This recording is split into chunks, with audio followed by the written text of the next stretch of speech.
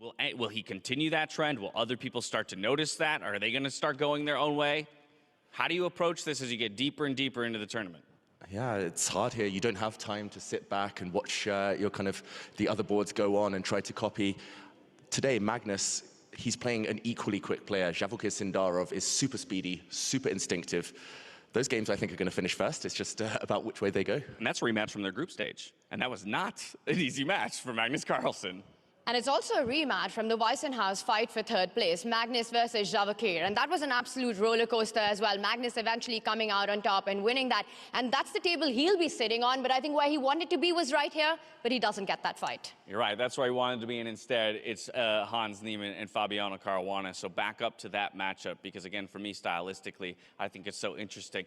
We had a discussion yesterday about picks to make it to the final table. And from my perspective, especially considering that a number of the other favorites have been knocked out, Fabiano should occupy that slot as maybe the pervasive favorite. Again, just speaking to the consistency of his performance and it being hard to bet against him. But at the end of the day, we're in Vegas. This is the city of making bets and trying to come out on top, right? So I think for a lot of people, it's about that heat, the fire that's underneath Hans Niemann and whether or not that can overcome the stability of Fabiano Caruana. Yeah, and from my experience of the chess world, of these kind of big high-pressure moments, is that the only thing that can be consistency is that type of energy, the fire Hans brings to the board, the intensity, the tactics, the tricks, the speed, everything. So, yeah, this one, it's going to be very interesting. Another clash of the generations. I mean, right here again, I think these numbers as an overall make sense to me, 91 to 85, giving the edge to Fabiano. This is our first time getting to see Hans on the actual stage playing live. When you evaluate Hans's numbers, though, is there anything that he's done here on this stage that you feel immediately would earn another bump up in points in one or two categories? Attacking, when he's on the front foot, he often gets a chance and takes the chance to put the ball in the back of the net and take the win. Time management is just incredible. I think that's in the high 90s at this point. He's always ahead on the clock, always kind of putting pressure, using it as a weapon. So yeah, those numbers going up as well for Hans. Let's go to Pragg and Vincent. Pragg and Vincent are two players that we haven't talked too much about. I think, again, it's been tough road for Vincent just because of those initial losses. He would have been a constant part of our conversation if he had kicked off his group stage in a slightly different way, but he barely missed out on the top four. He had a solid performance yesterday, did go into the tie breaks against Ray Robson, but ultimately came out on top in that first round of tiebreakers. But now, of course, he's got to go up against Pragg, and Pragg topping his group and just barely falling down to Fabiano. I mean, this looks like you're running into an absolute titan right now as Vincent Keimer. Yeah, Vincent Keimer, had he started on day one differently against Magnus Carlsen, I think we would have been talking about a totally different narrative here right now. For Pragg, the big question will be, I think Vincent, he's sort of now adapted to the situation. He wants to give it his best. Yesterday, he had these long fights, big fights, really came out on top in convincing manner. At the end of it, for Pragg, it comes down to how he's feeling right now. I mean, after that 7-game marathon session with Fabi, and to be on the losing end of that, it's got to be hard dealing. You know, that means a sleepless night in Vegas, and then you come fight the guy who won the first Grand Slam in Weissenhaus. It's a clash of the youth here, both hungry for that win. I think it's going to be a feisty battle, but I would give Pragg as a slight favorite in that one. So Pragg is slight favorite there. Are you in agreement, or do you think the young German is going to strike back? I've seen Vincent win too many games in freestyle at this point in 2025. I think he's moving into top gear now. Break the tie. Sorry? Break the tie. I say Pragg. He says Vincent. Who are you taking? I can't bet against Pragg right now. I cannot bet against Pragg. There's no way that you can do that after the performance yesterday. He might be tired. He might be tired, and that would be, I think, the one thing that's working against him. But I think tired, that word just doesn't exist in the vocabulary of the young. Yeah, and I just want to point out, at the top bracket, 3 out of the 4 remaining players are American, so I'm hoping our home fans here in Las Vegas are cheering loudly later. Well, the fans are filing in, and they have been loud when they're allowed to be. I think that's been finding their ways to insert themselves into the conversation has been a fun aspect of the Las Vegas event. Either way, we are moments away from getting these players on stage and drawing that first position. Let's meet those 12 who are still in contention at the Freestyle Chess Grand Slam.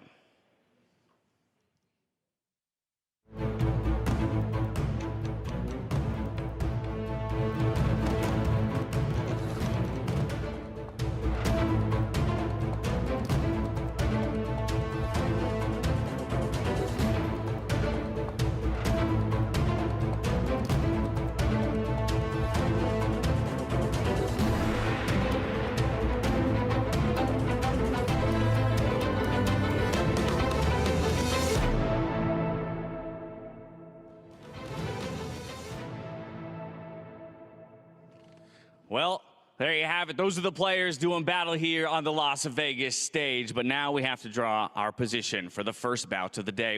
In order to do that, I'd like to invite Alyssa Yokota on stage. She's an ambassador for freestyle chess in the Japanese region of the world. So, if we could get her up on the stage. Lovely.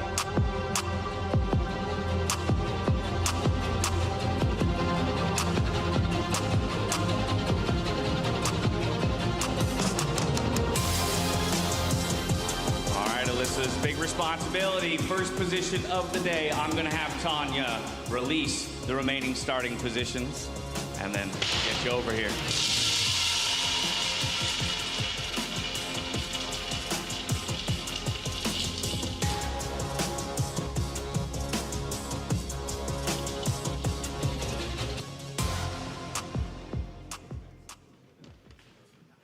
Five, five, five. Ooh, that feels like a lucky number here in Vegas. Position 555. Alyssa, thank you very much. We can place this right here. Just a quick question from you, as you've been a part of this live audience and the new experience here in Vegas. What has it been like to, be sitting so close to 16 of the best and watching them do battle for some of the biggest prize money the chess world has ever seen? It's very exciting. Yes. Well, we appreciate you coming to join us. We appreciate you drawing this number. The players have their normal 10 minutes to discuss within their pods. Again, down to 6 players apiece. After those 10 minutes, they step on stage to do battle, and we'll catch you in the studio to break down all the action. We'll see you soon.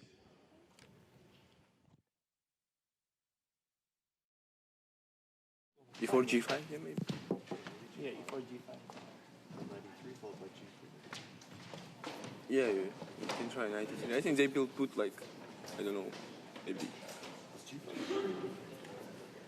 Okay, maybe they can put something like Sicilian, C5, knight C6, D6. Are we sure that this is F4? I don't know. Lot of time, no? Like in 96. What? Yeah, it's big, yeah. Or do you go E5? E5 F4? E5, E5, F4, yeah? G3, G5? Probably not. Probably not. So we can take and play F4. Yeah, maybe this is not. Yeah.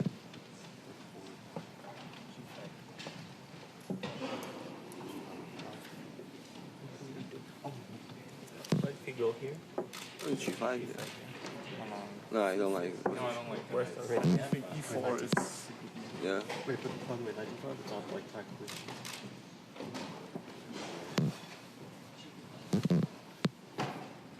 No, okay, E6, G5, yeah, C6. Maybe. What about what, You F4, prefer F5? knight So- F3, G3. F4, G3. Okay, Yeah, I was wondering about like F4, F5, G4 or something. Try to be एक exam भी है तो देखो जी नहीं है gearing up to 10 Queen G1. There's also bishop H5. but I mean F4 F5 G4 take G5 what do we do Yeah, that's what we were thinking about. But G5 you can also be Queen G2. Because that Yeah. covers. also Queen You are also attack B7, yeah, Queen G2. yeah knight on D Yeah. Ah, oh, okay. Yeah, because Queen G1 he has this yeah, but is it really so? Queen G2 also is probably fine. tricky no knight E6 oh okay No, but this looks tricky. you're white you're fake this is too risky for white Well, I Yeah. mean, you just lose the pawn. No? I mean you can play knight C6 You want Rook G5, maybe, yeah. It's C6. No, you just lose pawn, maybe. here just a pawn. Yeah, just take on G5.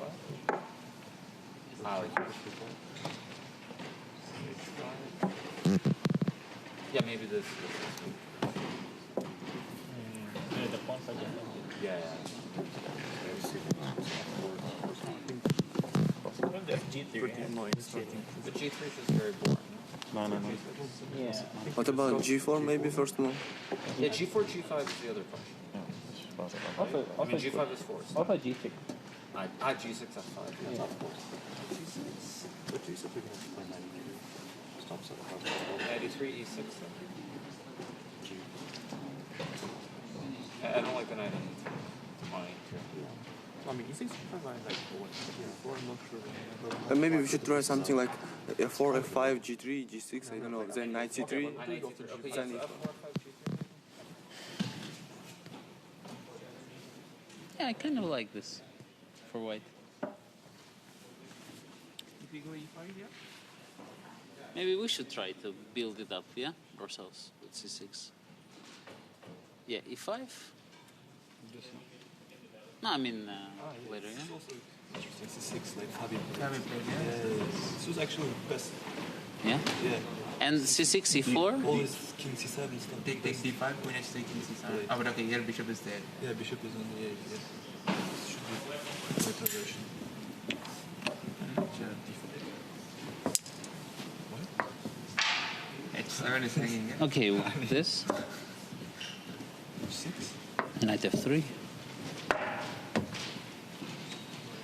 Ah, you want to play with g5, huh? D7 first. D4, D4, G5. Ah, yeah, I like yeah. this. Yeah, it's okay, yeah. Bishop comes to h5.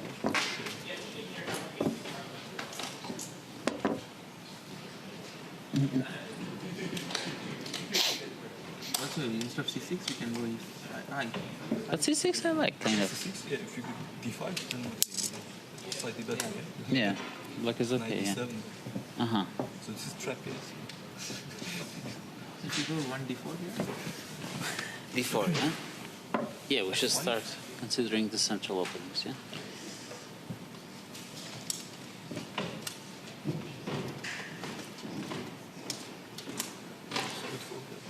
Yeah, g3, g6, c3. Ah, d5, bishop g6. Ah, this is G3, G5. Hmm? But even taking g6. But what's the big deal if I just play g6? Fine, yeah. Fine, Okay, copy this. Yeah, right now he doesn't have bishop h5. yeah, but Maybe. knight c6 is... Okay, now we cannot play e4. Take, take. This is fine. G6. I don't know. I feel like it's going to transfer. The bishop... I want to take something like in game, but a little bit, yeah. You don't like it? But g4 is better version because now e2 doesn't have to take g5 or queen d1. Yeah, maybe. Makes Queen d1. But let me go here. Let me yeah. E3? E3. B4. I mean. Yeah, something like this. I don't know. With the knight on c6. Yeah. But also, because it's e3, e6, should bishop h4. Maybe you can activate this bishop, because the bishop on e8 doesn't get active now. Maybe. Yeah. What's going on, guys? We are live. Let's get it. Let's go. I hope you guys are excited and ready to go. Freestyle Chess Grand Slam, another day. Day 3 here. I am Feeding Master James Canty III here, joined by International Master Alex Ostrovsky. Alex is with us today. Alex, how you feel, bro? We here. We in here, we're live, as a fellow world famous streamer likes to say, and I'm really excited. We got lots of action, and the players are already analyzing their freestyle board. James, you've been holding it down all week. How's the action been treating you so far? Man, the action has been incredible. There's actually all types of things happening. For instance, as you see on the screen right now, we see Hans. He's been doing a lot of analysis by himself. In fact, now he's partnering up a little bit more. We had some really big upsets in a way, and we say upset. Well, we see Magnus wasn't in the top half of the bracket there, as he got kind of knocked down to the losers bracket due to Levon Aronian, aka LeBron Aronian, is what I like to say, is how he be playing his chess. Has been very incredible there. Hikaru, we saw, had a loss yesterday to, again, LeBron hero Levon Aronian. So it's been incredible to see which players are doing what. I think Hikaru actually has some very good runs too as well. Lots of great chess in positions. We've been learning a lot. And it's been a lot of drama too as well on the good end. So exciting for chess, right? And we had chat with us too. So chat's been very active, Alex. Shout out, of course, to the chat. And chat, by the way, forgot to give you guys my shout out. It's great to be back. Took a little hiatus. Obviously, as you guys say, does Jen have a beard? I know Jen Shahade, women's grandmaster Jen Shahade, two-time U.S. women's champion, has been holding it down with you, James. Today, a little switcheroo. So I'm glad to, I'm very excited to step in and catch some of these exciting matchups. And like you said, I like that. LeBron, Aronian, maybe by the end of the stream, we'll have a NBA nickname for all the players. So start thinking of those. And speaking of some of the matchups, today we have, of course, Hikaru. The main event for us. He's playing against fellow USA representative Linier Dominguez, a very familiar opponent. I think I've already commentated 2 of Hikaru's matches against Linier, Those were in a different format, classical format in the American Cup. And Hikaru was victorious in both of those matches. But now we got a whole new ball game here. And look at the position here. It seems relative. I mean, again, at this point, we've seen so many of these freestyle positions. They kind of start feeling more and more familiar. I'm seeing the rook and knight on their original starting squares, the bishop in the corner ready to be fianchettoed. I'm not sure what exactly the players are looking at just yet, but if I had to glance at the position, my first instinct is something like G4. Open up the bishop, open up the rook, open up the queen. That looks like a move to me that's begging to be played, and you're immediately starting an attack, right, on the opposite side of the board against your opponent's king. Yeah, in fact, G4 is G4 for the score, as I always love to say. But G4 is a move that I play with white. At some point in the game, I'm looking to play G4, and when I sign chessboards, I actually sign the G4 square always, because this is just the move that you play with very aggressive intentions all the time with the white pieces there. So G4 looking great. I know Lanier here is very strong, but we do have a very strong and ferocious and sort of maybe even angry Hikaru, as he lost yesterday in the match against Levon. Where it went down to the tiebreaker portions there. But at the same time here, G4 looks like a great move. I also like the fact that we maybe could castle queenside quite quickly after moving the knights out. One thing that Jin pointed this out yesterday is having the knights on the same squares are usually, it's kind of hard to use them because they're superfluous, or they're fighting for squares, to say the least. And we see the players seated at the boards. I like this, this setup with the iPad or the tablet, I should say, and the headphones on. Kind of, I'm reaching a little bit, but it almost looks a little cyberpunk. We got this, a lot different than what you're used to seeing in a classical tournament here. But it is part, of course, of the experience of playing the freestyle event here. And I see some questions in the chat about, what about the bishop in the middle on E1? And honestly, that bishop, it looks, a little unusual, I guess, at first, but it seems like if I play G4, my dream is if I can get it, I'll play F4. We do have G4 on the board. I'd love to play F4, and my bishop is immediately coming out, and I have no problem pushing the pawns on the king side. James, like you pointed out, castle and queen side is like only 1-2 moves away. So it's very likely the king, you might not even castle. You might even just play A4 and get the rook out that way, and you'll say, my king is all nice and safe. I'll get my knights protecting it. We have G4 on the board for Hikaru. Perhaps Lanier is going to keep the symmetry with G5 himself. I actually love that move that you mentioned here. I love creative chess. In fact, my favorite players like Tal, Rashid Nesmedinov. If people don't even know who that is, a lot of people don't. But Rashid Nesmedinov, of course, the Arjun Ergaisis, the Richard Rapports, the Morozoviches. Those are my type of players here. I do like A4 rook lift and A4, A5, A6. Just trying to be annoying. Of course, maybe he'll stop us with A6 at some point. Lanier, that is. But A4 looks great, and A5 up to A6 as quickly as humanly possible, using that bishop too, as you're highlighting as well. And rook lifting is pretty nice. Do you even rook lift there with rook A3 what about B3, rook G3? Right, rook G3, right? Like, wow, that's amazing. That's some fun stuff. I'm a fan of it. We got G6, a little bit more restrained from Lanier. By the way, I don't know if you saw that, James, but Hikaru actually got up. Kind of funny, you make the first move, you go walk around, maybe keeping an eye on some of the other games, and there's A4 played quite quickly. That idea we're talking about, if you're not paying attention, you might face some early trouble in the diagonal. And I think another idea is that the rook at A1, Hikaru might be thinking, I'm not even castling at all. I'm just going to rook lift on, rook lift bro to A3. Got some rook B3 ideas. Who knows, right? Some other files might open up. We've seen in some of these games, in this event and previous events, that tactics can come really early in the game. It's not like, you don't have to get to move 15, 20 in the middle game, get the pieces for you and your opponent in fighting. Here they can come within first 5 moves. You even see some really shocking tactics can happen because players are just not used to some of the patterns when you get in freestyle. It's also very rare too to see things like I saw a game yesterday that they played. It was actually Hikaru. I think it was in a blitz game, but it started with like F5 or G4 and then F5, or maybe it was E4, F5, something like that. But on move 2, it was already like plus 1.5, which is rare that you ever see this type in classical chess. Is like, unless you make a really bad blunder, you'll see something like that. But that went away. That advantage went away quite quickly, and Hikaru actually should have won that game. That was a game that he lost yesterday, or he had the exchange and he was better, but then couldn't convert against Levon. But having those type of situations where the game could literally be plus or minus 1.5, sometimes even more, or move 2 or 3 is incredible. You only have that type of thing in high level chess in Chess 960 here, aka Freestyle Chess. So I'd love to see it because there's so many ideas. Where do you put the pieces on the back rank? That's always the biggest thing is the plans and ideas to figure out what do you do with the pieces that you have on the back rank. I like it so far though. Looks like Hikaru is going for our idea A4. He's looking comfortable on the screen as well, but a lot of chess to be played still. And Lanier is taking a bit of time. I think the decision for him is, does he want to keep the game symmetrical? I feel like in the examples that I've seen at this point with all these events, we had the House events and other freestyle tour segments. I feel like I've seen enough games where the patterns are emerging where sometimes you do want to keep the symmetry. We were discussing, hey, is Lanier wanting to play G5? He goes for G6. Maybe he just wants to avoid a symmetrical position, maybe preparing F5.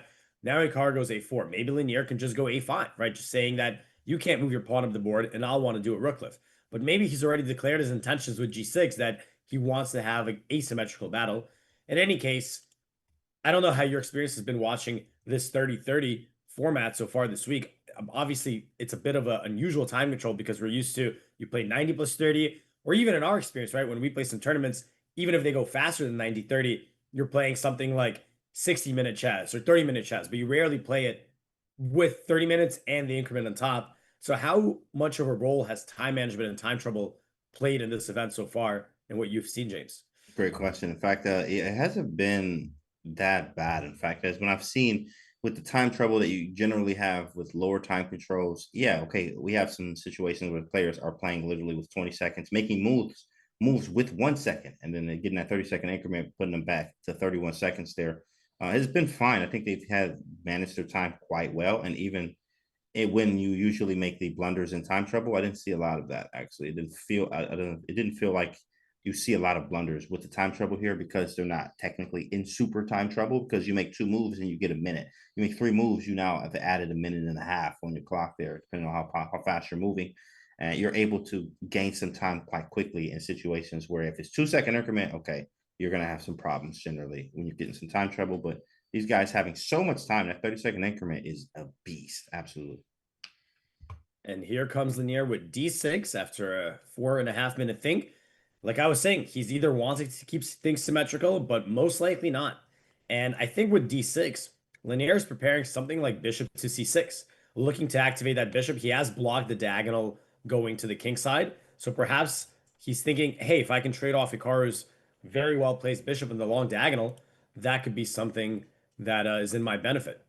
So for example, if we continue with some move like A5, I think it is worthwhile to go A6, like you pointed out, James, right? Don't want to let that pawn get too close to your position. And again, let's just make a move like knight C3, just trying to develop the knight.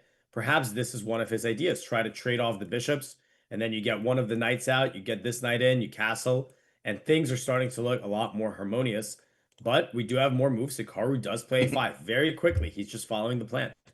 Just follow the plan. Put that, push that pawn all the way down the board. I mean, why not there? Quite easy. It's pretty fun. Push the pawn down, and you have the bishop on h1 to help you cover both sides of the board. We will have some type of rook lift, it seems. I do like what you mentioned with the bishop c6 move, but I don't know. He might try. Does he want to trade yet? Maybe e4. He plays a6, right? It's a good point, right? Today, We don't bro. have to trade. We can block Right. him out. That's a good point. Right. It's no guarantee, right? You might want to trade the bishops, but I might not want to. Like, And then not if you keep the bishop on c6, you can't move the knights as easily because you lose that square. So now it is on. What do we do now? Bishop c6. Okay, I can always play e4. He played f4. Okay, he answered it for us. f4. Oh, he's just gonna push all the pawns forward. In fact, bishop c6, e4, and then try to get the pawn to d4, and we have a fun position. Oh yeah, if you can go here next, obviously gotta take care not to get sniped from the corner bishop. But yeah, something maybe like bishop f2 and then d4, you start dominating the center. Seems like Hikaru is very keenly aware of what he wants to do here. Also, I would think he's got a lot more experience than Lanier playing freestyle at 960 because he's also playing freestyle Fridays, right? Every Friday maybe not this Friday. He's playing the freestyle tournament on chess.com. Have you tried that out yourself, James? Have you played a I couple of have those? not. I know I'm pretty nice for freestyle chess. I will say I am pretty good, but it's nice. I've won some. So I've beaten some very strong players. Like Ronak challenged me and I won. I was like, oh, let's go, Ronak Sawani. So it's 960s is different. I do like it. I just need to go challenge myself and go play some of the strong players in this because it's fun. And you get to learn so much about this game. This is why the players, that are playing here today, you get to see just another level of this game where like there is no theory. So how do they play with the theory, with the pieces, with the strategy, with the tactics still being the same on the board? How do you coordinate the pieces? How do you coordinate the plans and ideas and principles still while maintaining your time control as well and time management? So this is an incredible format. Definitely love to watch it myself. So I do need to get into some freestyle Fridays. What time does that actually play? Have you played it yourself? Yeah, but I also got to inform you, you just did a really awesome magic trick. You just went invisible. Oh, you know what? I do a lot of that. I do, I have been That was doing that lately. impressive. That Yeah, was yeah. impressive. But I I've been still working hear on you, this. which is I've even been working on cooler. it. It's a superpower. It's a superpower. I've been working on it. Sorry, I had to reveal it that way. Sometimes I'm The learning genie how to gave me use 3 it. wishes, and I used one of them on invisibility. I'm learning how to use it. Actually, in fact, it is with great power comes great responsibility. Yeah, so we get a move from Dominguez. He goes pawn to f5, challenging Hikaru's expansion. I think I've only played twice, and I want to play more. One of the times was really funny. One of the times was it was actually right after commentating freestyle. So I was like, I think so. I'm on the East Coast, right? So I think maybe me and you were even in the commentary booth together. I don't remember exactly with for this one, but I remember I was up at like 6 a.m. and then we did the commentary until like 10:30, and then the event starts at 11. So I was like, all right, let me jump in. I'm like, just watch all these freestyle games. Yeah. I'm gonna be nice and warm. And it did not go very well. I was just blundering everything. And but it was still and then I ended up being okay, I'm gonna go take a nap first. So I want to play more. And the thing I was gonna say about the time control, my experience when I played the 3-2, you start off with a position. Obviously, you're unfamiliar with it. Mhm. And I want to take a moment to think, like be like, all right, what's my plans? And then by the time like I've thought, I'm like, wait a minute, I've got like 1 minute versus 3 in the first, 5, 7 moves of the game. So that is, of course, I think the one of the key driving points of the logic of the time control, where you don't want to play it, 90 minutes or 2 hours like you see in some classical tournaments. On the other hand, if you give the players too low amounts of time, then they're not going to be able to necessarily go into the details of the position. So I feel like 30 minutes is a pretty fair middle ground where, you want the game to have that excitement. You want it to have some potential time trouble, some scrambling to raise the stakes, but also you want the players to have some time to figure out the very complex position they're playing. I would say maybe I would lower the increment from 30 seconds because that's kind of that is a lot. I feel like maybe I don't know. I'm just thinking at the top of my head, like maybe 30 plus 10. Because even we saw in Norway chess, they Yeah. only had a 10-second increment, and that really made the games a lot more exciting and really was great experience for the audience. Maybe not as great for some of the players, if you're always getting low on time. But I feel like the 10-second increment would be my personal what I would like to see change in the time control, maybe at 30 plus 10 or something along those lines, I or think the 45 same. plus 10. I don't know. Yeah, something with like less increment there because I mean, even with yesterday there was a game with Vincent Keimer. I don't know if you saw that game, Vincent Keimer and Ray Robson, where it was Rook Bishop versus Rook King Rook Bishop versus King Rook Pawn. So he had the extra pawn, and the configuration was like Rook F7, Pawn G6, King on G8, and Vincent having just a king somewhere or a king on G8. Sorry, he had a black king on G8, white king was like around G5ish, Pawn on G6, Rook on F7, and then Vincent's king, being on G8, or Ray Robson's king on G8, or other way.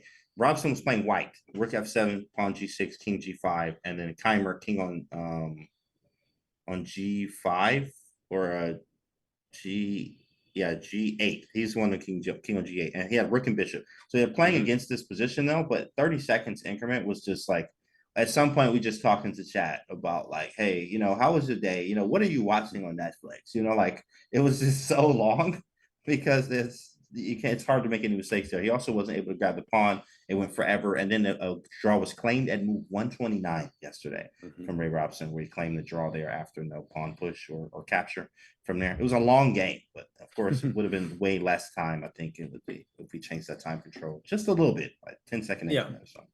Yeah, I didn't see that exact game, but I know that the matches went for a while yesterday. I did hear there was a game that went well over 100 moves, and it sounds like it was that one. And yeah, when you have so many games going, that's not unlikely, not impossible that you just get one game, gets into one of these end games, rook and bishop versus rook or something like that, or some kind of end game. Also, you have this knockout format, right? So what's going to happen at some point is that someone needs draw's not going to cut it, right? You need to win. So one side, if they have the opportunity to do so, they're just going to press and press and press, and you really could have some very, very long games. All right, so we get a couple moves here. We get f5 from Linier, which does seem very logical. After all, I think that is why he played pawn to g6. And by the way, now he can start considering going bishop c6 at some point without having to worry about your idea of e4, which would preserve our bishop in the long diagonal. But Linier's got some decisions to make here. I guess also theoretically he could move the bishop to f7 now, but this doesn't look like a particularly exciting diagonal. Not much is happening here. I would be personally trying to exchange the bishop from h1. Feels like that would be a safe way to neutralize some of White's slight pressure here. And also, hopefully, you can take with one of the knights, move the other knight. And I really feel like most likely both kings, well, actually, let me backtrack. Linier's king is almost certainly going to be long castled, meaning that he'll flip the rook over. Hikaru's king, I'm going to predict he's not going to castle at all, because I feel like his king is quite safe and he can develop his rook as well. Like he can rook lift up the board. So it doesn't seem, I mean, he could castle, of course, but I'm going to predict that he doesn't. And Linier goes long. Okay. I like that idea here, especially casting queenside does weaken the a5 pawn tremendously here. And the king is already technically on the castle square. So in fact, on c1. So pretty good there. Now we have to figure out where does the pieces go. For instance, my knights, where do I actually want to optimally put them? You even have maybe a stonewall type of structure I could see coming from white here with d4 coming next. Maybe even c4 too. That's a lot with the king activity, but not making the king as safe as it could be. But pawn to d4, looking like something that could be played at some point with a stonewall type of style. We got to figure out what do we do with the bishop on e1 as well there. And again, these knights, like there was one game they played yesterday with a knight on a8, which was really, really rough to start. Arjun had one of the better games there. He ended up drawing that game against Norderbeck, but Arjun had a knight on a8. And pawn, one of the first moves from black actually in that 960 position or freestyle chess position was b6. And when you play b6, the knight on a8 had no squares. So you have to play c5 at some point, which Arjun did very well. I was pointing that out yesterday, that Arjun had one of the better games. Even though he drew, he was winning at some point. But he had a better game because he realized, I need to get this knight out quickly. Hikaru was able to do that too with a crazy knight d6 to get the knight out on a8, believe it or not. I see that here with these knights here on b1 and d1, trying to figure out where do I put them. Ideally, if you want to pick it up, I call this drag and drop method when I'm teaching students, is trying to pick up the knight, either knight, and put it where? Where do you optimally want to put it? And I don't really see that yet. But we don't know the drop.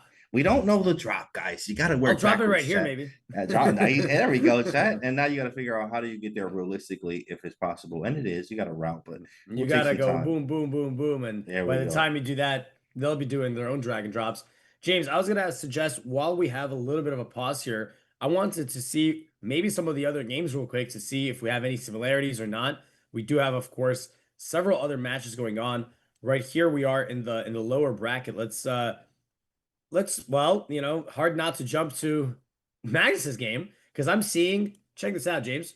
I'm seeing some deja vu. I'm seeing Magnus selecting, also going for this fianchetto formation. Let's see how they got here. We had f4 and move one. Magnus Carlsen playing black against Sindarov, one of the top young players in the world from Uzbekistan, 2,700 plus grandmaster. We get f4, g6, e4, question mark, which is hilarious. E4 question mark, move two, e6, a miss, g3, another miss. I don't know why these get what they get, but it makes sense, right? White's trying to control the center, opening the bishop. We get c5. We get a Sicilian of sorts. Bishop goes to c6, d3, knight d7, knight d2, f5, and now we get queen e2. Interesting. So I'm wondering here, queen e2, could it be that Sindarov is clearing out some short castling? It's hard to imagine because it feels like the king side could be quite vulnerable. But yeah, some things are different and some things are the same. The pawn structure and the bishop coming to c6 caught my eye, but we can see that in this game, unlike in Hikaru's game, Sindarov played g3 as opposed to playing g4.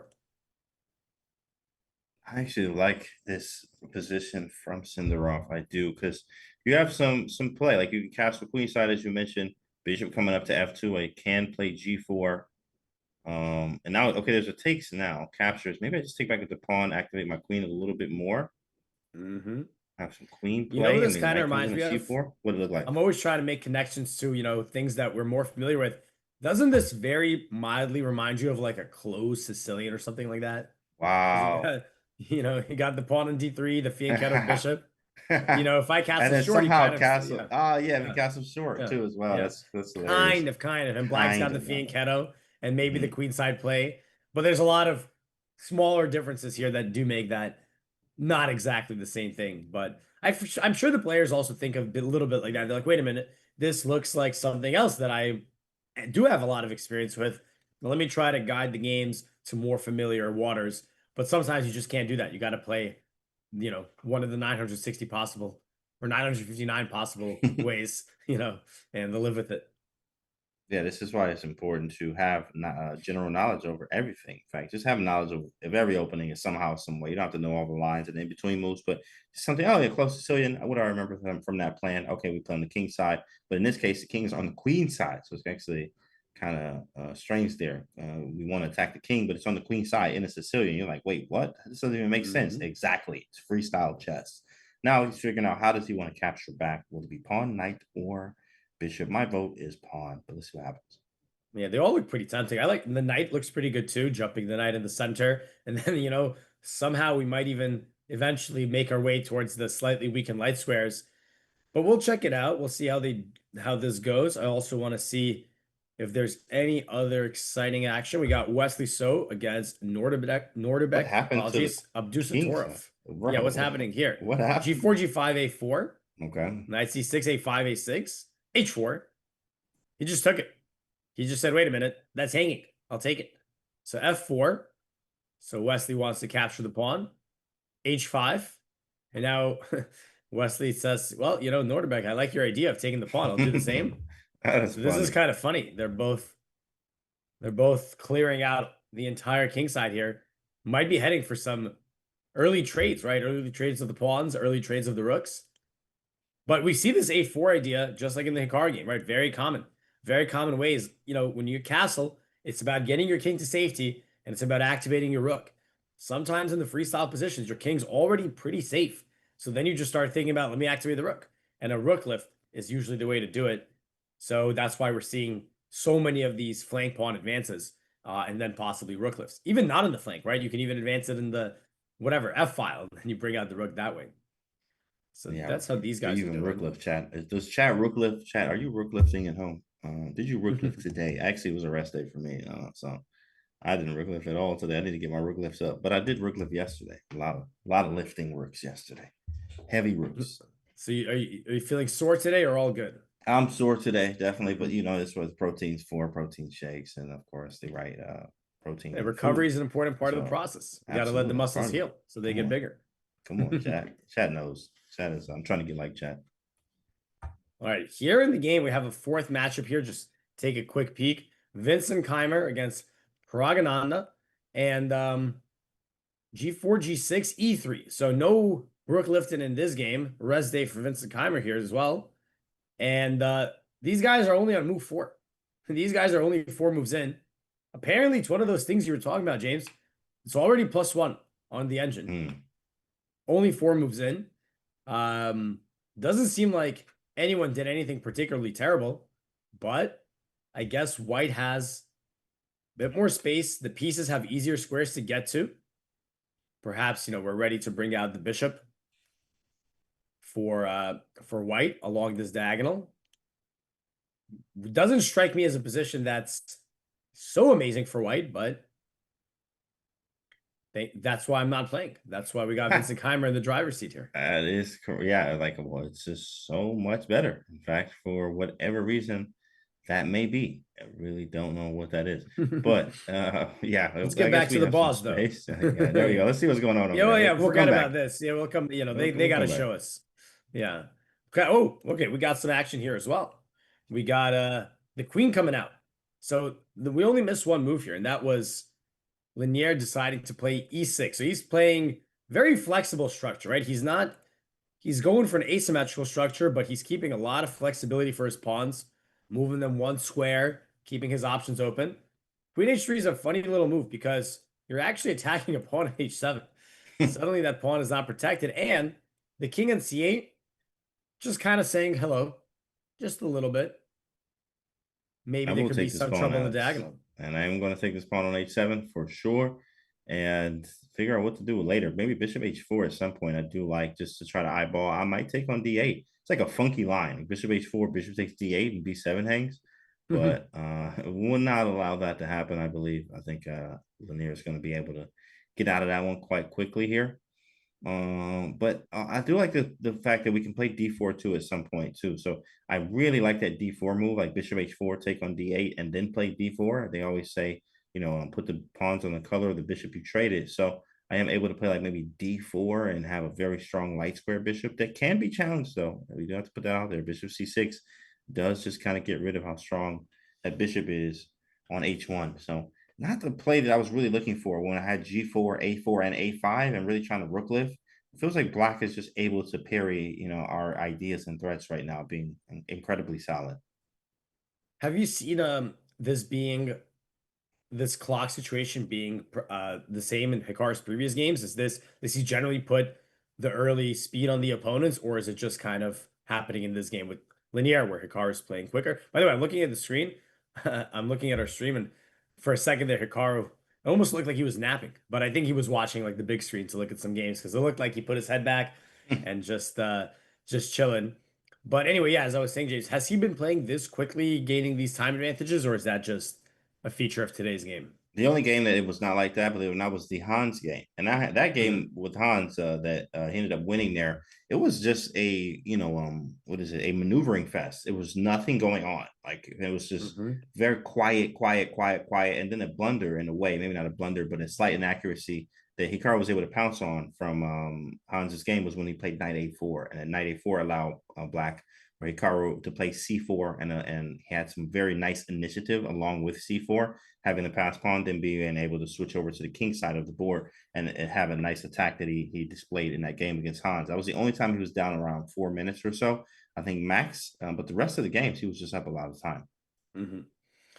All right, so that's a great weapon to have in your arsenal. Hopefully, not only putting the pressure on the position, but also on the clock, as we discussed, as you mentioned, James. The 30-second increment really makes the world-class players here. That does give them enough time to still come up with good moves. But I was just curious. Obviously, like I said, I feel like Hikaru has as much, if not more, experience in freestyle as any player in the field. Not only playing, of course, in the Grand Tour here, but also playing all these Freestyle Fridays. But yeah, he's not the only one. He's not the only one playing. And you mentioned his game against Hans. Yeah, I saw like there was obviously Hans has had some of his moments this event, and I saw he was saying, "Hey, I've been spending lots of time studying the game of freestyle," which I thought was interesting. I'm wondering how you do go about that. But we have some quick moves from Hikaru. Look at this idea, James. Hikaru says, "Okay, I can't block the bishop trade anymore, but that doesn't mean I have to do it." He maneuvers his bishop here to e2, gives up the diagonal. But as we mentioned, look at the knight on d8. It's got no legal moves. Solving the problem of these two knights is still going to be a little bit tricky for Linear. Hikaru probably will play knight c3, or maybe even this knight to c3, maybe even bring this knight to a3 and c4 in some cases. I think you're going to like this one. I don't know how feasible it is, but what about just going crazy on the b file? You might like that one, Oh, right? that's the answer. That's it. That's the plan. There is no other plan. In fact, if that's the plan, that's available. Yeah, that's the plan. Knight a3, rook b1, b4, b5. You just do it. But no, of course, I love these type of plans. It's very fun. I actually spotted this other plan with knight f2, d3 to b4. Of course, using drag and drop method. How do I get a knight to a square that's annoying? Oh, I want to get to b4 to be able to snatch that bishop. It'd definitely be nicer now to be able to snatch that bishop off of c6 and yield myself the bishop pair, which is something to always pay attention to. So yeah, definitely nice, but very quick moves from Hikaru. I mean, as we've seen a lot of this. In fact, it was a sort of a downfall in the way in some of his games where he had some misses there because he was just kind of playing instantly. But not a bad move, just played it very quickly. Yeah, I think he wants to do the same thing. He also wants to trade off the bishop on the long diagonal. And here actually it was your idea of d4 was also possible, but perhaps you you got to weigh this carefully because after a move like knight f6, you have to be like, all right, I'm giving up some light, particularly the square in e4 is now an outpost. You can't target it with any pawns. So this is grabbing some space. I mean, maybe you go real crazy, right? I'm gonna go in Canty style here. With Full c4, Canty here. b4, full Canty, full send. But Hikaru, I think he's just playing. Oops, what's going on? Let's get the move. Here we go. We get d3. He's got 25 minutes. He's playing quick. He's I think this takes me back a long, long time ago when I was a student in a chess camp with Coach Grandmaster Gregory Kaidanov, and I think he was explaining. Yeah, he was explaining different types of players. He was saying there are perfectionists, and then I forgot what the other one was called, but it was kind of like the practical players. And I think even though this was back in 2006, so we're talking 20 years back, he brought up Hikaru. He was like, yeah, Hikaru is someone. This was 20 years ago. He said this is a player who he doesn't need to play every single best move or great move. He just needs to play lots and lots of good moves quickly, and that's going to be enough to overwhelm you. He doesn't, he's not a player who's going to spend 20 minutes on one move to play the greatest move in the position because you're going to run out of time at some point, and now you're gonna dip in your move quality. So maybe that's what we're seeing here. Hikaru, the practical player, boom, boom, boom, good move, good move. Linear, you got 14 minutes. Now you got 4 minutes. Now comes your mistakes, and now he could take game one. 10-minute time edge too as well. He's a tactician too. He will find those tactics when it's there. And of course, when time gets lower, you are definitely very liable to make the mistakes when it comes to the tactical blows and etc. So I like this move d3, very practical. I'm a fan of practical chess in itself. Just try to play what the position gives you and try to play against your opponent and also play, to your strengths too as well. I'll definitely love it. Knight f6, I like that move from Linear. That knight in b8 has come a long way. And now g4, not really hanging, but I doubt Hikaru would want to trade his light square bishop after going through the trouble of maneuvering it out of trading range. Perhaps your move of knight f2 with different intentions is now a possibility just to defend the pawn. But it looks like as long as the Linear is able to just finish finding a square for his knight, maybe he'll even move the queen and move the knight to f7. His position is going to start to make a lot of sense. Like all his pieces are going to be on very reasonable squares. The bishops already have great roles. The knight in f6 is well placed. It's just about finishing the knight and rook. And Hikaru still has to move some of his pieces out. I do expect a move like g5 or knight to f2 to be played because you don't want this pawn to drop with the trade of your light square bishop. Now, who do you like here, white or black in this position? Like, what is your go-to? What do you like in these positions here? Are you liking the whites play the potential, or are you liking, black's defensive effort, but also having some development and maybe some potential to even breaking the center with an E or D5? So Hikaru is going to allow to trade on g4. I'm a little surprised to see that, but to answer your question, I mean, it looked pretty balanced to me, right? The structure has a lot of similarity. The only differences is that my pawn is on a5 and pawn's on g4. So visually it looks like white might be more active, but black doesn't really have any weaknesses. So I probably would take, maybe for first advance, I'd be like, yeah, I would take white. It got a little bit more space. It looks like maybe I have a little more activity, but black's position is not to be underestimated as well. As I mentioned, I think Linear is gonna, what if he just takes the pawn? Hits the queen, you take with the bishop, I take. In the long run, we're playing freestyle chess, but two bishops are two bishops in any format. That is so correct. I would think that now a nice move. Yeah, I see the engine gives bishop d7. That looks nice. Just overprotect the pawn, prepare knight c6. Eventually you can maybe break with e5. The long-term potential of the black bishop is definitely looming. But Linear, he plays a little bit more solid. He just goes back to d7. So he goes bishop d7. And I'm a little surprised. Thought he would go for the bishop pair, but he says, it's all right. I just want to complete development with knight c6. Fair point to him as well. Now, Brand Cavs in chat says, can't you just go g5? Probably now, because you could lock up the game a little bit. G5, keep the bishop pair going, and at the knight d5, maybe we go bishop d2. Yeah, try to trap it, right? Try to go c4. Oh, no, you got knight e7. Yeah, knight e7. Still can get out of the way. Yeah, but this is starting to look a little funky if we do this, because it's like we go here, nope, we're going back. We're going back, forward, nope, we go back, right? So I feel like if you make so many retreating moves, kind of doesn't feel that good.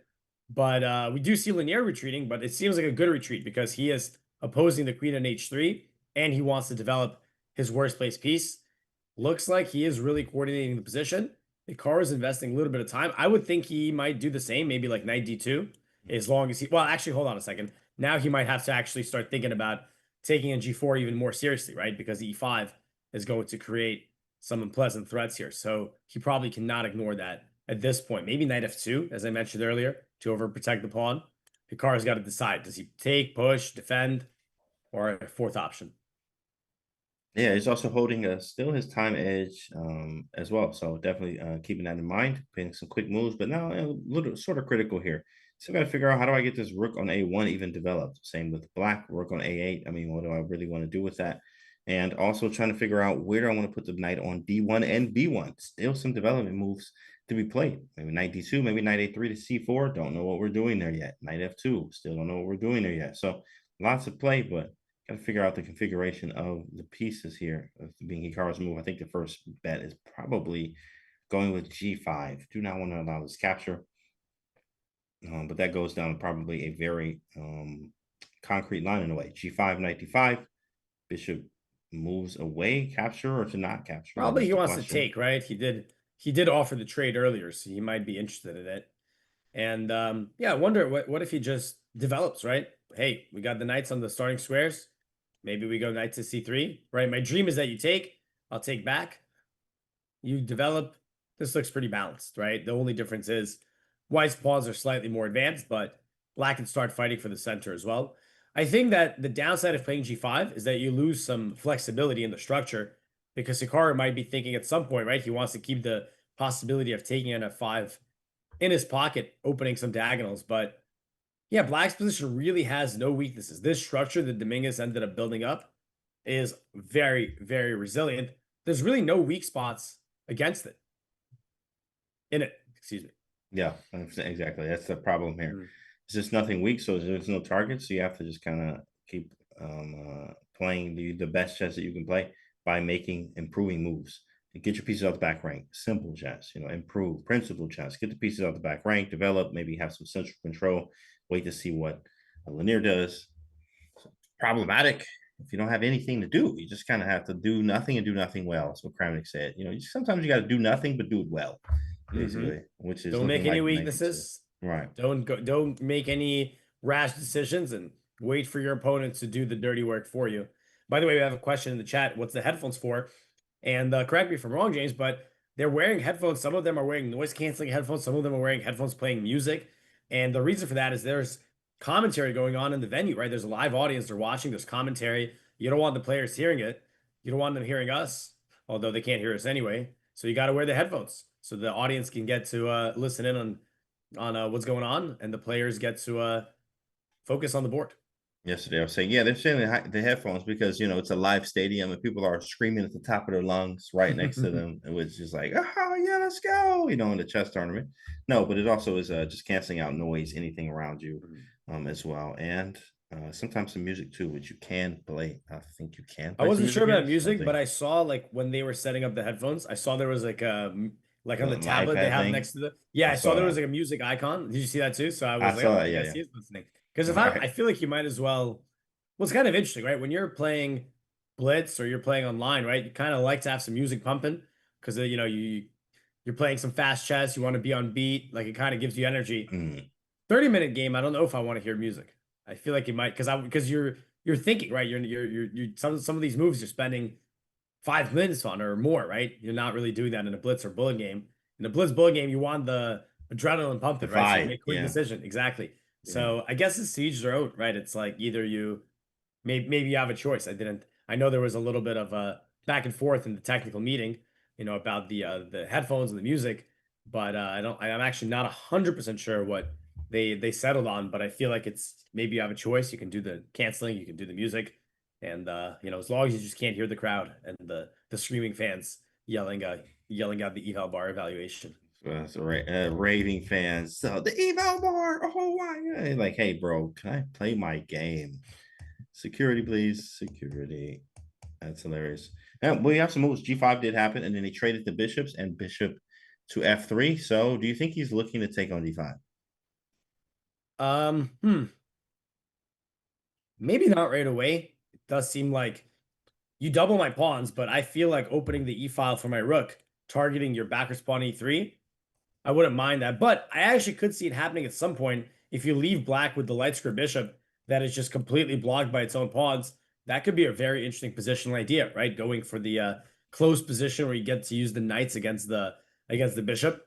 So yeah, maybe it's in the air. Maybe it's the. I wonder if we'll see something funny like bishop c6 back, continuing the dance between the light square bishops for both sides. But if you do that, then you're running into the same issue. What about your knight? What about your knight on d8? Don't you want to bring it out? Now would be a chance you can go knight c6, takes. So again, black might be left with a dubious bishop, but at the same time, you also might need to take care of this pawn on e3. So I think it is something that Hikaru will be eyeing, but it's not an easy decision to make, right? It leads to a lot of imbalances. Yeah, so the thing, it's not an easy decision to make here. Just capturing on d5. I mean, it could be better as well. Hey, what's up, chat? See Suzanne and Dizay. Hello, chat. Who are you rooting for in this game? I know we have some LeBron fans here too as well, but if you're rooting for Hikaru, that's awesome. We are too. You can root for whoever you like. Best of luck to Hikaru. There we go, DZ. There we go. Good to have you. All right, results, guys. What you think? Draw this game? It is kind of dry here, but it doesn't mean that it will be a draw, but it kind of dry. I think we are yet to see the fireworks. Again, keep in mind, it's only move 13, right? Usually move 13 in a game of a good old fashioned, not freestyle, just regular style, I guess, unfreestyle. Move 13, not that much is happening, right? Move 13, you're laying the groundwork. So I think that I agree with you, James. Right now, it's not looking super dynamic, right? The pieces from both sides are not even in contact yet, but something tells me the next 10 moves might be a different story. And especially as the time edge grows, as we do know. I mean, Hikaru, he is up some time. We know he's very fast and accurate too as well. Lanier is absolutely a blitz monster as well, if you didn't know, but he is getting down on time. And something happened. He played E5. Okay, there you here we go. go. Spice up the game. There it is. Mm-hmm. A little bit of spice on the side. Oh, yeah, it makes a lot of sense. He's putting pressure on this pawn sheet for Hikaru. And by the way, he's giving his knight a couple extra options. Now it can go to e6 potentially in some positions. By the way, I saw, from DZ89 says, so weird to see headphones in the series tournament. James, you probably remember this, we're the same age. Around 10 years ago, maybe even, I think 10 years ago, maybe a little more, it was kind of normal. People used to play, in chess tournaments here in the US at least, people would be in headphones, listening to music during the game. It was allowed. Mm-hmm. I remember it was all allowed. Yeah, I used to vibe. I used to vibe with my headphones, and I would sit at the board, be vibing, and then it happened. I remember it like it was yesterday as a youngin. I remember people on their iPod, iPod touches, right? iPod touch, iPod touch, and I remember it. Believe it or not, man, this is the CD player days, bro, which is crazy. Yeah, so that's a long time. So yeah, that's funny. You were one of those guys. So no, I remember seeing there was this one player. I think his name was Chaz Daly. Maybe you remember this guy. There's Troy Daly, Chaz, these two brothers in the U.S. scene, and one of them was a master. He was always wearing these headphones. He was like vibing. yeah. So I just remember that, and I mean, all sorts of things used to be happening, right? You see the old photos. People used to be smoking during the games, right? Oh yeah, I forgot. And blowing it like in your man, that's right? crazy to think about back then. Like, and they would blow it in your face at the board, especially like I heard about stories when they're losing and they just smoke it and then blow it. In time right trouble, smoke up your face so you don't see the moves. Oh my goodness, that's a whole different time, guys. That's like fighting. Like, hey man, you know what? We can step away from the board. If you want to do what you want to, we can do this right now. That's a different type of game back then, boys. Wow. But the headphones wasn't even that long ago. I feel it was like maybe 10 years, maybe more like 15 years ago. Obviously, when there became nowadays you hear these stories, right? Like people, you can't even wear a watch to the board, right? Especially electronic watch, even regular watch, something like what was in there, it's people getting forfeited. So the anti-cheating measures obviously are getting a lot more serious, hopefully, in most places because you can't have people having their electronics on them during the game. But we used to have it. Yeah. I mean, you could maybe you could record an audiobook, you can record one of your Bravo London courses, and then you just play it in your ears during the game. They think That you're is vibing some crazy. music, I think you're but you're vibing. actually like D4, knight D5, knight C3, Right, then knight you F6, replay bishop that F4. line. Oh, what's the line Yeah. he's playing? And like, what? Mhm. Look at the score sheet. Replay the song or replay the chat. No, oh my goodness, yeah. Times have changed, guys. And then, did you see the meta thing with the glasses? Danny Rich Oh tried them yeah. on too. Oh my goodness, they were Well, actually reading off, so it was hard because they were I reading bought off. those as a Christmas Yeah. present for someone, the meta glasses. Oh, you did? You bought them? I have them in my house, yeah. So Wow, with the chat with so the if you engine start on seeing me them. wearing glasses in the tournament, it's not because my vision's bad. Yeah. We now know, chat, the secret. Get the meta glasses with the engine and on them. We'll know. We'll know. Hikaru is pondering Linier's move. It looks like a good move, right? We were saying, hey, it looks kind of dry. Immediately the next move, E5, putting the pressure on. F4 is hanging. Not an easy pawn to protect. I mean, I guess if you do want to protect it, you can only really use your queen, something like queen G3. But after takes, I would think like maybe like bishop C6, knight E6, so I can add pressure to the pawn here. So Hikaru's got a decision. I don't think you want to take here, right? This plays into black's hands. Now it feels like I'm giving you a nice center. So Hikaru, that time advantage that he built up, he is investing it now to make a good decision. He also could make the trade. You were talking about this earlier to double their pawns. Now it doesn't double the pawns, but you get a tempo for your knight. But still, I would be a little sad to give up this bishop, especially because Hikaru has really been putting in the mileage on it. Seems like a piece he's really keen to keep.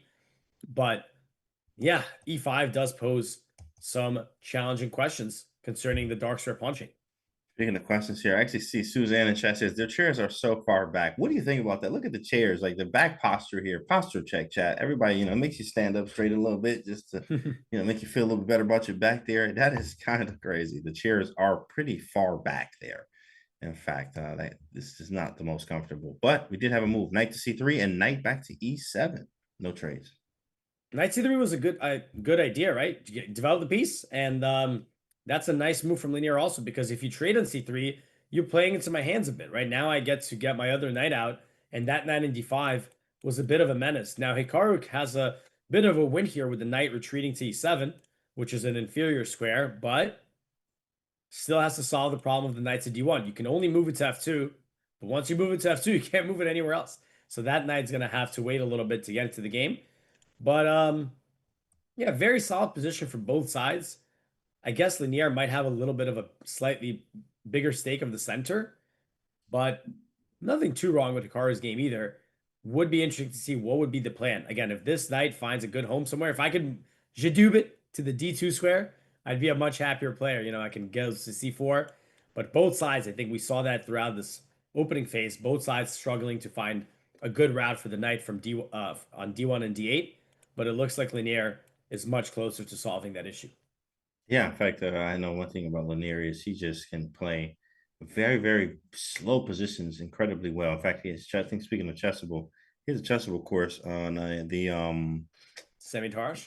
Correct. That's exactly what it is. That's funny. That's exactly right. And I was like, you know what? Who would be a better person to have a course on the semi-Taraj than Lanier Dominguez, which is, in fact, in his heydays, he was a very vicious player with Neidorf and other stuff. But, he just became more of a positional, solid, slower player, playing positions. And when the tactics are there, he'll go for them and look for them. But yeah, sort of right up his alley here. Hikaru being flexible to play and adapt to anything here.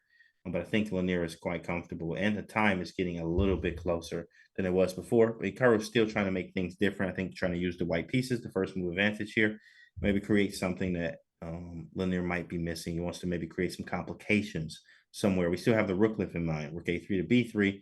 Maybe this is a wild idea, but B4, B5 doesn't seem the best anymore because I don't have a dark square bishop. Maybe Queen G2 to IB7, but not a lot. Like Black is able to defend kind of against all of our threats. Yeah, you would love to make these aggressive ideas work here, but like Lanier's got it all covered, and you can't. Sometimes you just can't force an attack when you don't have the necessary preparations. So you got to play it a little bit more restrained.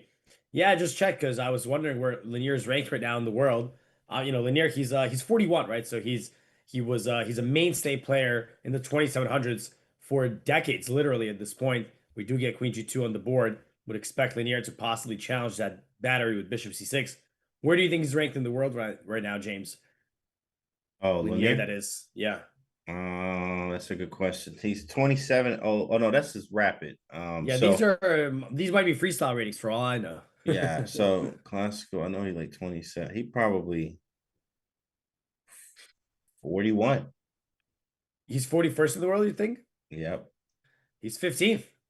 15. Wow. 1-5.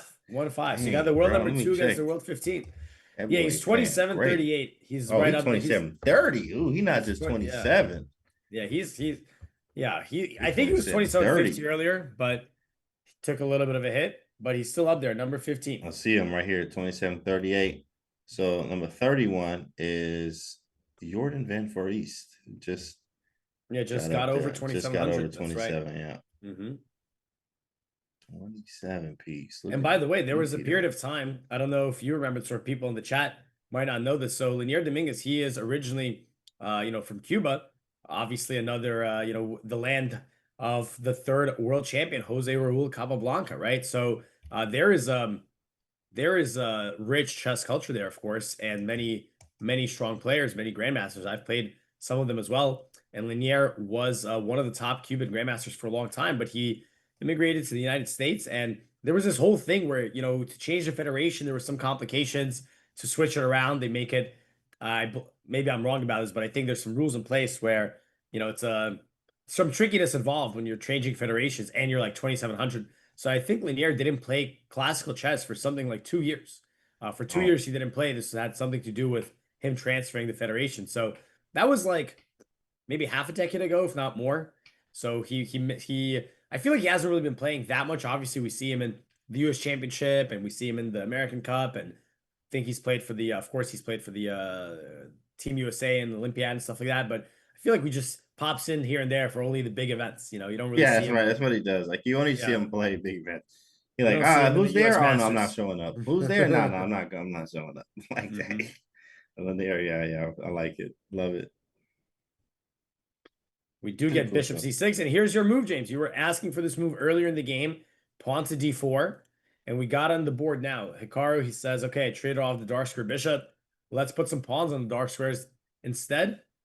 Mike, not really even concerned. My question is still, where is this guy going, right? This piece right here, and we might have to wait quite some time to get it out. One thing that Hikaru, I think, would like to see here is if Linier takes the tension off the position. Let's say he goes here, builds the connect 4. I almost feel like Hikaru does want to see this because now with the tension off his pawn chain, he can maybe move his queen, I don't know, maybe e2, so you can keep an eye on both sides of the board. And now, there could be, maybe not right away, but in the near future, you can consider pushing on the king side. You can try to push on the queen side. The fact that there's no pawn tension, the pawns are not attacking each other, makes it a lot easier to come up with a plan because you don't have to worry about the center blowing up. We do have the captures on f3, but I think Linier probably could keep some tension to keep his options open, maybe with a move like knight c6, just overprotecting the e5 pawn. And I guess you do need to calculate, right? If d5, you have knight b4, and I think the pawn would start dropping. So I think if you could play knight d to c6, that is the move you want to play. Yeah, by the way, we have some moves here. What actually happened, in fact? Just a trade on f3. We got a trade here, and Linier is thinking to, what do I do? Do I push? Do I take? Do I develop? Do I do something else? I'm thinking that e4 is the move that Hikaru would like to see. Not that it's a bad move, but I think it would be easier for him to come up with a plan without having to consider the pawn tension every move. And also, of course, if you try to attack in the flanks and then you start like breaking open the center, your flank attack might become more of a weakness than an attack. So I think Linier pushing here would play into Hikaru's hands a bit. Yeah, that'd be nice for us because then we have maybe even our own attack at some point with pushing down the c file, like c4, c5. That's a long shot. Maybe knight a4, c4, c5, queen king to b1, rook a3, maybe even castling, put over rook a1, rook a3 to c3 after pushing c4 with a knight on a4 to try to get c5 in. It's a long plan, but possible, and anything is possible, especially when that push and the lockup of the center happens, if that happens. Yeah, I think if we see a lockup, it's going to be hopefully not as long as some games you've seen the other day, but you might be in for a long one for sure. Also got a question out, what happens if Hikaru loses or wins? Yeah, it's a good moment to remind ourselves and our wonderful chatters of the format. We're playing we're in the, what is it called, lowers bracket, or the lower bracket, right? We got the upper bracket, lower bracket. Hikaru's in here, and you try to win a best out of two. Best out of two against your opponent. He's playing white and black against Lanier. If they tie 1-1, you go into the tiebreakers. You got the rapid tiebreakers, the blitz tiebreakers, the Armageddon tiebreaker if it gets to that. And if you can make it through that, you go on to the next round facing off another opponent who's also gotten through their challenge. So yeah, we've seen a lot of these, regular good old fashioned knockout format. And in Hikaru's lower bracket, you got some, Magnus Carlsen. I don't know, this young Norwegian prodigy. Maybe he'll be good one day. And other players you guys may or may not have heard of. Be right. Maybe it'll be good one day. Seems like it'll be okay. Sounds like a Norwegian player. Might be all right. Might know him, chat. There's so many Armageddons and so many things to the rules too as well. I always be saying like, there's so much going on that even after the Armageddon and etc. If it still keeps going, they have to. You might as well just chess boxing at this point. Like there's just they can't. There's no winner, right? Until we do something else other than chess. But no, we've had very long matches too as well. Shout out to you guys. I think my longest commentary day has been here with 10 hours. I was actually lying. I was actually pretty happy about it, and I stayed up a few hours afterwards, having a lot of energy from working out and just taking care of yourself. Feels good. So I was hanging out with chat though, and then 10-hour commentary yesterday, which was awesome. I'm not gonna lie. Hanging out with Jen. Now we with you, Alex, and we got E4 and 4. We get everything we want, bro. Yeah, I mean, this is the move that I feel I wouldn't mind seeing at all. It's not a bad move. Of course, the pawn grabs space. Lanier here is establishing the world famous Connect 4. But it feels to me that Connect 4, yeah, I think you move the queen. And like you said, if you can reorganize the pieces just a little bit, we might start seeing Hikaru push on the queen side. By the way, real quick, because I know Lanier is down to 8 minutes. So I don't want to miss the action here. I'm seeing the eval bars really moving in some of the games. Just want to sneak a peek at them real quick. For example, this game in Wesley against Noterbeck, we just left somewhere around here where the whole king side was getting liquidated, but somehow the game, oh, look at that, bishop e7. So you get a little tactic. The bishop at h5 is discovered by the queen on h2. So you don't actually win a pawn because you immediately give it back at e2. But I guess in the resulting position here, after some trades, we have you know what it is? It's this rook. You can't long castle, I think, right? You can't long castle because then I guess it's legal, right? You could legally long castle, but the rook and d8 would just drop. And my rook is able to get developed. Maybe I go like rook a3, rook e3, or rook h3. So that's quite funny that the difference between these a pawns makes a big difference. At least that's my interpretation of what's happening, but that's why I think white might be better here. So Wesley So seems to be having the advantage here. And also real quick, in Magnus's game, some stuff has happened as well. Which way did he take? He took with a knight. You remember we were saying which way he's going to take the pawn, the knight, the bishop. Which way does he take? Took with a knight, yeah. He traded his bishop. The knights are really hopping around. Ooh, a short castle. Look at that. Blink and you'll miss it. Whoop. King goes to g1. And a4, a5, knight c4. Oh, d3. Whoa. Yeah, d3. So Magnus sacrifices the pawn to activate his bishop. Yeah. Very strong. But yeah, so Sindarov's up a pawn. But Magnus has the bishop pair. So we'll see. All right, I saw a move. Let's see. What are we doing, guys? What are we doing? Hikaru went queen e2. And I like this move from Lanier. h6. That's an annoying move because now he's going to be, yep. I was going to say he's going to take. And he's the first to the party, right? There's only one open file on the board. And Lanier has got it. Lanier's got that file. Doesn't end the game, of course, or anything close to it. But it's a positional advantage to have the only open file on the board. It's always nice to have that only open file. It's not challenged, right? Nothing to do yet on it, but it's something that you do want to have. And in fact, we still need to figure out our configuration of the other knights. I mean, that knight on d1 is such a bad piece. Like, how do we get it in the game? Here, yeah, okay. We like what we've done with the structure for black standpoint, or from white standpoint with what black did. Play e4, give us our lockdown center or whatever. But we got to figure out now what to do with the rest of the pieces. Rook a4. Do you even rook lift checks? Do you I like rook that. lift chat I or don't know what no? the idea is exactly. Maybe it's b4, b5. That's what you want to see Hikaru create some play here. Like, for example, let's say a long castle.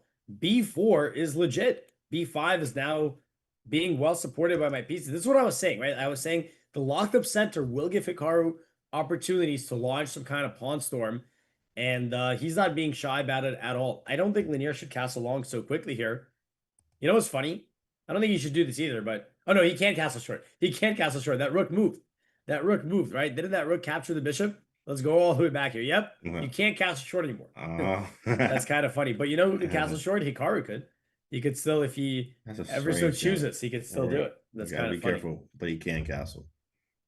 I wonder if we've had any incidents. Like what if Lanier is like, all right, I'm gonna castle. And then, online, we can't do it, right? It's not letting me. It's letting me Yeah. go this way, but it's not letting me go this way. So I wonder if, what you got to pause the clock, arbiter, Like what's the get over here. Is that even in the Well, it's like touch move. Yeah, regulations? it's a legal move and touch move. How it would be in regular rules, where it's like, Sure. okay, you get 2 minutes. Hikaru would get 2 minutes on the clock. Yeah, Because two opponent minutes. made a legal move, and Lanier, you got to move the king.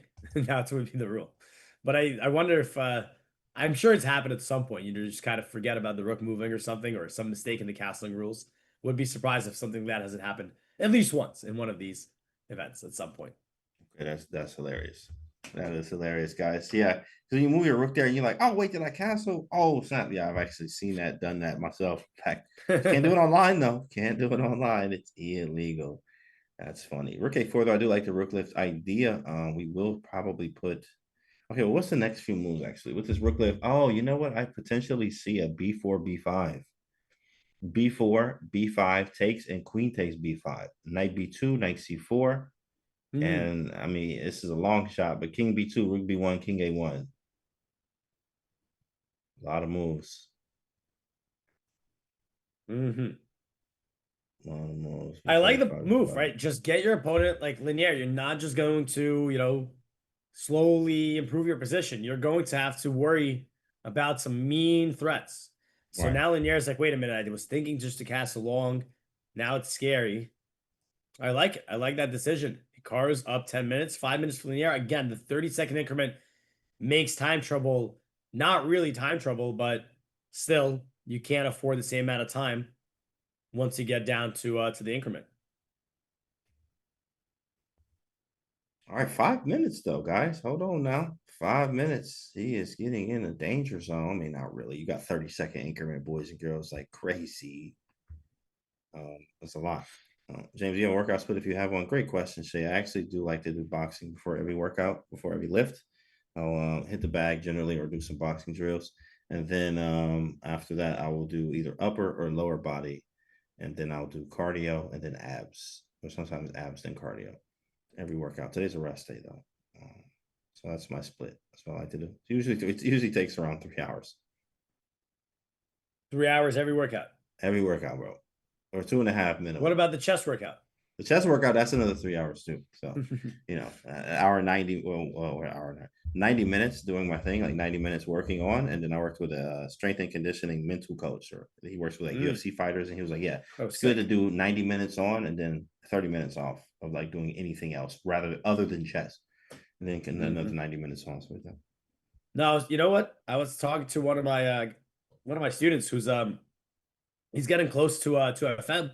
And he's playing a lot of these nine round events, and he's like, man, I'm always so tired at the end of these tournaments. How are people playing these tournaments? It's so hard. Right. And I was like, you gotta get in the weight room or something. You gotta do some exercise because it's so important, right? You always see these, even for you see these players preparing for the world championship matches, and they're always like swimming and tennis. You see like Magnus playing basketball and soccer, right? I feel like the physical preparation is because you got to play some of these games. In the US, we play 2 games a day, so you might be playing 10 hours some days, right? Back-to-back games. You go out for lunch for a minute, come back in. What's my pairing? Okay, sit down and play again. You need a lot of energy. So I see you getting ready for those grinds.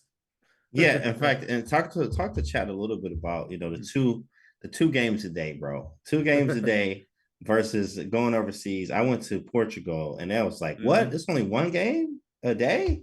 I couldn't believe it. I could not believe it, bro. Like, I was like, wow, there's 2 games a day in the US, guys. Generally, there's like 2 games, classical, long. And then if you got a long game, you got almost sometimes just an hour to get something to eat and come back to the game.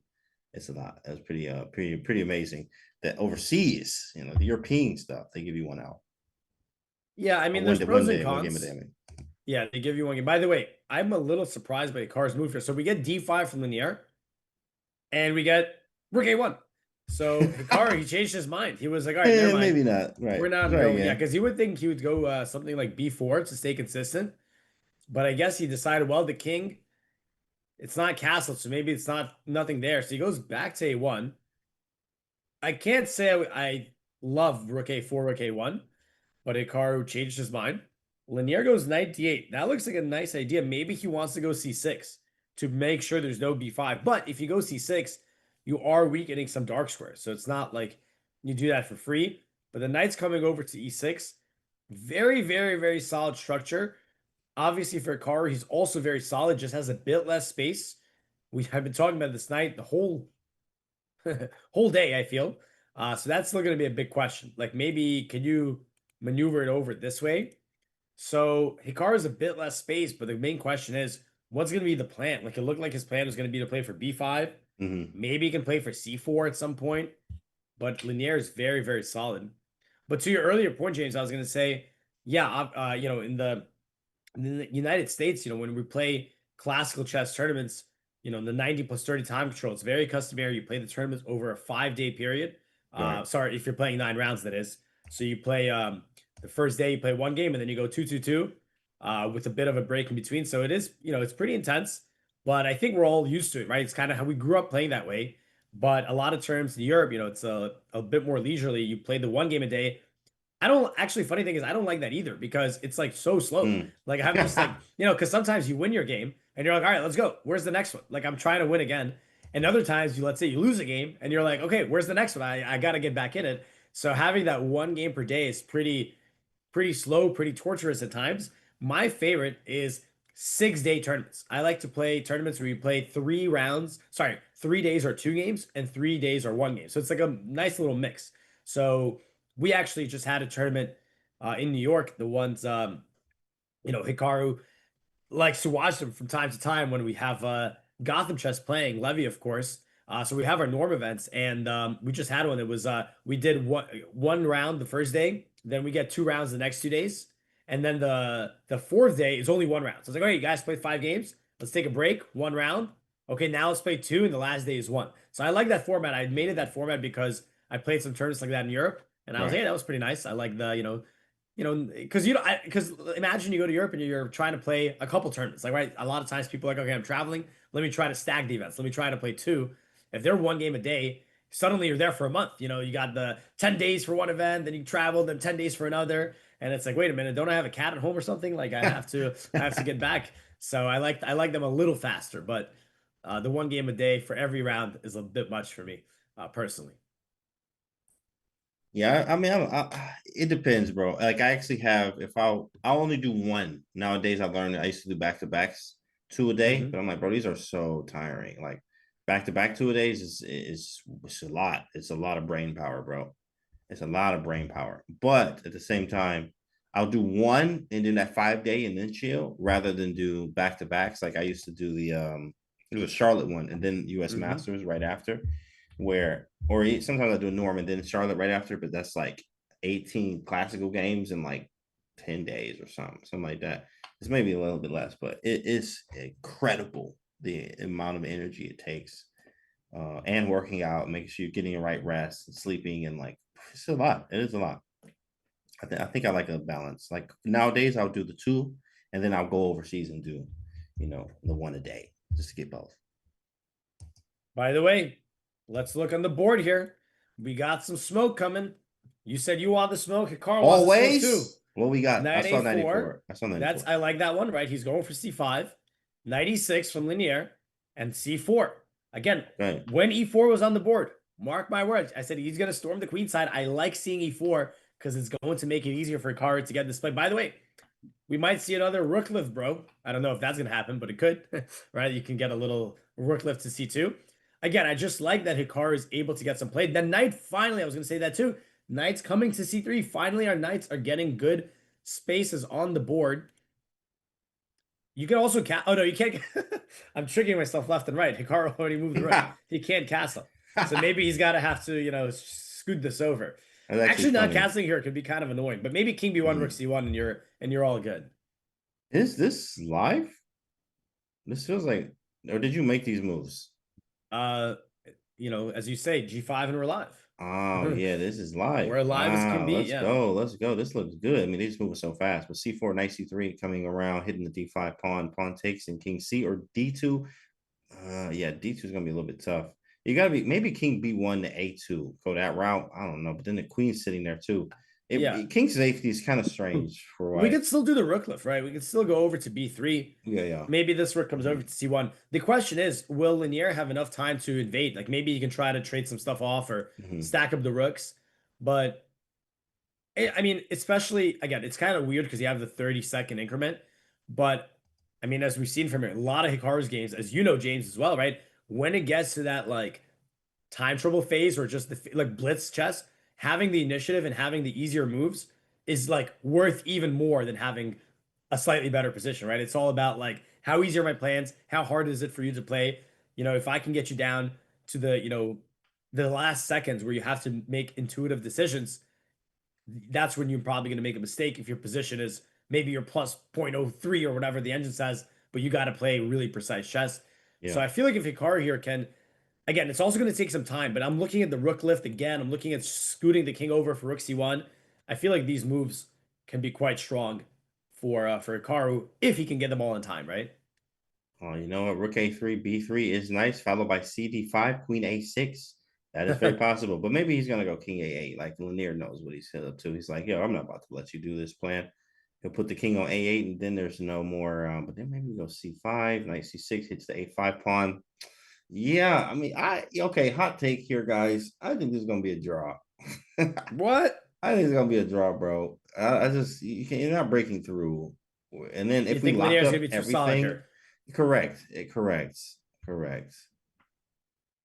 Yeah, I think he's incredibly solid here, but we take on d5. I mean, yeah, and then you have to be careful with even black having knight takes and rook h3. I'm gonna throw it out here. I'm gonna say draw, but we'll see what happens. Don't agree with draw. All right, bet. Let's put come on, DJ. All right, let's put the subs on it. Put 1,000 on it, DJ. 1,000 up. 1,000 on it. 1,000 subs. What do you think, DJ?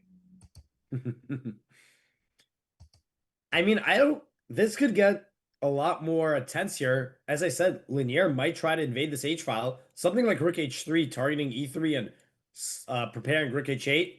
I'm going to start tickling you, right? As I remember when I was in a different camp with Yasser Sarwan, he kept being, oh, you're massaging the squares. You got to massage, go into the weak squares, start massaging them. So I remember that, the massaging. He loved to say that. Got to massage those weaknesses. Rook h3, rook h8, rook h2. Shout out to Yasser too. I just did commentary with him. It was great. We were doing Bug House and oh yeah, I saw that, like the Bug House Championship, right? Or yeah, this play there. It was fun. We was talking Bug House stories and stuff. And it was awesome. Let's see what we get here. Rook h3 on the board. Super annoying. Rook immediate a3. rook a3. Hey, you know what? That could be something that gives our queen the necessary flexibility to leave. Okay, let's imagine we get rook h8. Oh no, so you can't do that yet. Wait a minute. I'm hanging things. So you can't go rook h8 here. So maybe queen h7 instead to try to line something up. So let's say we trade. Can we get some kind of, I don't know, some kind of something?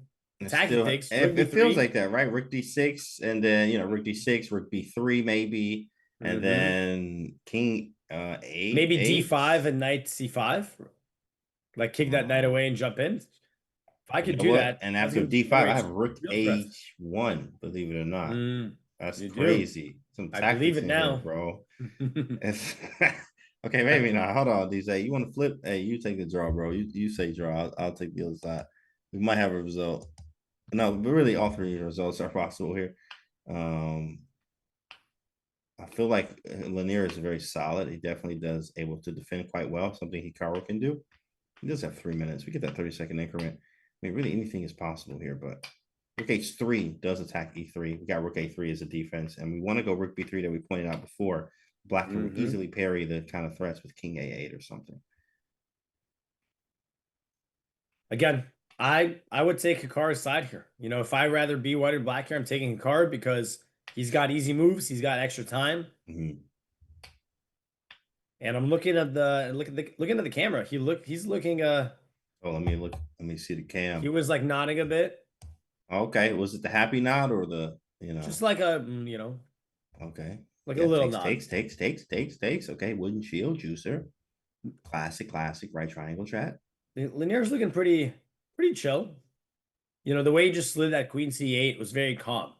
So he's not really buying this attack. He's like, all right, show me the money. Boom, queen e8. What's he trying to do? I guess he's targeting the knight a little bit. Maybe he also wants to flip the queen over to c6 in some lines. Okay.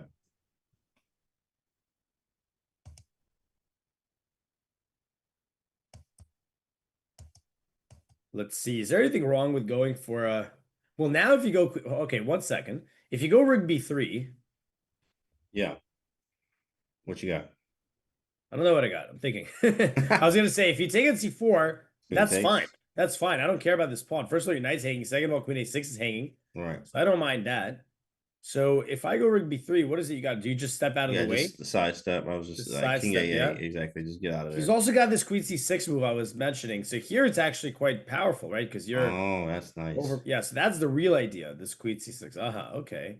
Because, yeah, the other thing is after queen c6, if you take on d5, knight d5, now I'm really starting to put some nasty pressure on your position. So nice little move here. This queen c6 idea could be a little bit of a problem. I'm wondering if maybe you just go king b1. That can give us rook c1 ideas. Also just gets out of the way of this potential pin on the c file. Queen c6, yeah, rook b3, queen c6. Maybe c5 I do not want to play. But wait a second, maybe... No, that's too much. I can't have everything. I wanted to go knight a2 to b4 as well. But the knight on a4 hangs. Like, I can't hold everything. It's too many squares, too many weird things going on. Yeah, card's taking a bit of a pot. Queen e8 was a nice move, actually. Nice, we were where I was, thinking all about, all right, let's go in the H file. Let's go attack. Linier says not so fast. Let's take a little time out here. Nice. I mean, defense. what about can Hikaru just change gears here, move back, and then go rook b3, just get rid of this this tension? But rook d6 is quite solid, right? Just everything's protected. Yep. Exactly. Knight e6. Pretty annoying, right? Doesn't let us go for knight c5. Yeah. And then he has his own attack with like the rook on h3 is super annoying. Not that he can't increase the at some point, right? He could try to invade. Right. Not the end of the world either, but just an idea for black. Okay, Hikaru, he's readjusting the chair positioning. Let me see that. Yeah, he just lean back, lean forward. Lean back. Lean back. Lean back. Leaning forward here. Oh, Dominguez is in the board. Oh boy, in the board. I do like maybe king b1, rook b3, rook c1, and just get everything ready. We don't know what's coming next yet, but maybe like as you mentioned, king b1 first. Queen c6 takes, rook c1, e3 is hanging. Any tricks there? No, not good enough. Not good enough. I mean, it's just weird. Like knights are a little superfluous on c3 and a4. It's funny you say that because I feel like that's the best we've had the knights all game. Like with the knights That's being maybe stuck I at like. d1 so long. Yeah. Yeah. But Linier's just done a great job with his own knights, right? He's controlling all the key squares. Well, d5 and c5 in particular are well under his control. Yeah, I think Hikaru's sense he's like, all right, like I don't have anything immediate. So what's kind of something I could do to post him? Like if he can get Linier thinking for at least a couple minutes here. Again, it's so hard to use. I'm like, it's so funny because it's like 30-minute chess, and now they're down under 5 minutes, and it's like, all right, got him in time trouble, and it's like doesn't even really feel that way. Doesn't really feel that way with the cadence of the moves with the 30-second. I'm thinking maybe you keep the tension. If you could go king b1 and this move doesn't really do anything bad to our position. Like, what did you say? You said doing nothing. Oh, there we go. King b1 on the board. It's king b1 and shit.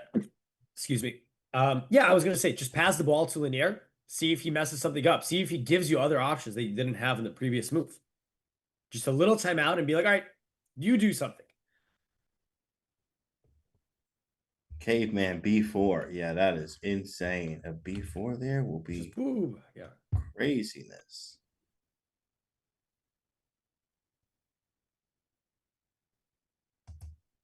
Yeah, I think Caveman B4 is before, quite wild. if we could do it, we would do it. Okay, so we get Queen C6. Lanier follows. Okay, so you notice the speed of Hikaru. When Hikaru played King B1, you know, this one Grandmaster he told me once, you want to play the rule of threes. When your opponent's in time trouble, you want to play 3 moves quickly, he told me.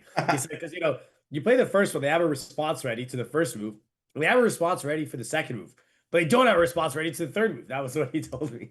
Because, you know, like imagine, boom, boom, boom. Yeah, you go King B1, right? That's the first move. Quickly, Lanier played Queen C6. Then you go CD, that's the second move. Well, I guess so far it's already been 3. So Hikaru needs a rule of 4 here. So yeah, it didn't really work out this well. But I just remember this thing he told me, and I was like, I'm not sure about that. That doesn't sound that doesn't sound right to me, but it could be true in some cases, but not always. The rule of 3. Rule of 3, boys and girls. That's all it takes. 3 moves at a time, very fast, very quickly. We have 3, and it's actually 3 in just over 3 minutes, or just under 4 for Lanier, 30-second increment.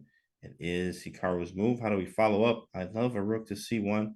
Don't see any problems with it yet. It's just getting the rook ready to do something.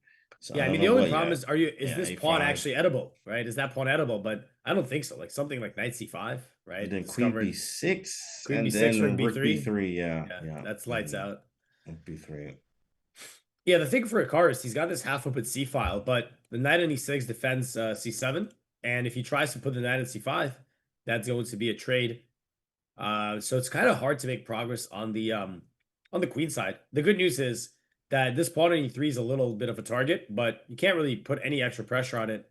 So while it's hard for Hikaru to break through, he's also covered any potential drawbacks of his position. What's the You were predicting a draw here, James. What's the rules of draws here? Are you no draw offers? Like I'm assuming. Yeah, there's no offers. I don't know what in the sense of win or like what move or anything like that. No offers, but yeah, the draws they've been planning out, and I don't think there's even been a draw by repetition at all. In fact, now that I think about it, it's only just been, you play it out, and if it's on the board, it's on the board. But if it's not, like you keep playing it out.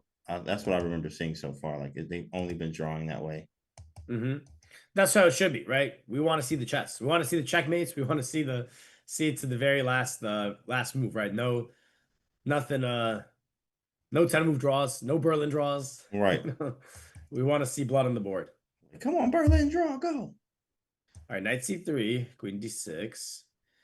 Yeah, I mean you couldn't. I mean it feels like you can really add the pressure here, but okay, makes a lot of sense. Rook b3. I think at some point the key thing for Hikaru will be, can he play d5? Because I want that knight gone from e6. Obviously if I play d5 prematurely, then I'm actually getting into big trouble with this knight getting to c5, right? That's not what I want. But if again, I'm gonna take some liberties here, but like knight a4, rook c1, queen c4, then I get d5, and then I go knight c5, and then I knock you out. That's going to be a crushing attack. But until I can get my knight into the game more effectively, it's hard for Hikaru to create significant threats against the nearest queen side. But if he can get d5 on the board and get his knight in the game, that's where it's going to happen.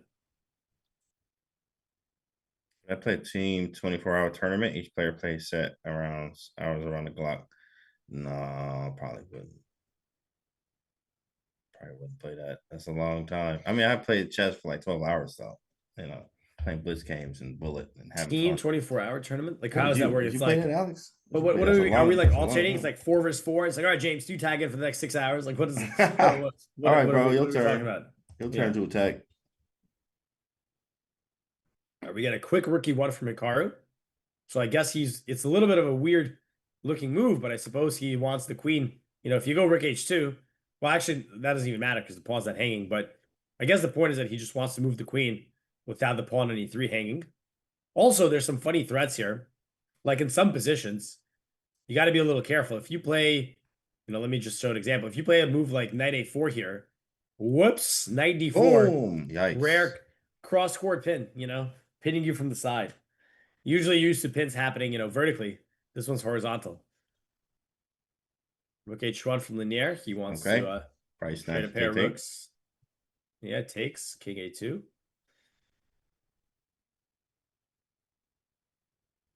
Yep, takes king a2. King's nice and safe.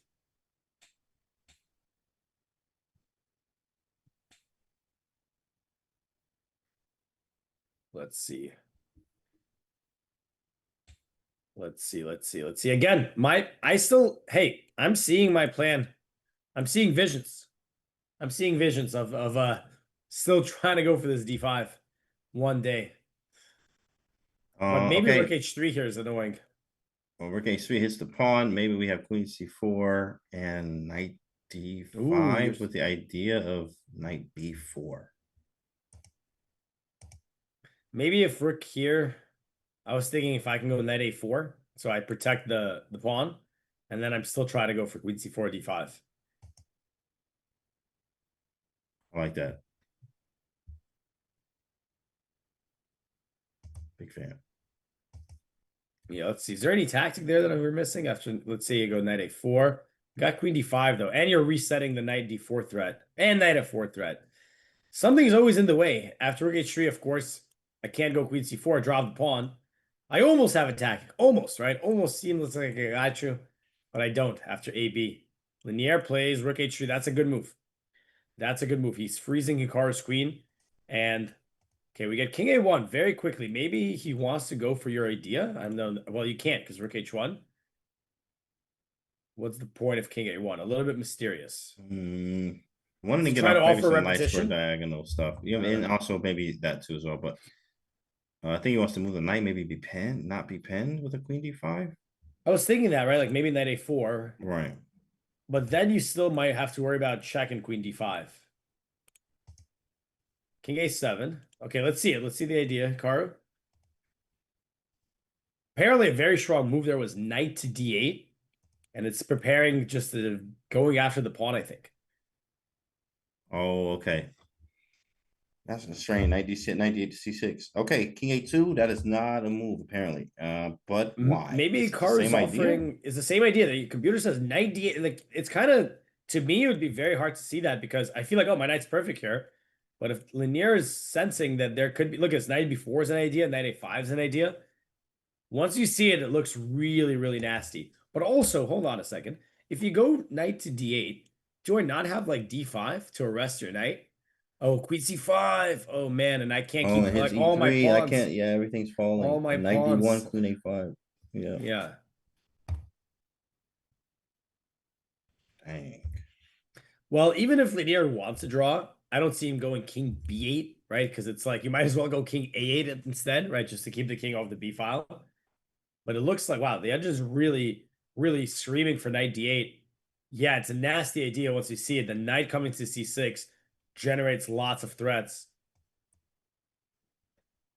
It's kind of funny because that's where the knight started, I believe. Well, although who knows which knight is which at this point. Near under 2 minutes. Okay. All right. I still have my queen c4 idea, I believe. I have some knight b5 stuff at some point, and then takes and the rook's hanging. But here we go. Give me back in the game. C6. That's great for us. That's Maybe gonna get an X. now. Question mark. Not even a miss. Just straight up bad. Look at the bad, B6 bad. Yeah, Very can we weak. do something with that? Can we Very do weak. something with that square? Queen e1. Okay, whoa. Where are we going? What are we doing? Okay, queen e1. I think he's just overprotecting a5. So that way, when he goes knight a4, if you try queen d5, now I get to use that square. Yeah. Knight b6. You go back to d6. Knight c8 fork. Watch out for that knight. Hey, I'm seeing some maneuvers. Wait, James, look at this one. Knight a4, knight b6, knight c4, knight e5. That's a real thing, though. That's a real idea. I like it. I like it. I think Hikaru knows it's there. Hikaru definitely knows it's there. No, c6 was a huge miss from Dominguez. Not only did he miss a really strong idea that he had himself, he's given Hikaru something to play for. This whole knight a4, knight b6. It's something, the engine doesn't say it's much, but hey, you got 1 minute on the clock, I'm just going to try to make some threats, poke you here and there. And we've seen Hikaru win so many games like this where he just finds these resources, finds ways to make threats. He quickly brings the knight to a4. Maybe Lanier wants to go knight d5, but then you give up knight c5. You can't allow knight c5 here. Great job, by the way. Chat is doing their job by spamming. We need that. Mm-hmm. We need that spam action, chat. Great job. Keep Knight it up. b5. Okay, he blocks the b file. Okay, knight b6 and then pray. Just kidding. But I still am looking at this maneuver potentially. Yep, Hikaru goes It is knight knight to b6. b6. Is he gonna hang it? Come on, knight c8. Of course not. That would be Yeah, I don't the see him highlight hanging of it, the but he tournament. doesn't have a queen d5 anymore. And if you go queen to, you know what? Here's another idea you might like. If you're not careful, what if I zoop, sneak in my queen somehow? Oh yeah, I was definitely looking at that queen Yeah. before. Yeah, that's a nice way to get in there. Queen before, knight c8 Yeah, if you is go coming. queen e6, like And I queen think I can b4. try something. Yeah. I mean, again, it's, you know, I could go here. Maybe I can go queen c5. Mhm. Just got to get him Oh. scared. Got to get him scared. Exactly. Yesterday, he just spamming up as we were working against. It was working against Levon, and then it just didn't. Then you guys stopped, and as soon as you stopped, we lost. It's on the board. On the board, queen f8 is looming. Again, it's not the most subtle tricks, you know, not even threats, I should say. There's no subtlety to where Hikaru is going here. He's going for mate. But when your opponent's down on the clock, by the way, another idea is knight c4. Now the queen defends that square. But when your opponent's down on the clock like this, right, you start seeing ghosts. You start seeing, I think Carr says, seeing the boogeyman. You know, I like that term too. See the boogeyman. And that causes you to play overly cautiously. Mhm. See threads that aren't there. The Make concessions boogeyman. you don't need to. White also has queen c5 with discover check. Exactly, slash piggy. Very nice idea. Queen c5 is another thing to point out. Queen f8, knight c8. Looking very promising.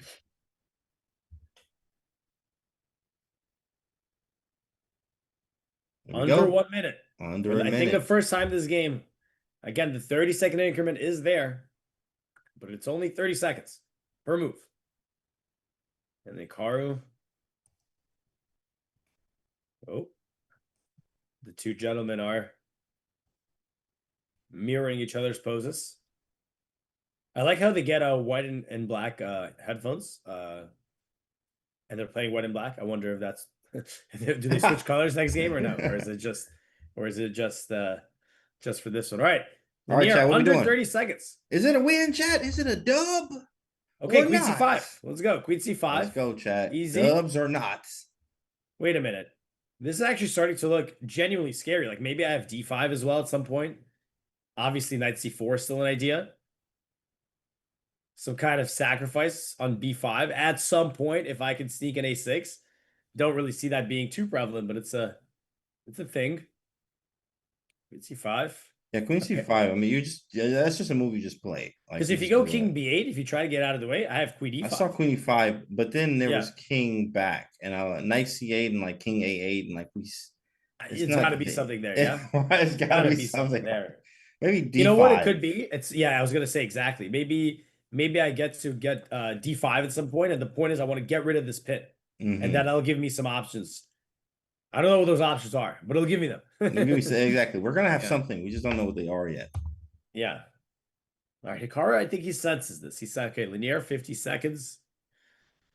Apparently, there's no knockout. Like you got the ever so slight eval tilt in Hikaru's favor, but it feels like he's really got the threads going. He goes queen c5. The annoying thing here is that our rook and king are lined up on the same diagonal, so you're limited. And the knight and b5 is a pesky little blockader here, but the queen and knight are a fearsome combination, leading to many, you know, the smothered mate. You know, anyone heard of that one? Lots of checkmates possible with these two working together.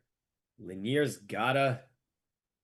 No, that was. I was like, what? That move didn't make any sense. It's not a double. False alarm. False alarm. Right. There we go.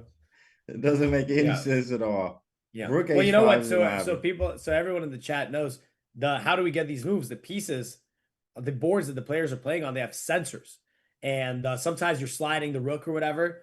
the sensor might register a little early. It's like, oh, you're sliding it? Okay, it's on H5.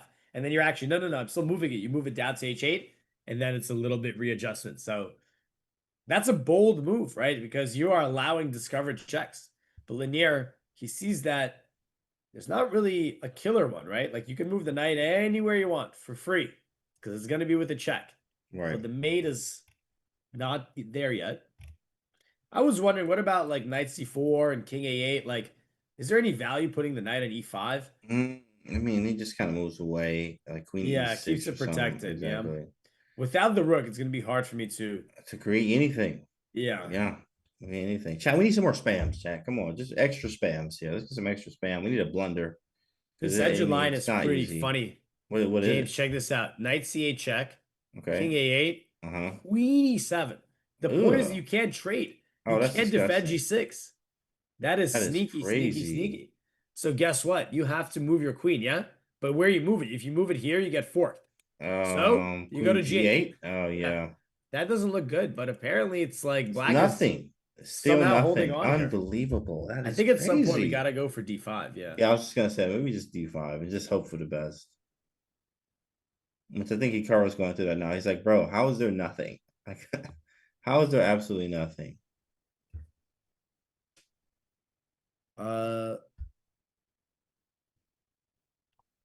Yeah, he's gonna lock in here for I think.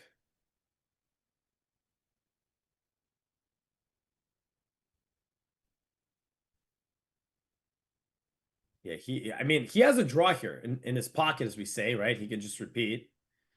All right, while Hikaru thinks, we're getting word of some adventures happening in the game between LeBron Aronian, as he called him, and Arjun Erigaisi. Let me switch over real quick. What the hell is going on here? And Aronian is, let's flip it around real quick, is winning. The white king is in a lot of trouble. Look at this. You got the pressure on the king and rook and the bishop. How are you saving that bishop? Well, you go king. You got to move the king, yeah? I mean, how are you not losing here? Something's got to give. You go check. Oh, look at this line. Check. How are you not getting mated is a question now. King a3. King a3, queen a4, rook d2. Oh, my goodness. Yeah. King d2. Yeah, apparently best is here, and now you're at the very least losing your exchange. Levon, he's got king b1. Okay. He's got 40 seconds. Levon is on a tear. He's beaten, of course, you talked about he did beat Hikaru yesterday, but he also beat Magnus, and he might just be taking down Arjun Erigaisi here. Oh, queen d5 is Curtis. Double attack. He's not going to miss that. This has just been Levon's tournament, guys. I mean, he has been going off. He's just been playing some incredible chess here. Yeah, this is in the bag now. We might even see a resignation here. Unless those are not allowed. I don't know. And you can't resign. No. I don't accept your resignation. Well, I think that I might be mistaken. I'm not 100% sure, but there is the match that was announced, the USA-India match, right? You know about that one? Hikaru is going to be playing. And I think Arjun's going to be playing. I think you can't resign that match, but maybe I'm wrong. Maybe I'm confusing it. But, you know, for the fans, sometimes you want to, like, get the checkmate on the board. So, by the way, Hikaru is still thinking we have that game up, of course. Not surprised to see him thinking because he's like, wait, what? The queen and knight? I got the discovered check. And he knows he's got a draw. So you can go down to 1 second and take the draw, you know, with the repetition. So he can burn as much time as he'd like here. The truth is, we see the eval. Incredibly, the engine doesn't see anything. I mean, it's not even a him. move. Like, there's literally nothing. You can go queen Well, d8. that knight c8, queen. Oh, in this position. Yeah, Yeah, of course. Yeah, here, you are. Well, I'm just waiting because I actually think he just might resign. Like you are. Yeah, you're right. If you want to save that, yeah, it's not even that you're losing material; it's that you're getting mated afterwards as well because your king is wide open. By the way, I'm seeing there was a brilliant move. Let me sneak peek back here. There was so we have something was happening. We had queen takes pawn, queen c7, bishop c6, knight e3, and this allowed boom, bishop takes d4. Wow. So the point is, if you were to take the bishop, queen takes a5, and now because your pawn is gone, I get the extra option of queen e1. So well spotted. And by the way, I think we just got a resignation. So this was the move that really turned it around. Well, not even turned it around, but gave Levon the winning attack, and Arjun indeed does resign. So there you go. We get the first, I believe that's first decisive game. Let's jump back to Hikaru. Give me just one moment as Hikaru plays this, what we were looking at, what he the looked at engine Queen was E7 giving. thing, yeah. But there's He Queen finds it. G8 here. There's still Queen G8. That's the only move, I think. Which I I think. think is very logical for Lanier to find too as well. He has enough time. It'd be different if he had like 30 seconds. Yeah. Having a minute here and a 30-second increment, I think he is capable of finding Queen to G8. Mm-hmm. Yeah, I mean, if you play a move, let's see. Well, okay, I was also wondering, can I just defend the queen? This is also possible.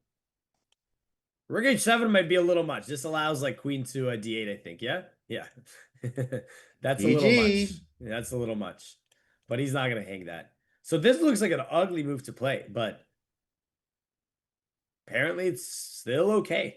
But Lanier, 20 seconds. Hikaru's just got to keep the game going and finding those little ideas to put him under pressure. At one point, Lanier is going to slip. A little bit of a, you need that caution, wet floor sign. Otherwise, he's going to be slipping up here. 12 seconds though. Lanier, don't make a move. Don't move, bro. Don't move. I'm looking at the camera. I don't know if he sees the clock. He really not moving. 3 seconds? Oh, he made a move with 3 he seconds. He made a move like with really 3 seconds, yeah. And found Queen G8. The way he pressed the clock there, he was very chill. He was like, oh, boom. He did not feel any rush to make that move, but it's a good move. It is a good move. Passive, but incredibly, the queen and knight can't combine to knock out the black king. At some point, we're predicting if Hikaru wants to win, he needs to go for something like d5. Just try to unpin this rook and get in the game. So we get knight to b6 check. King a7 looks fine. Maybe knight d7. Try to bring it to c5. Or e5 or f6. Yeah, quite difficult because he found Queen G8 best move. So now we have to go back probably to that plan we looked at before. Queen C5, then play D5. And just hope for the best. Or maybe D5 first. Mm-hmm. Let's see. Lanier has been able to get a couple quick moves off. So he's back up from 3 seconds to 59 seconds.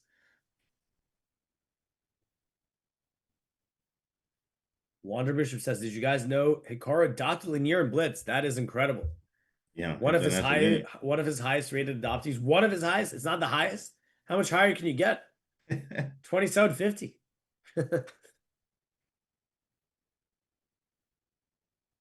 One of his highest rated adoptees.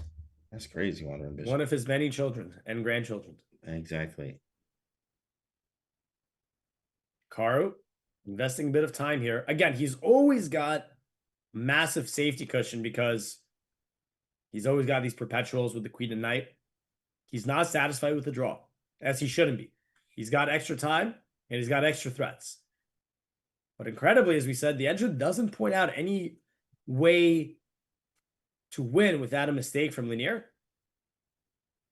So Hikaru's looking to generate enough pressure to get Lanier to fold.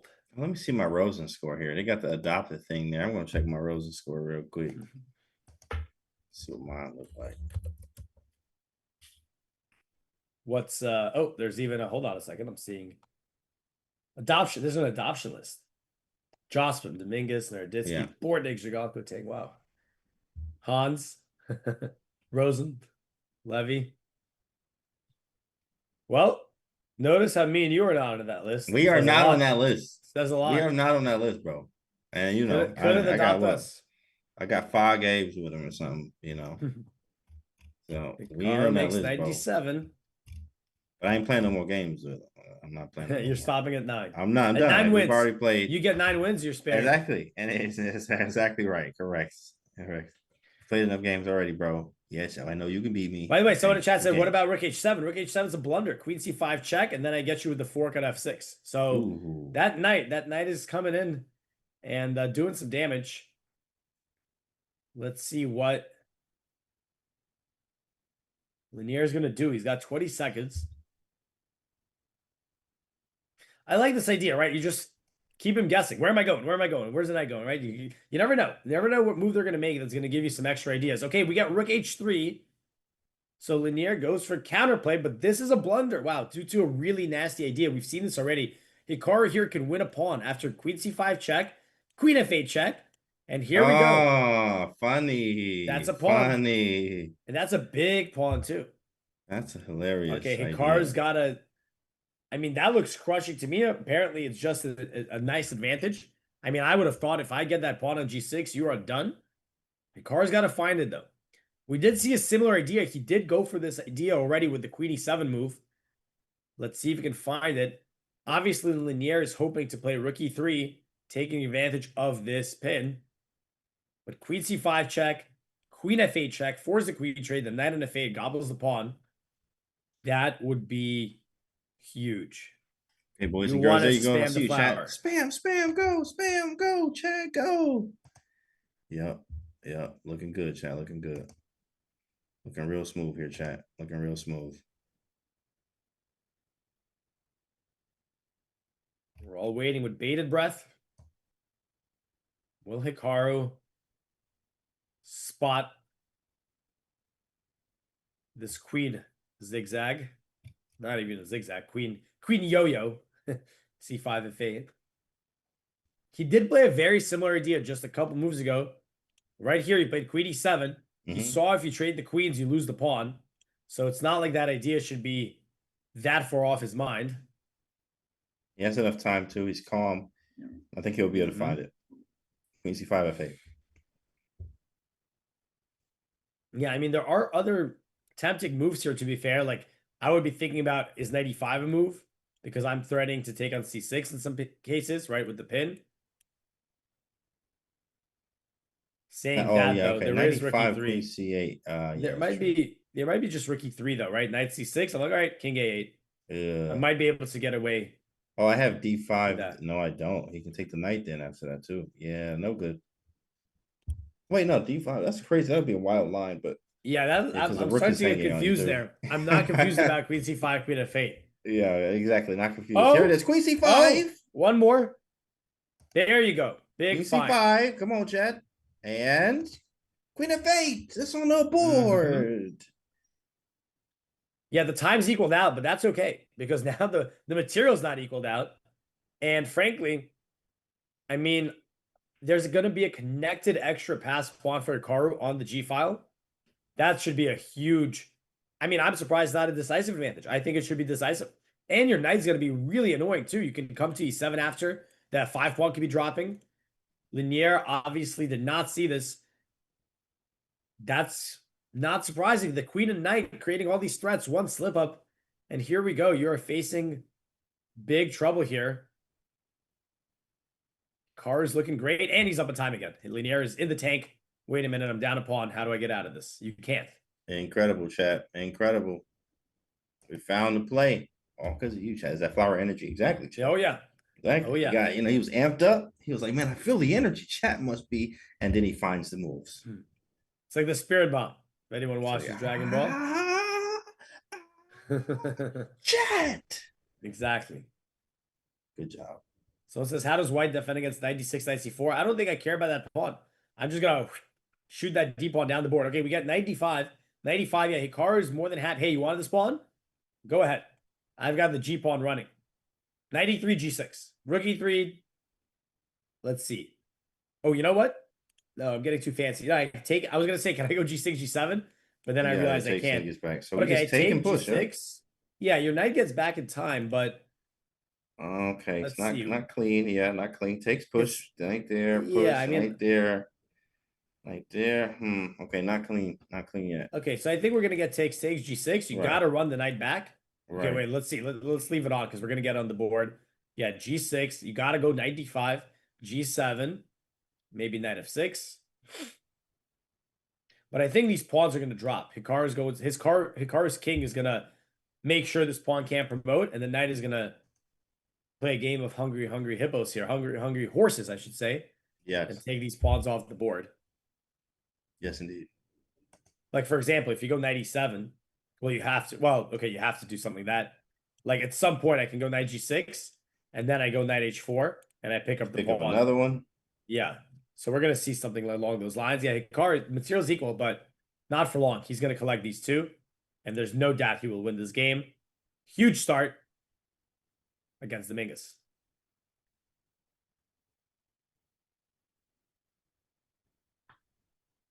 Great job.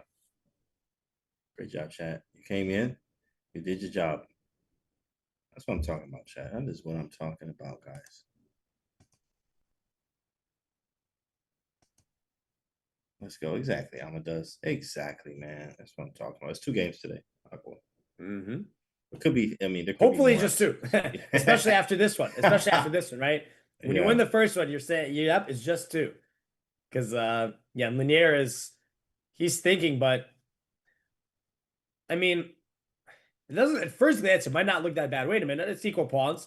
Well, let me stop you from going. Oh, this is so nasty. Look at this. After 97, knight g8, right? Obviously, I you can't saw take. this line. Where's your king going? Where's your Oh knight my going? goodness, It's bro. complete This zugzwang. so wow. It's complete zugzwang. Wow. Wait. There's a so how do we finish up because the D pawn runs? I think you just bring the king in and Or then E pawn, you I mean, his E pawn yeah, runs. yeah, you're going to start you can do whatever. You could troll a little bit. Okay. Walk the king around the whole board. It's like those Cycle Tuesday games where people try to make like a 1,000-move game happen. Yeah. Like, why are you doing this? No, you guys are waiting on me. I have the control. We have all the control.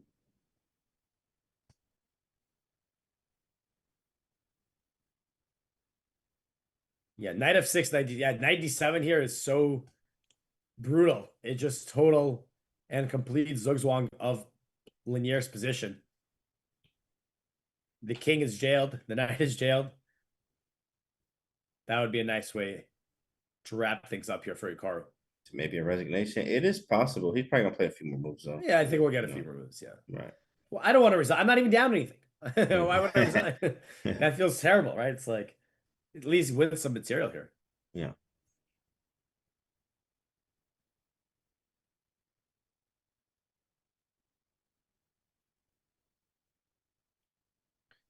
Hikaru is no rush. He knows he's winning. Just got to make sure, don't blunder any last tricks. Make sure you precisely wrap things up.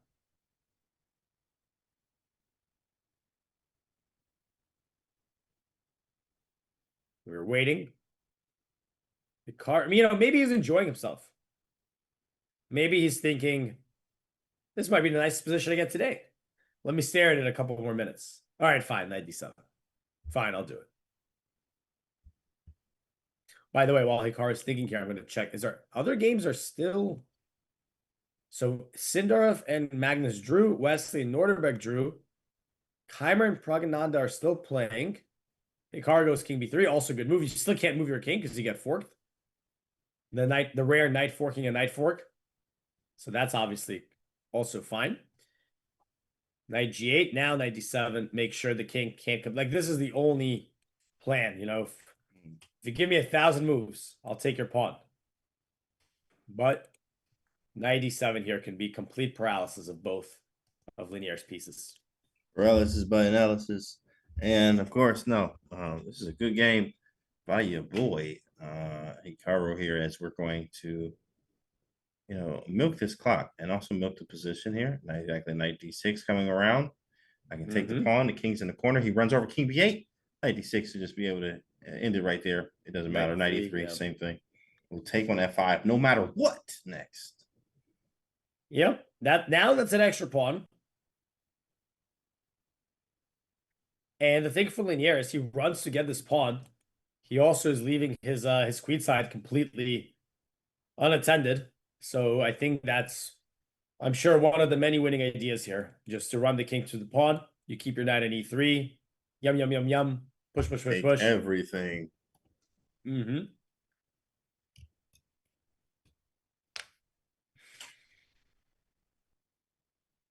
I guess you could also go after this pawn, right? After king c4, king e6, you go knight g3, e3, king d3. King d3, just zero counter. Actually, that's what he's gonna do. Just zero counterplay. Just give me that pawn. And afterwards, the knight is still gonna come over to c5. That looks nice and clean for sure. Yeah, you're probably gonna go over to king f6 and try to take the g7 yeah, pawn. By the time you take that g7 pawn, you're like, oh, wow, where's all my other pawns? What? I only have one left.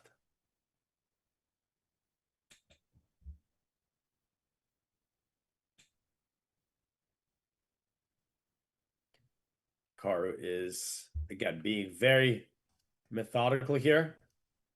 All right, I know I'm winning. Let me show you. But let me do it in a way where you don't get any hope. Not even a shred. Come on, guys. Everybody clap it up. Clap it up, chat. Keep spamming.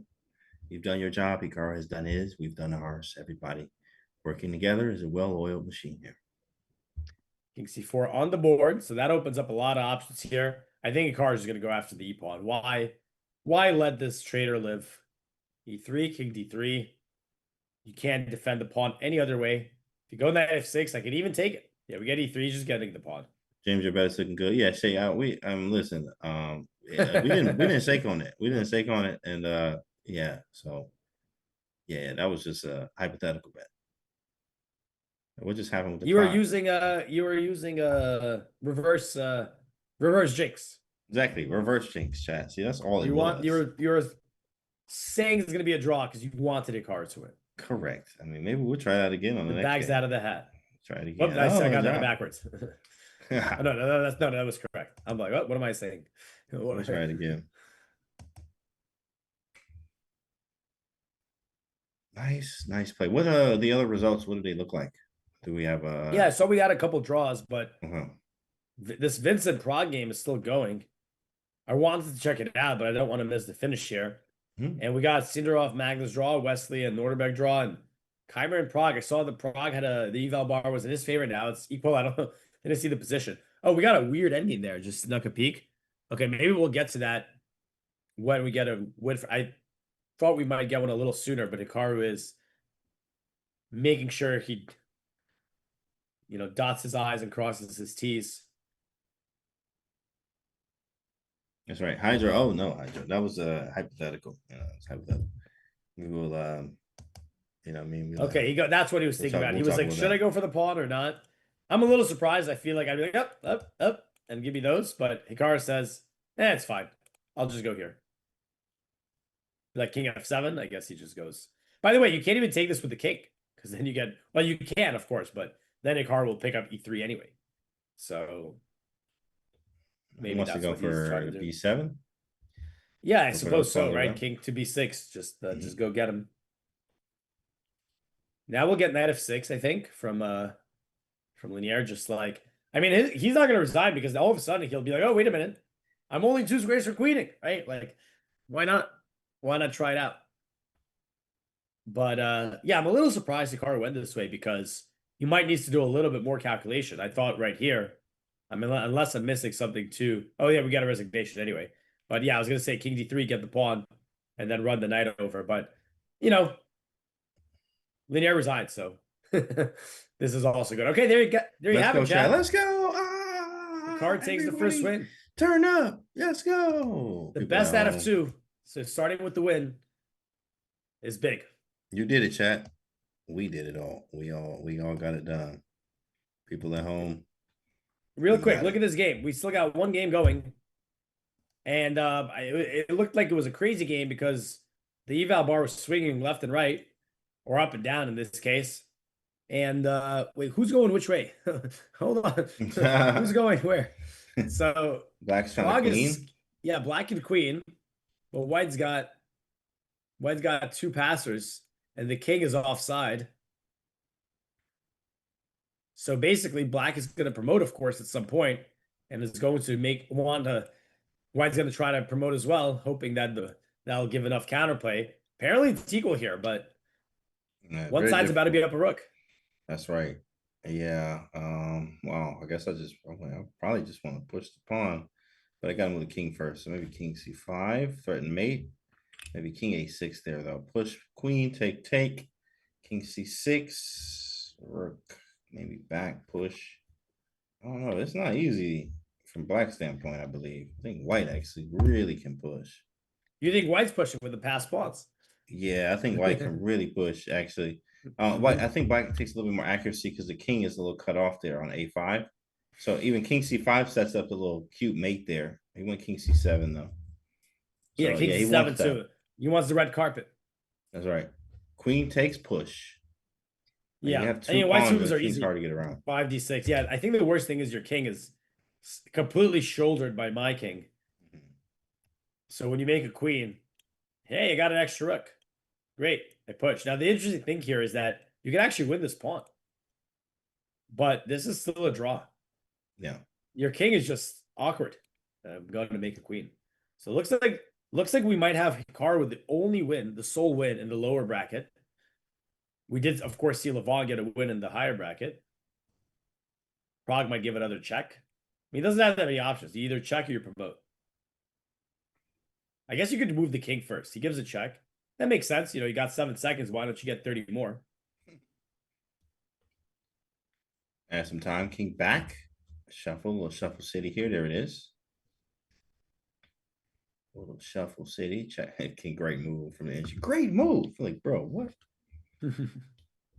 Well, I think that you don't want to stray too far, right? If you go king c8, then now after promotes, takes, you know, you're not cutting my king off anymore, right? Like you start pushing, my king is right here. So it's important to make sure the king stays away. All right, Yeah, he makes you the have it queen. right. Yeah. We're gonna get king versus king. King versus king will happen. Push. Push him. Yeah, he's just in time. King there, grab Yeah, one just this pawn, king is grabs so the other. poor. Mm-hmm.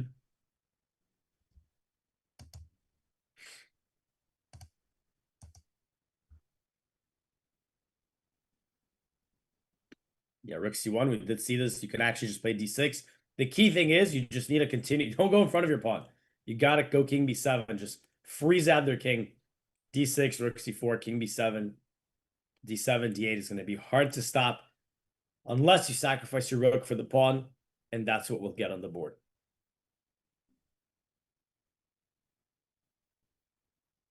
Yeah, good job, guys. Good job.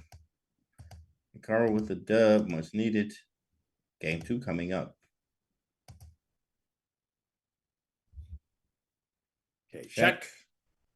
King c7. Check again. King c6, I guess. I don't know. Doesn't matter. Check.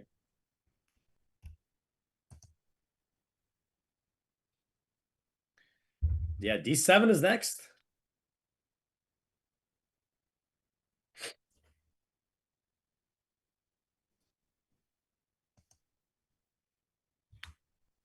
And other games were drawn or finished or no? Yeah. This is the last game. Oh, okay. All the game Hikaru won, as we saw. Hikaru won. Other games were drawn. Okay, we get d7. Yeah, you can't stop me. I think they'll go to the kings. Throwing the check first. Yep, he just takes it. Yep. There you go. Kings on the board. The players left it all in the court. But a draw was the end result. Wow. Well, we got another game coming up. That is good work, guys. Good work. Everyone, chat. Well, I'm proud of you, chat. You guys helped a lot. The spams there. Keeping the energy high for Hikaru as we do have a second game coming up too as well. So lots to be talked about. But at the same time, guys, we're going to take a short break and come back because we have another game and we need more from you. So don't go anywhere. We'll be back in a few.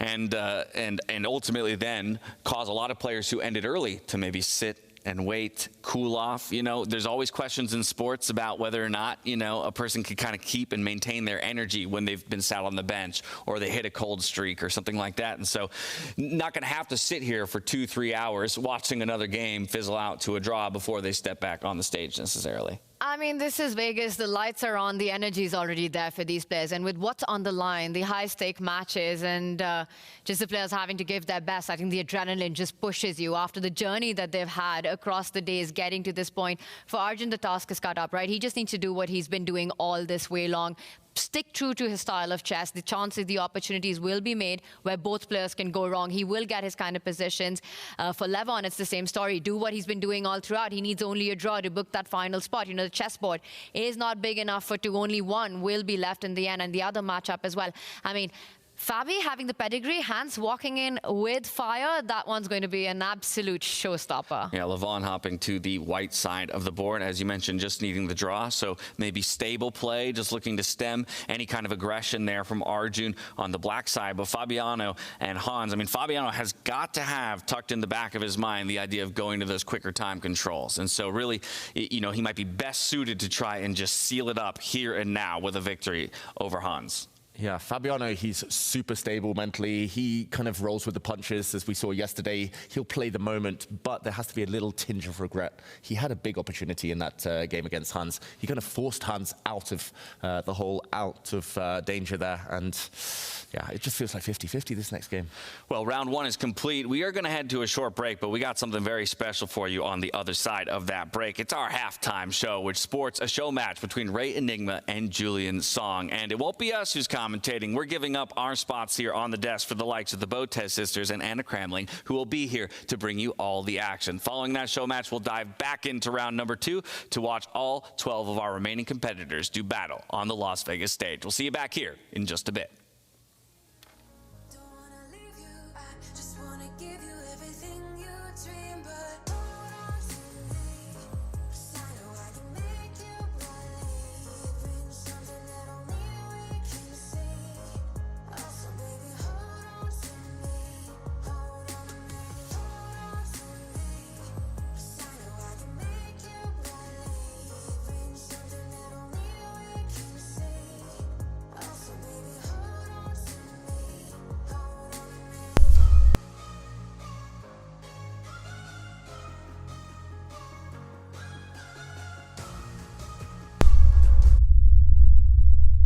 National Master James Canty III, aka the Jedi.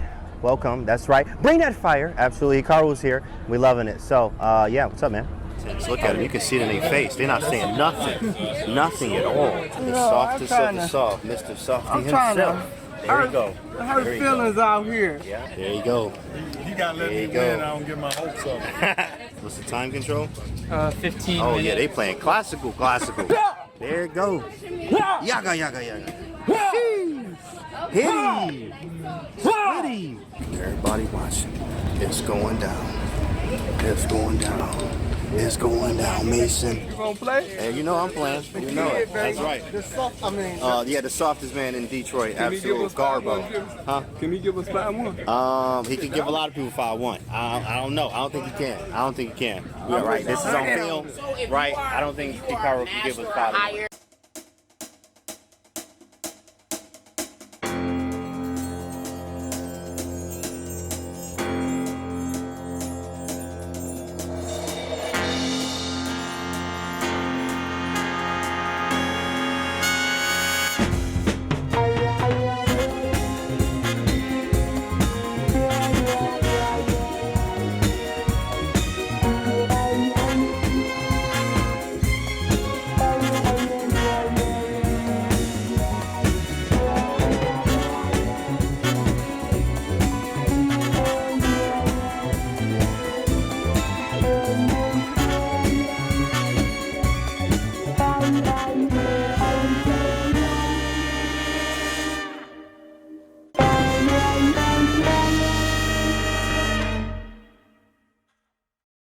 All right, take us home, James. Take us home. Where are we going?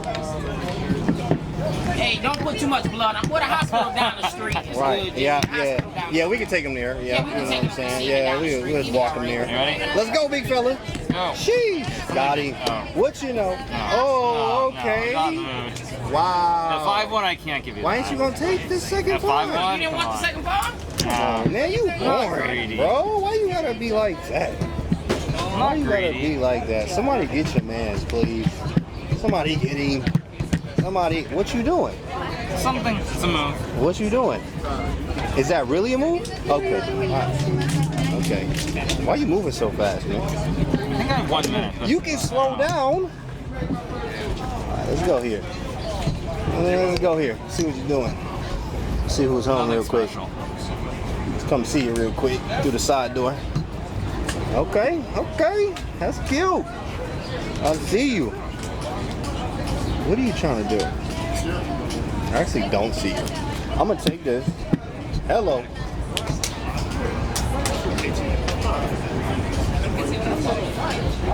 Okay. That is a weakness. That would be bad, huh? What you think? Which weakness you're talking? What you think about it? On E4? Yeah. What are you talking about? You better move, boy. You better move right now. Right now. Right now. Y'all got the second loss already. Oh gosh. What if I just get out your way? Have a nice day. Yeah, talk your way through it, Jimmy. I'm gonna come right back there and see who there. Oh, you gonna take those? Oh, I remember that. That's already out of that prep. Hold up. Hold up. How do I, hey, where do I put these pieces at, man? Where do I put these pieces at? I know y'all got better. We're gonna get out your way. Oh, you trying to come see me? You trying to come see me? You trying to come see me, huh? I'll take those. Go ahead. What you gonna do with that? I'm out your way. You gonna take that? Are you going to take that? Most likely. Okay. Okay. I just wanted to know. I just wanted to know. I don't even know what I'm gonna do. Oh, Queen, I don't even know what I'm gonna do. Actually. I don't know what I'm doing. I think neither of us have an idea. That's true. That's pretty good. That's pretty good. That's comforting. All right, let's go here then. Take it. You gonna take it? I think you got him. I think so too, bro. I think so I'm too. looking at the position. He ain't got nothing for the rook pile up. Yeah. Please commentate. 'Cause we're game. Man, come on. Go for it. Let's go. What you got? Hold on. Let's go. Man, you better move. You better get out my way right now. F5. Don't flag. Okay. That's cute. Get out of here with that. It's cute? That's cute. You know. That's cute. Let me get out your way. Have a nice day. Light square strategy. You don't think I'm gonna take that? You don't think I would take that, do you? Don't take that. You don't think I would take that? I would take that. Man, I'm gonna take that. What else you got for me? What? What is that? It's just a pawn. I get one, you get one. That was a move, big I get one, you get one. That was a Hold up, let me come see you real quick. Wait a second. Oh, it's fishy in here. I smell something. Hold on, big dog. Okay. Let me clank. I don't see what you see, but go ahead. I don't think you. Okay. I can't go there, can I? Yeah, you can. I can? Do it. All right, watch What this. coach say? No, that wasn't the move. What you mean? Gonna start pushing that pawn. Which one? Not that. See, now it's right. Adjust.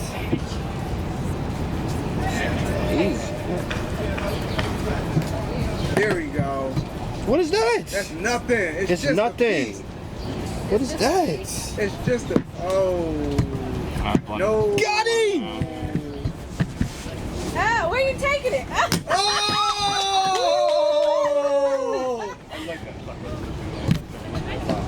Oh no! You gotta understand. No, it's not. Damn. It's the understanding of Damn, dog. This is. Jimmy is a draw. Just give him a draw. It's a dramatic draw. I'm gonna tell you this, Jimmy. That bishop is stronger than you think it is. He got the force. Mayday. You want to draw? Yeah, sure. Take a draw, bro. No. Not in this position. You're winning here. You can't How am I? take a draw in front of Because I wanted to go here, but then you go here. Yeah. Go here. sack. Your king's in the king's in the. You sure? Here? What? Takes a5. What do you mean? Oh, okay. Hey, look, I'm taking the draw, bro. Like, hey, you know, I'm taking the draw. I'll take the draw, ski. I ain't about to mess that up, bro. And I'm getting low. Look at this. You see that? I'm getting low, big dog. I'm getting low. Show us that dramatic. Oh, it's like this. You gotta take it, right? Always 4 fingers, 4 exactly, right? Hit it, come this way, whole body, come back to the square. Very nice, to the square. Well, when I do it, I usually do it like this.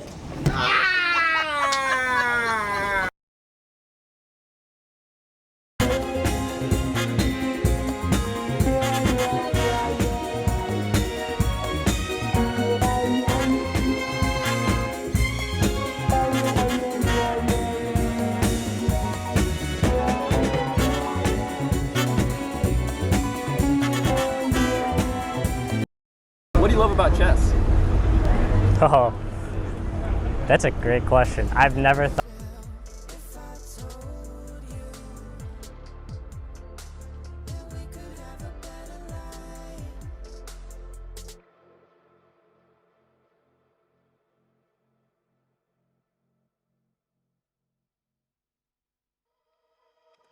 I can never keep my distance from a little mischief, I admit. Now I'm hanging on my hopes on us and letting you decide. I will never lose my interest if there's something in this. I'm convinced there's a glimmer of a hope for us, or is it just a lie? So why you selling me a lie? La la la la, la la la la. Are you selling me a lie? La la la la, la la la la. Show me a way to get lost. It's this thing. Okay.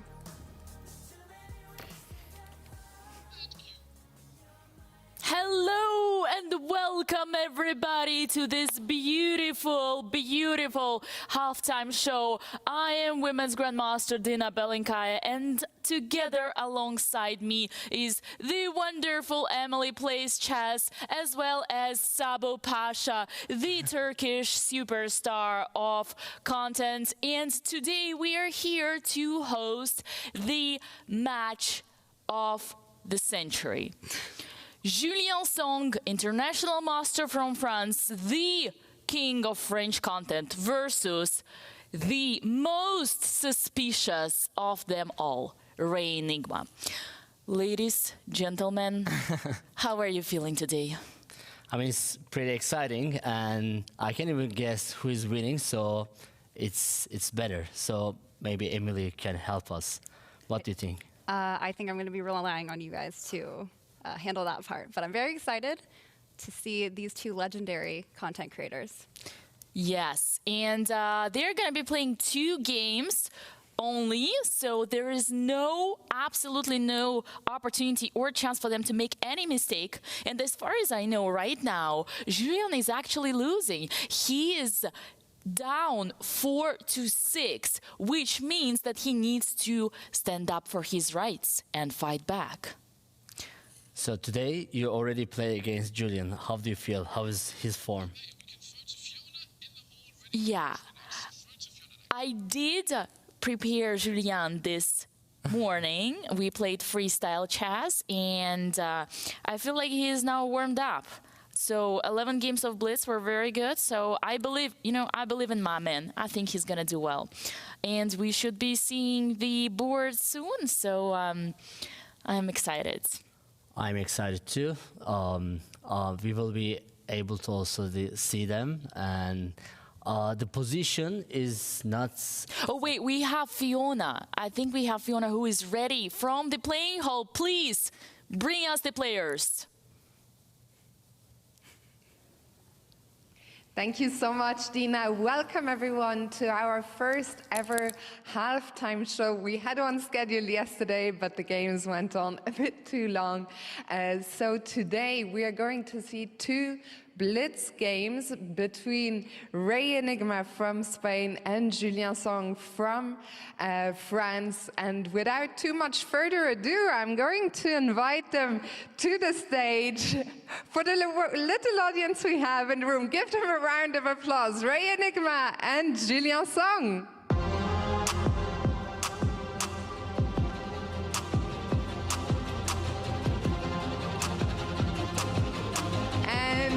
We are going to immediately start with the position draw to find out which position you guys will play first.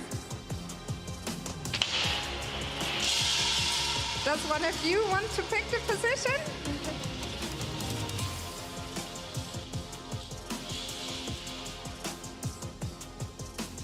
It's position 366.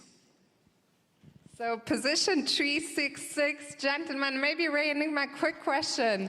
Are you excited for this match? Very excited. I am willing to play against Julian. That is a very strong opponent, so let's see how it goes. Not easy. Who's gonna win, Julien?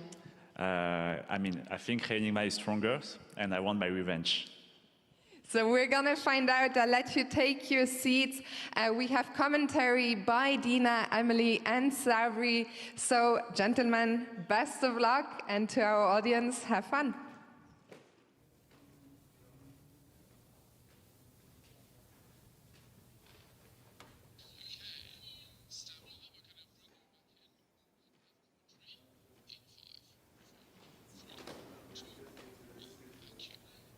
And here we go, position 366, my favorite one, with the king between the two rooks on the queen side. Lovely, I'm so excited for this. Those two bishops and the knights in the corner. All right, ladies and gentlemen, this is the last moment to take any predictions. Emily, who do you think is gonna win? I mean, I think Julian is definitely the favorite, but you know, I don't mind seeing an upset. All right, Sabri, who are you rooting for?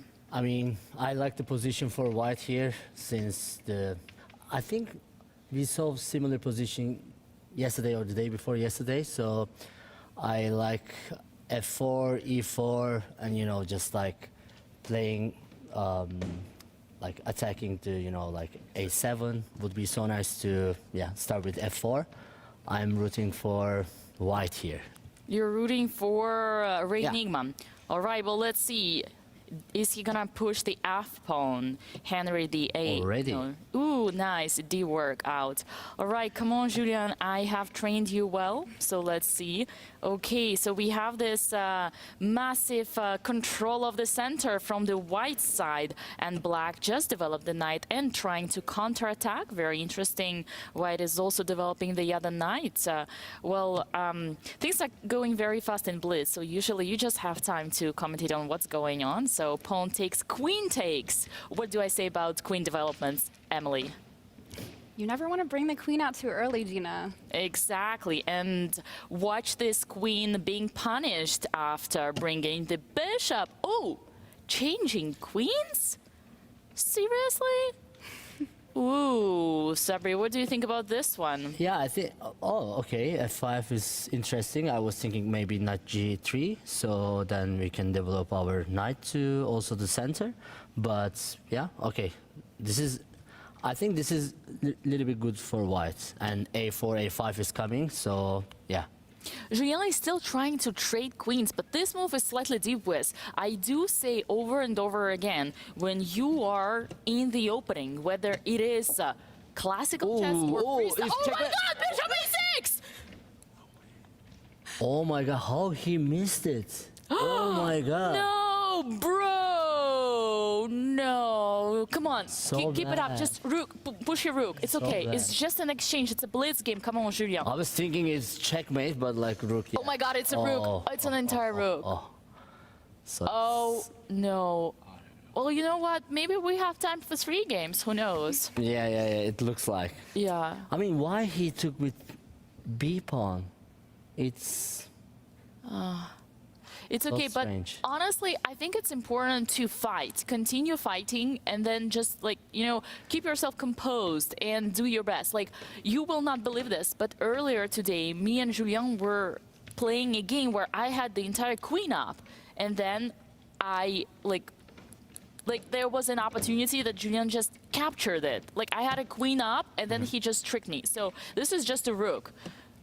I believe it's still fine. It's all good. I love how you approach the position, but it's just the rook is like, I mean, okay, yeah, knight is going away. I mean, I would just go. Oh, see, you're ready for a pawn. Okay.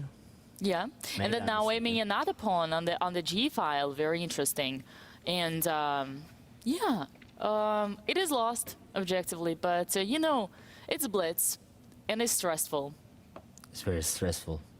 Yeah, this is how we love, freestyle chess. So in the opening, just 5 moves and it can be over.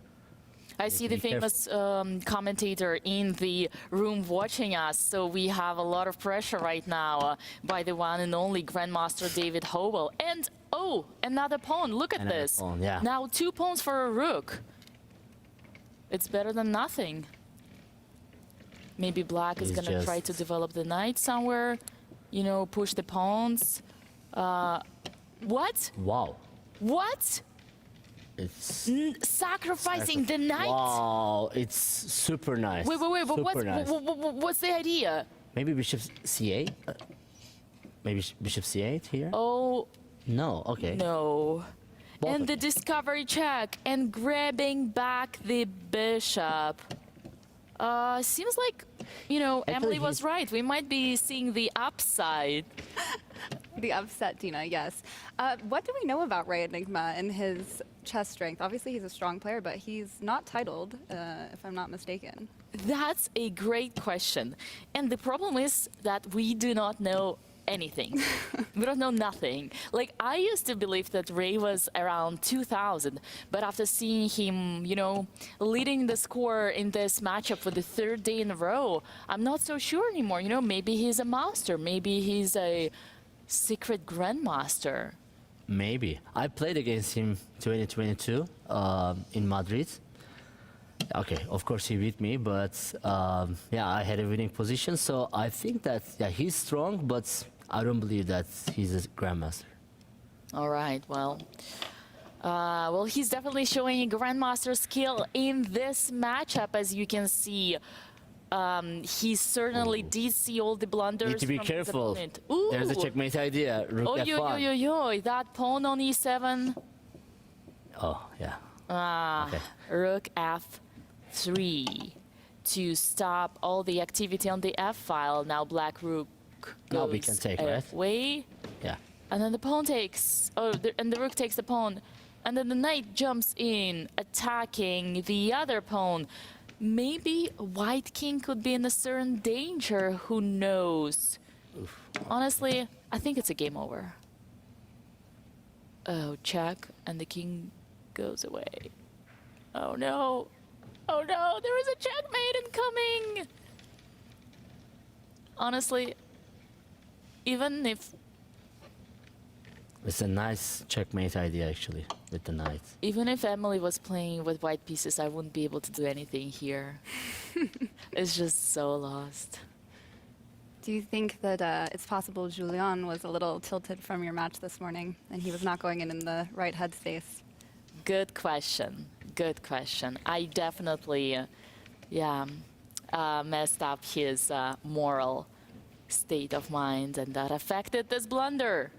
But it's okay, buddy. Just resign and then start a new game. Exactly. Oh, okay. Uh-oh. It's a checkmate! He blundered a checkmate?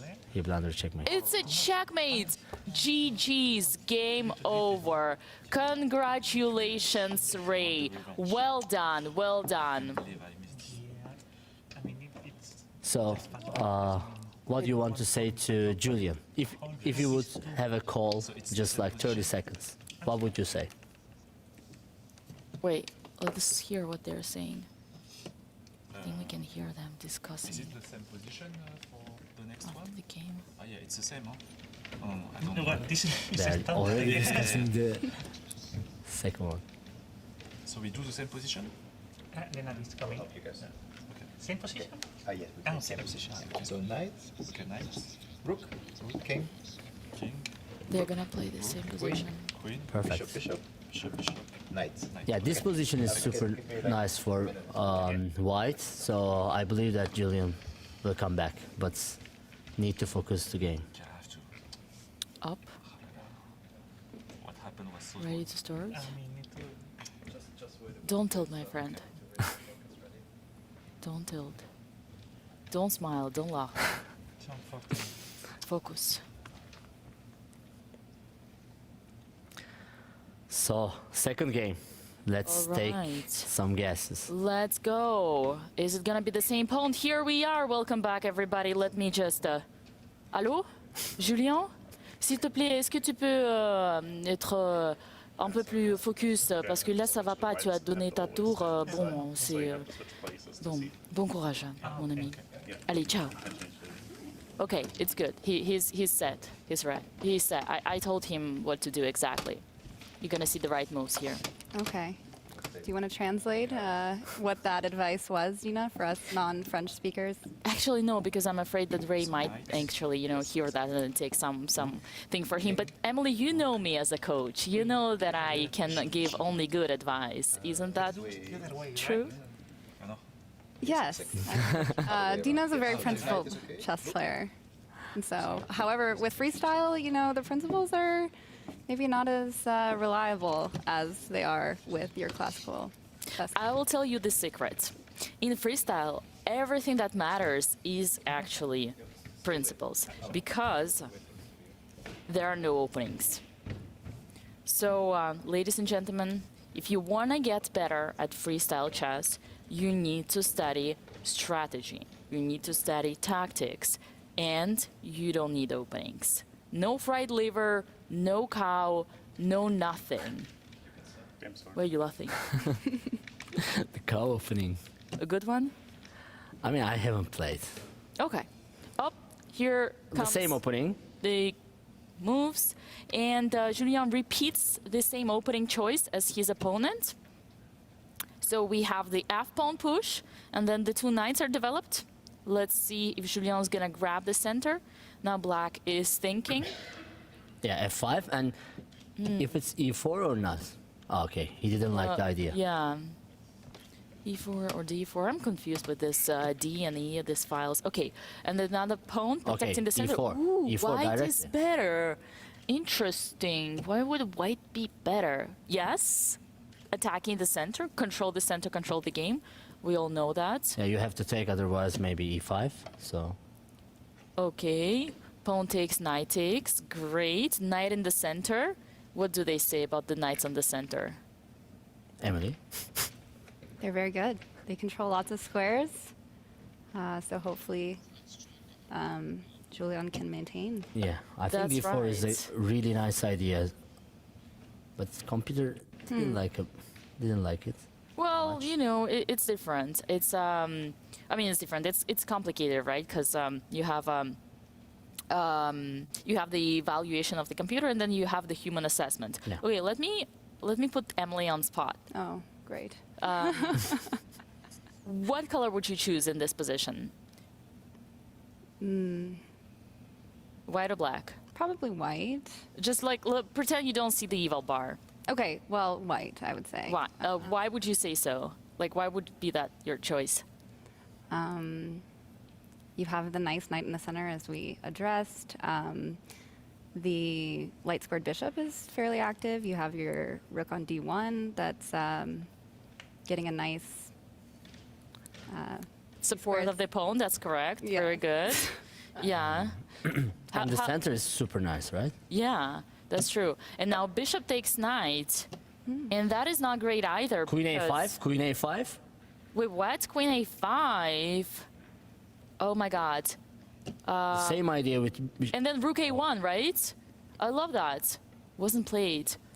Queen A5, and you cannot play A6 because you can basically take, right? Wait, what? What's your level? My level is 1900. Wow, you're Hit it. good. I'm impressed. This guy near me is calculating all the moves ahead. No, but honestly, white is definitely better, as Emily said, by all those means. The rook is in the center, the pawns are in the center. Whoa!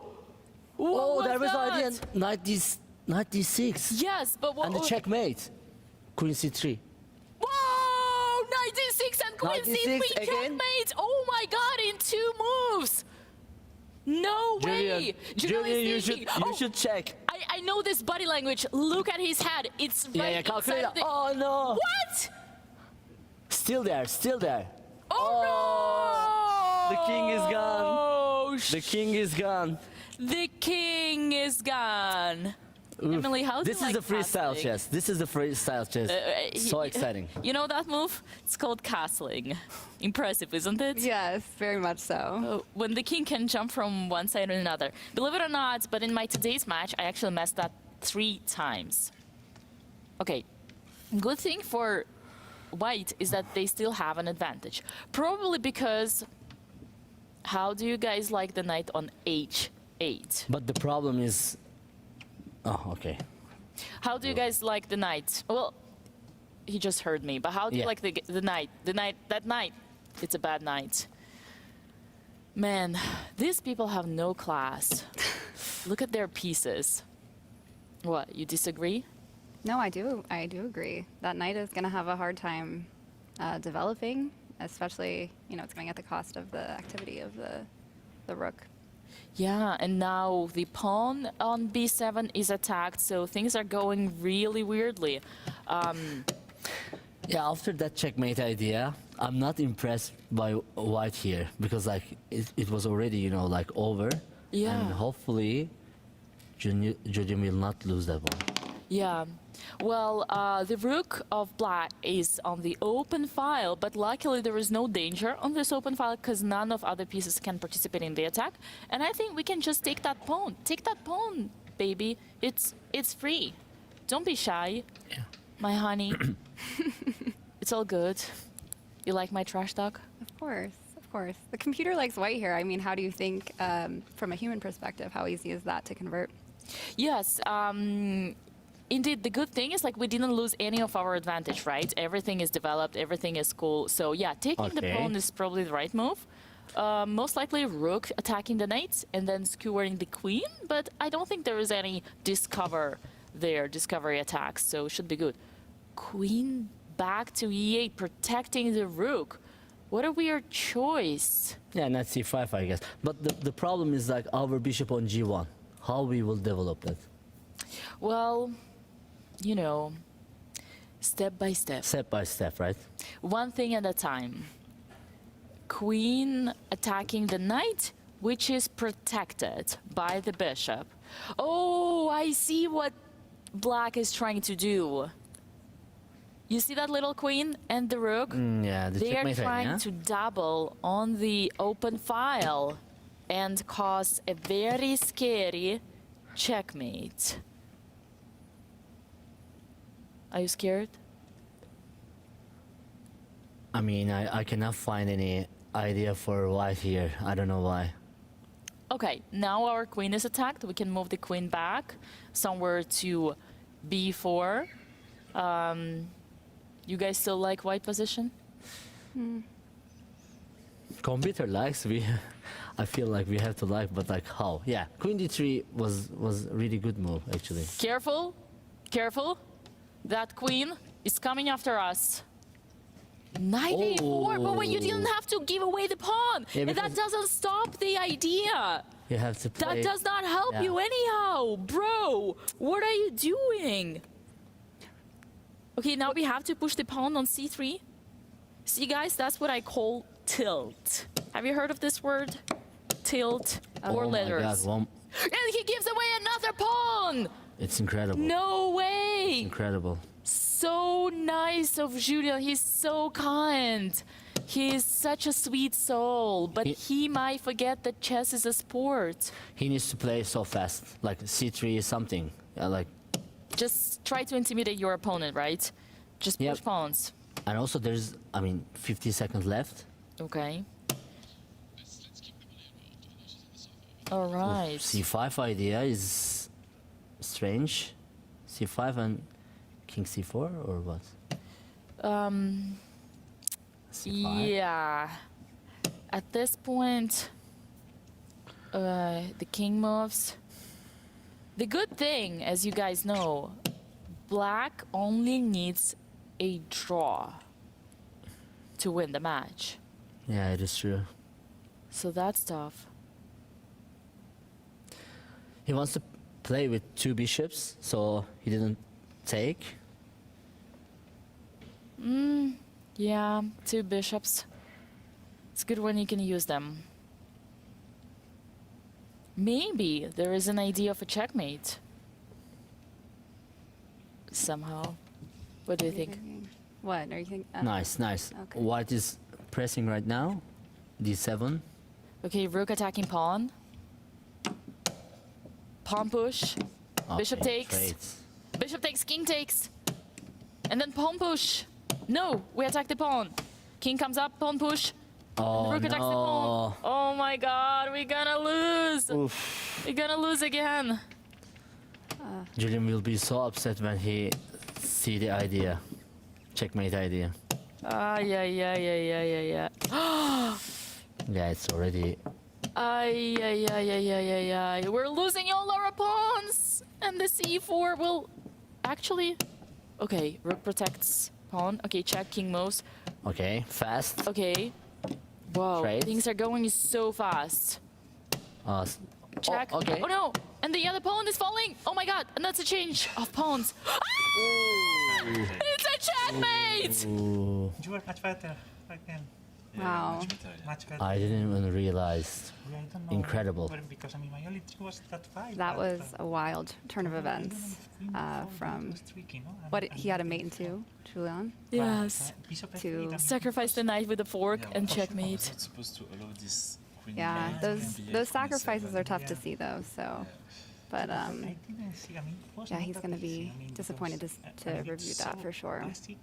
Very disappointed. Let's hear what players are saying. It's funny because first game you played this bishop a6, and second game I played this rook They a6. didn't talk about it. Same trick. Yes, for sure. Oh, I they just saw it. When you played rook a1, then I saw it. But Oh, no, again, you if I saw had to play like rook a8 and taking on b6, and I didn't like it. Emily, now But you still, have to I mean, take I to stand up convinced, for our counterplay, friend. But it was my only chance. You have to be For sure, like, afraid now. losing, but, You have to not challenge that easy him. with- Yeah, I'm not Yeah. super Revenge. encouraged. Revenge. You're gonna just give him 20 seconds. Time. Odds. It's kind of stressful. to Let's play maybe this show the game. idea. Can we show or? I'm not sure. On the stage, it's more- Because we cannot go back. Yeah, just before rook a6, there was an idea. Ay. A rough day for Julian. Oh, they actually have a little bit more time. I didn't realize. There's gonna be another position. Oh. Oh, it's a final game. Now I see. Nice. All right, guys. Well, I'll have to torture you a little bit more here in the studio. Are you guys having a good time? I think it's super nice. We should do it every single day. Any imposter syndromes in this room? No. No? You guys That are- was directed at me, Dina. No. How are you doing, Emily? I'm doing well, yeah. Is your first time commentating a chess game? Well, at this level, you know, more amateur players I have. My first time as well Yeah. is Really? in English. Really? English. Yeah. Wow. Ooh. So, thanks for that. It's special. Nice. I hear we're about to have a pairing, that the new position is being picked, I believe. So, oh, we can let chat pick the number of the new position. You want to just manipulate them, saying some numbers? That's interesting. All right, guys, let's decide together what is going to be the new position that is going to be played in the game number 3, the decider of the match that is already decided. Why is no one laughing? What? You want to say any number? All right, let's say 69 something. Like 900, no, 691. 691. 691. Let's do it. Bring it up. I want to see 691 on this screen right now. It's Why did you choose that number, Dina? Well, producer told me. It was pretty random, I can tell you. Okay, that's Pretty the random. position. Let's see. That is the position. So we got the bishop. Okay, Emily, I'll let you introduce pieces from left to right. It's like, you know, when you go to the eye doctor. Can you read the line like letters? Can you read the pieces, please? Yes, we have the bishop on A1, followed by the rook, queen, king, the two knights, rook and bishop. Wonderful. Is the position legal? In freestyle chess, yes. Correct.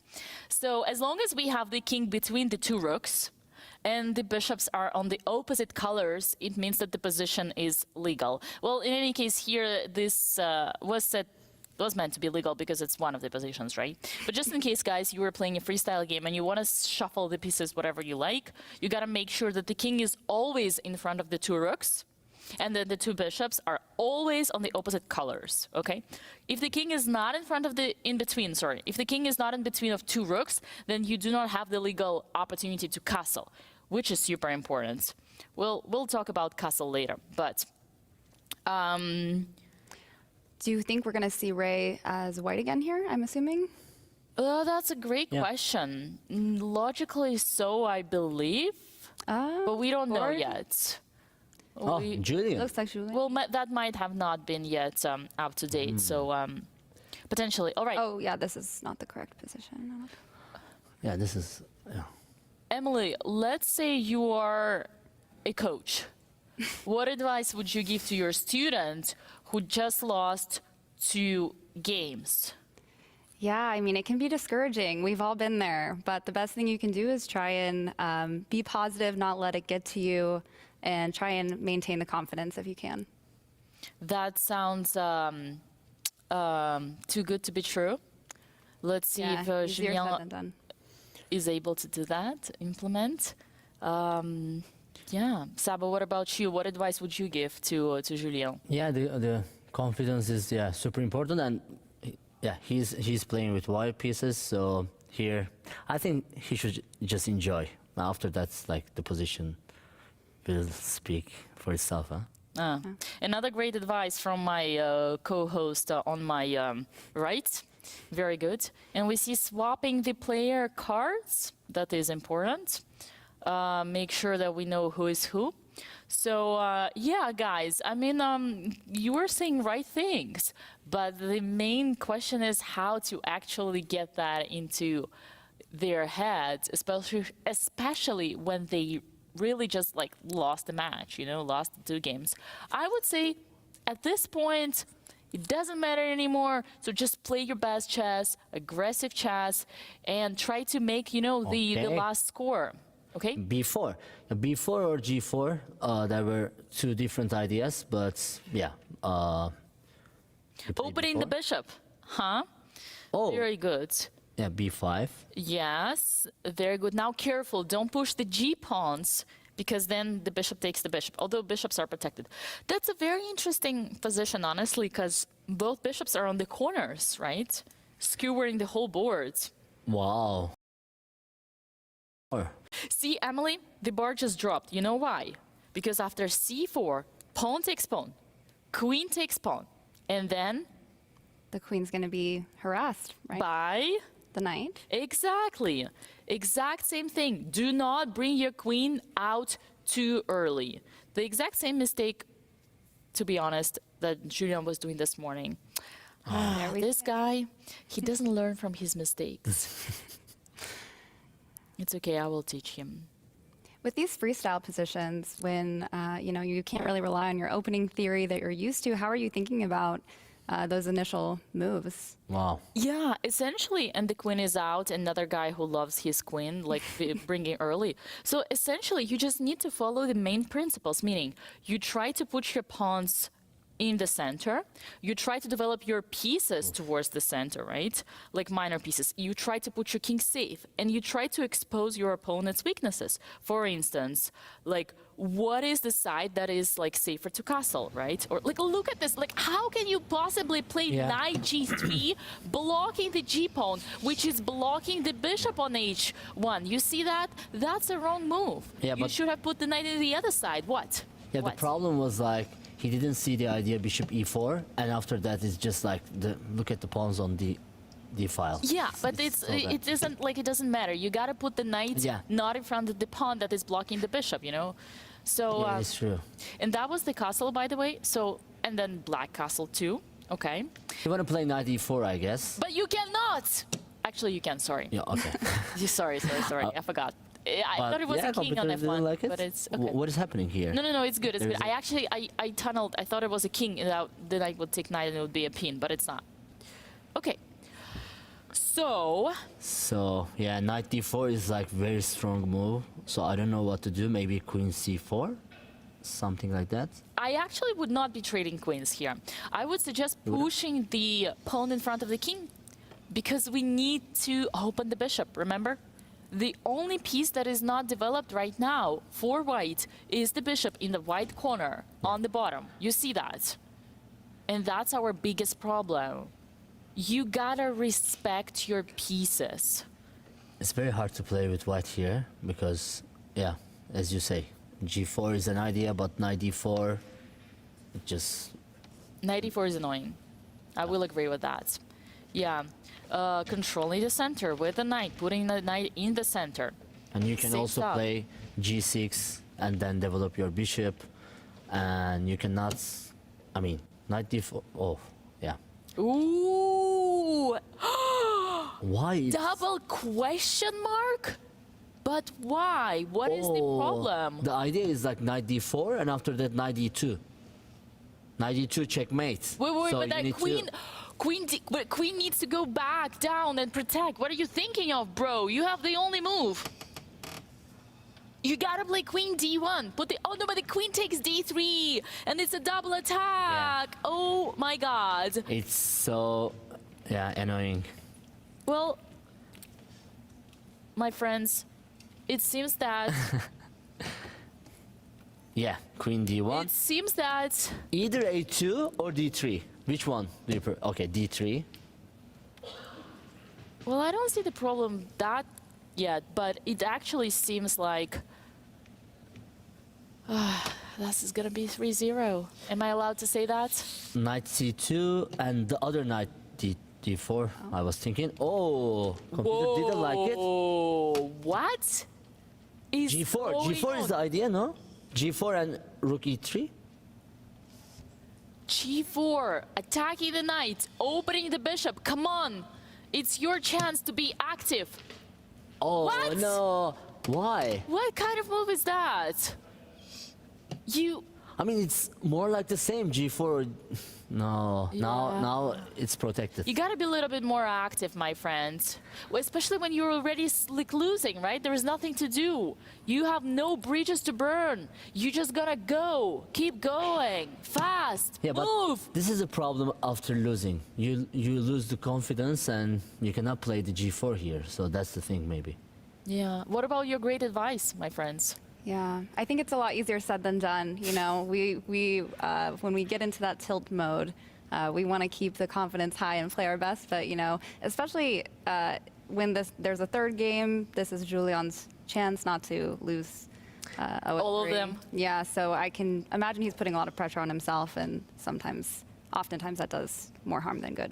Yeah, the pressure is real, guys. Chess is a game of psychology. It's a game of, it's a social game. It's your social status. If you lose at chess, it means you are a loser. So, why are you laughing? You don't agree? I mean, You don't feel like a loser when you lose at chess? I mean, I enjoy playing chess, so I don't think about it. But like when you say it, it's just like it was very strong word. Okay, bishop takes knight. Now knight takes back. What is Ray thinking about? Why is he hesitant? Oh, bishop takes. Okay, nice. Oh, nice, rook nice, takes nice. pawn. B5. And we push the past Perfect, pawn. It's not perfect. going anywhere, but we still push it. It's blocked by the bishop. Queen C2. There is no queens, bro. Rook, sorry. It's okay. It's okay. King to King F1. yeah, We need to protect the fork. Okay. What now? Whose knight is better? Black or white? Both in the center. Oh. Maybe the idea was passive. A4. Knight back to C3, protecting the pawn. Yeah, and now easy. Oh no! And then they're gonna block our bishop. What? Yeah. Knight goes back.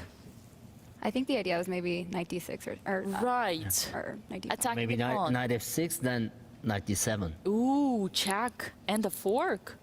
Interesting. Spicy. He needs to go for that, I guess. A lot of mistakes in this game. Interesting.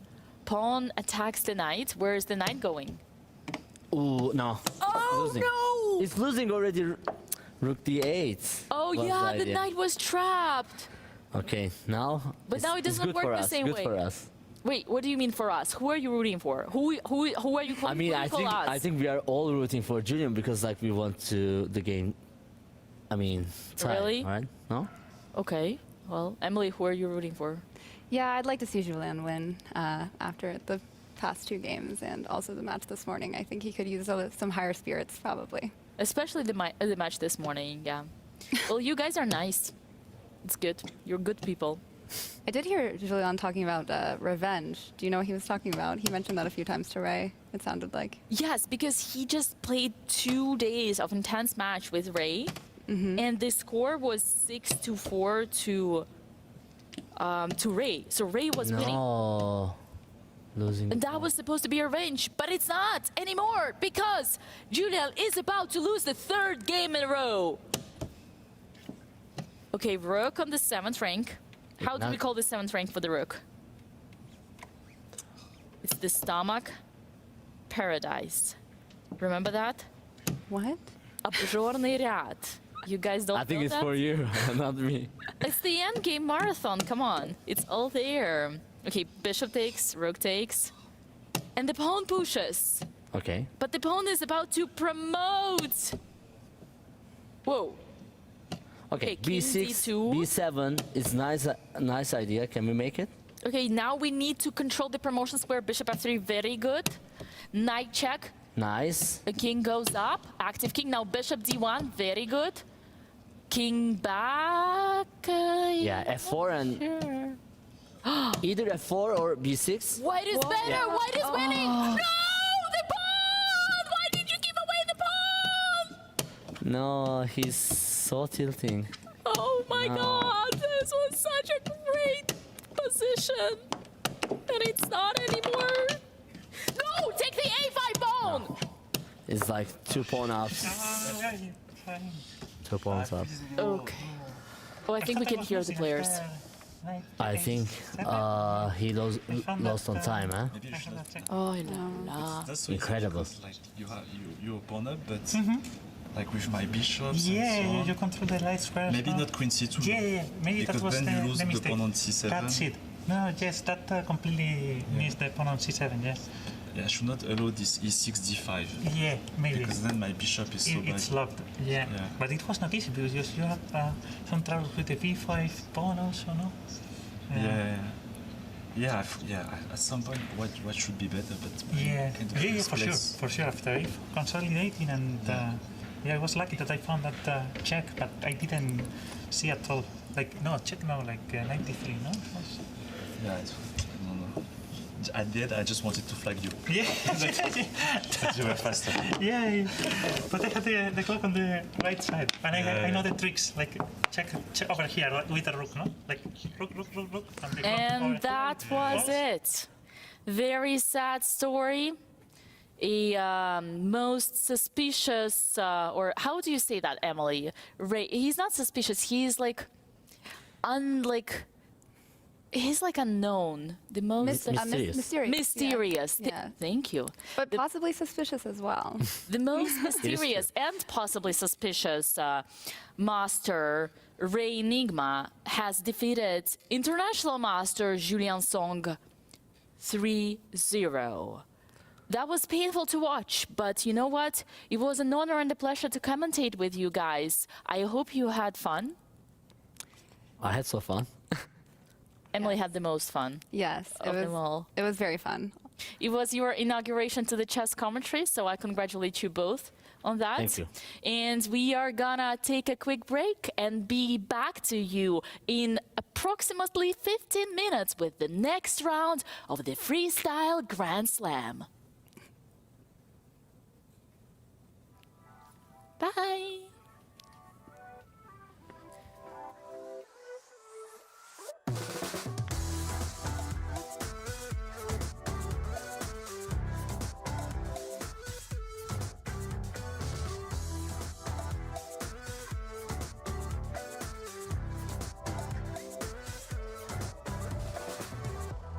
Show me how to make it real. I won't let you down. If this is how we're meant to feel, I never had a doubt. Through every test, I gave you my best. I am obsessed, believe me. So take the next step, we'll make up the rest. Try to let go. Just take me for a ride.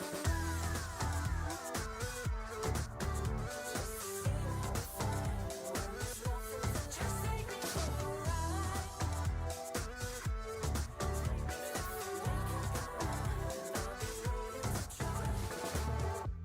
You wanted me to break the rules. I can read the signs. I can feel it burning through. You see it in my eyes. It's complicated, 'cause all along I've been waiting. Just take me for a ride.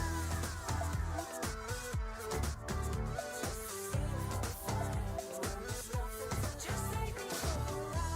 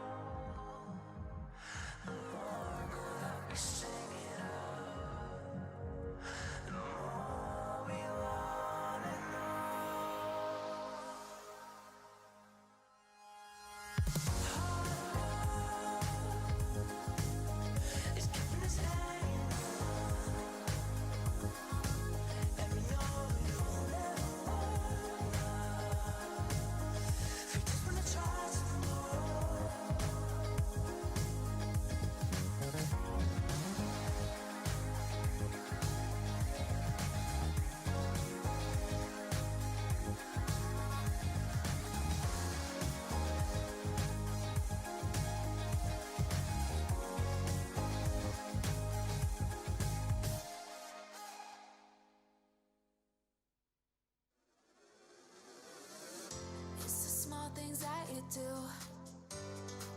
to keep reminding me there's magic inside me and you. Dreams to reality. All of my worries and fears fade away with you. There is no limit to all of the things we can do. Let's go, take my hand and hold it tight. I won't ever stop dreaming. Eyes closed, jump right in, we'll take them tight. Let's go, 'cause I got that feeling. Give me that, give me that, give me that, give me that, that feeling. Never stop dreaming. Give me that, give me that, give me that, give me that, give me that feeling. Never stop dreaming. You take me to a better place. Never wanna leave.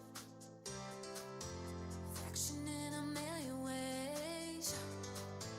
When you're next to me, all of my worries and fears fade away with you.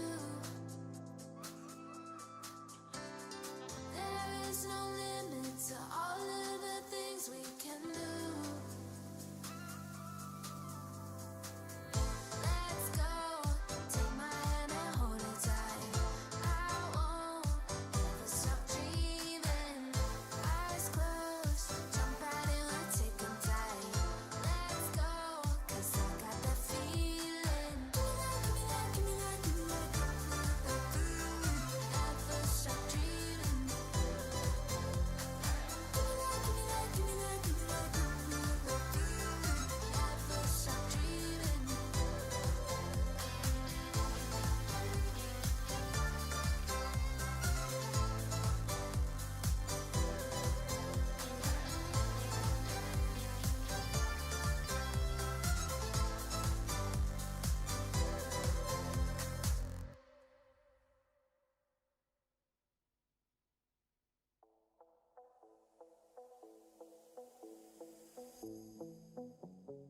Gotta show them how bad you want it.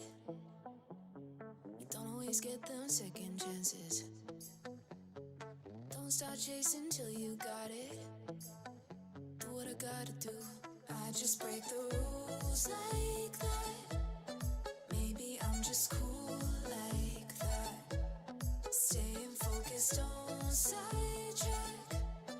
Always when I don't come last. I'll never go less than 100%. I'll just keep waiting while you're catching your breath. I'm only living if it's close to the edge. So come and dive into the deep end, 'cause the best is yet to come. I'm like a song you can't get out of your head. You press rewind when you get close to the end. Each time you leave, I know you'll come back again. So come and dive into the deep end.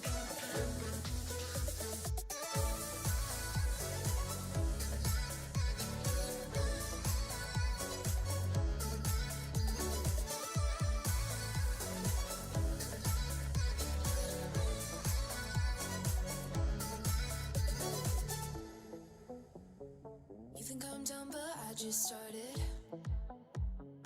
I'm the fire that lights the darkness. Don't get strong, confused with heartless. Do what I gotta do. I just break the rules like that. Maybe I'm just cool like that. Staying focused, don't sidetrack. Always when I don't come last. I never go less than 100%. I'll just keep waiting while you're catching your breath. I'm only living if it's close to the edge. So come and dive into the deep end, 'cause the best is yet to come. I'm like a song you can't get out of your head. You press rewind when you get close to the end. Each time you leave, I know you'll come back again. So come and dive into the deep end.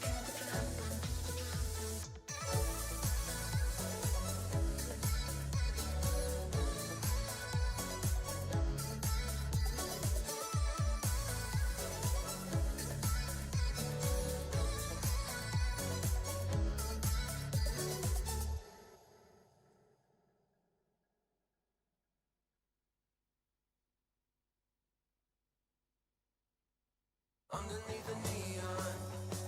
Denim jacket you can lean on. In the drop we can be gone. Like a dream, I think I see one. On the reg, you know I need that. On my neck, your name is ink black.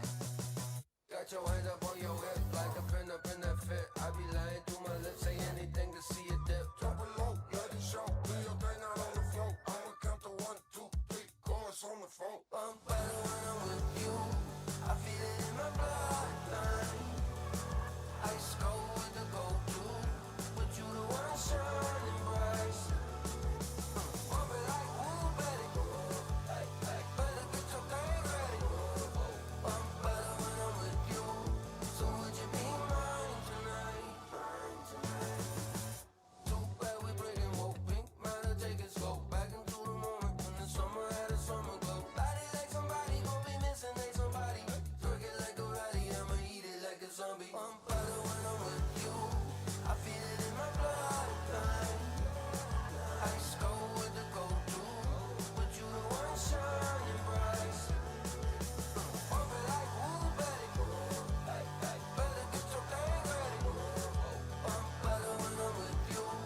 So would you be mine tonight?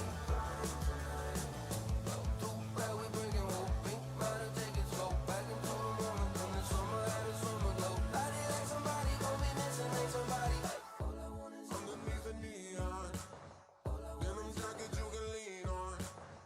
In the drop we can be gone. Like a dream, I think I see one. I'm better when I'm with you.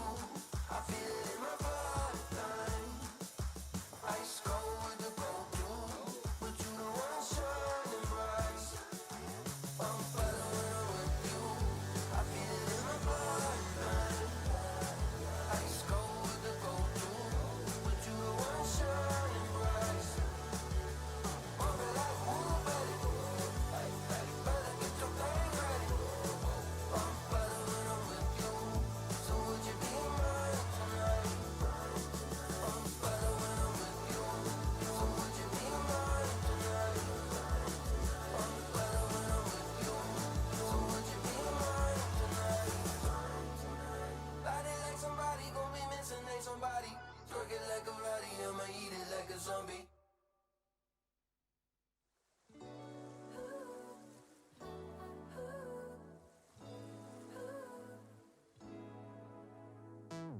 Summer night, sipping up the vibe, here to make you dance now. Feel the heat, taste of something sweet.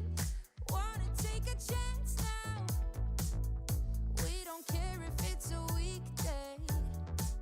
We're getting on it like we've nothing to lose. Out out there soaking up the sun rays and feel the rhythm of our favorite tune.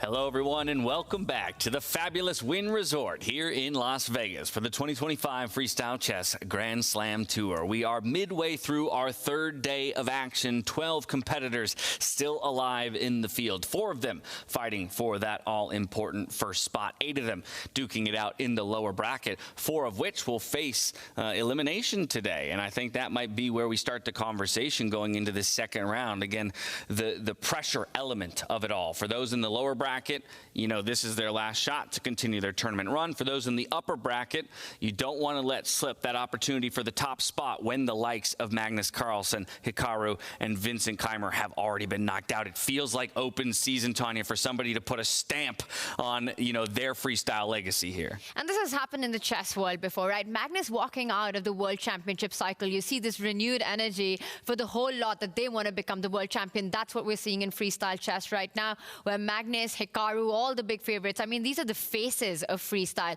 They are playing in the lower bracket. That's just the sideshow. The main course is what's happening in our championship bracket. And I think for Fabi, this means more than anything right now, you know, finishing second in Weissenhaus, third in Paris. Is this the one where Mr. Consistent finally does it, David? It feels like it might be, but then again, it does feel like Levon Aronian's event. It feels like Hans Niemann's big moment, his big breakthrough. It's so tough to call from the top four. The one up against it now is Arjun Erigaisi. I thought maybe this would be his event, but either way, those top four, as you say, it's so important here and now, big breakthrough in their careers, let alone in the Grand Slam Tour. So often in sport, the conversation is about which player is in their peak form at just the right moment. And again, with that opportunity to strike for a number of our players, the question remains, can Levon take it in 2-0 fashion over Arjun Erigaisi? And who will break the tie between Fabiano and Hans Niemann? Back out to Fiona to find our position for the next round. Welcome back, everyone, to the second 30+30 game. My name is Fiona Steil-Anthony. I'm delighted to be your host for the remainder of the day. So the next game will decide how many playoffs will we get today. Yesterday we went all the way to Armageddon. We'll have to find out what happens today. But for now, we are going to first of all find out which position the players will be playing. And in order to help me do the draw, I would like to welcome to the stage, all the way from Spain, Mr. Ray Enigma. Give him a warm round of applause.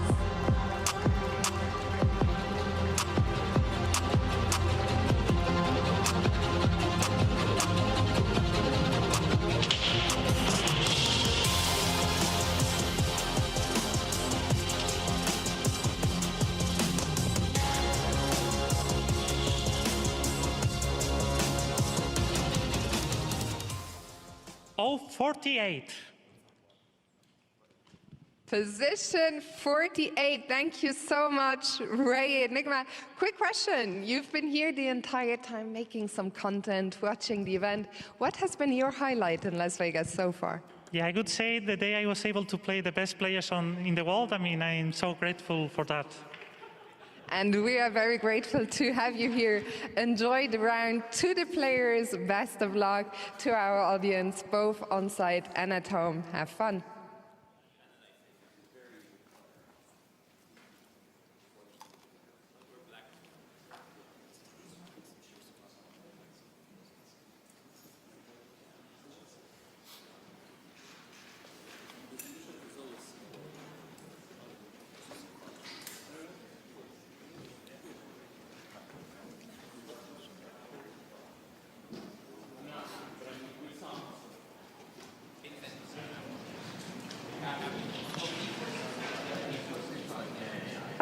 I can hear them speaking. Yes. Yes. Oh, guys, what about before? Before E5, yes, it was. Oh, E5 before you. Maybe. But E5, yeah? E5. Just temper. Just the temper. Okay, so here, yes, here. Worse. E3,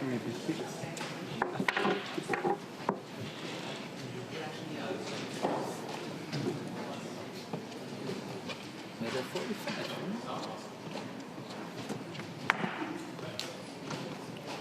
Yeah, this looks great. 55. Good. One more.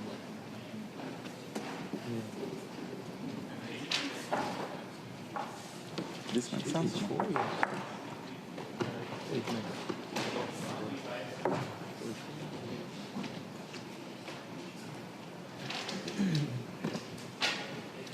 Unless you want to play with a 3. Yeah.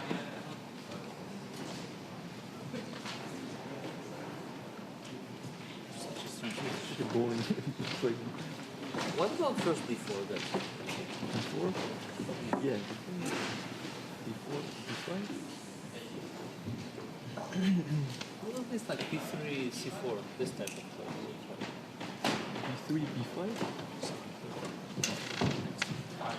Knight.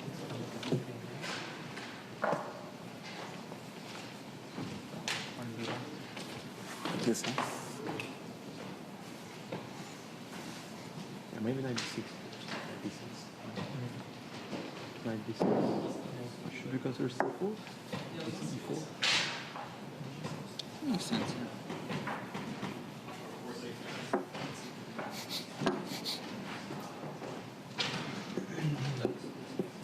CD5, yeah, maybe.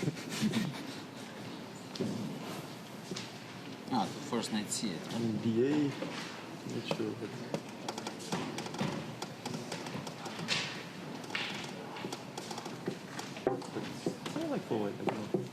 Knight d3.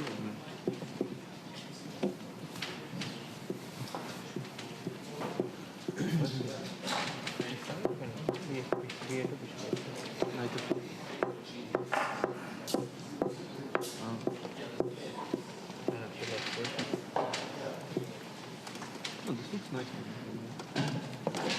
H4. Yeah, with H3.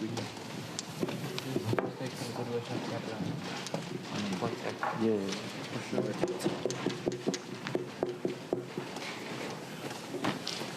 H5. That's terrible. No, it's too slow, yeah? I should play with B6, but... Which 5 H6?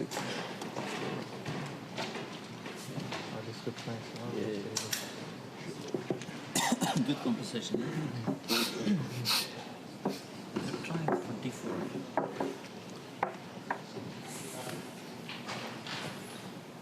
B5? Yeah, D4. Some offers. But they must. H3? D6 equal with that, right? Well, I don't know. But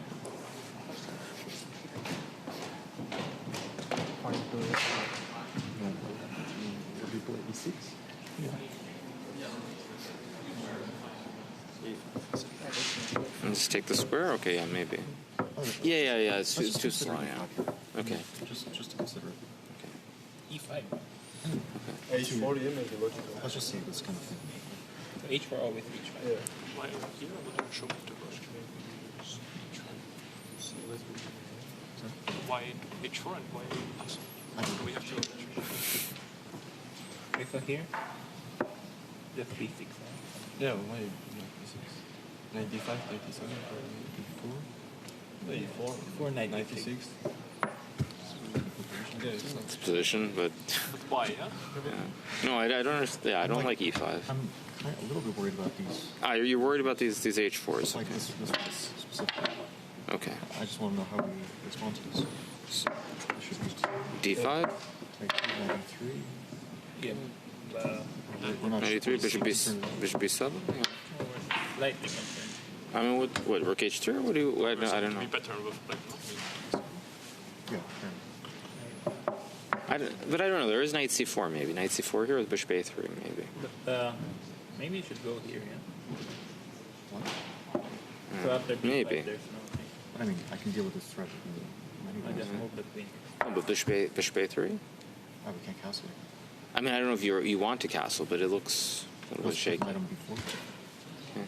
Knight D3, knight D3 A... Wait. I don't think so. Knight D3 A5 hangs B6 though. I don't know.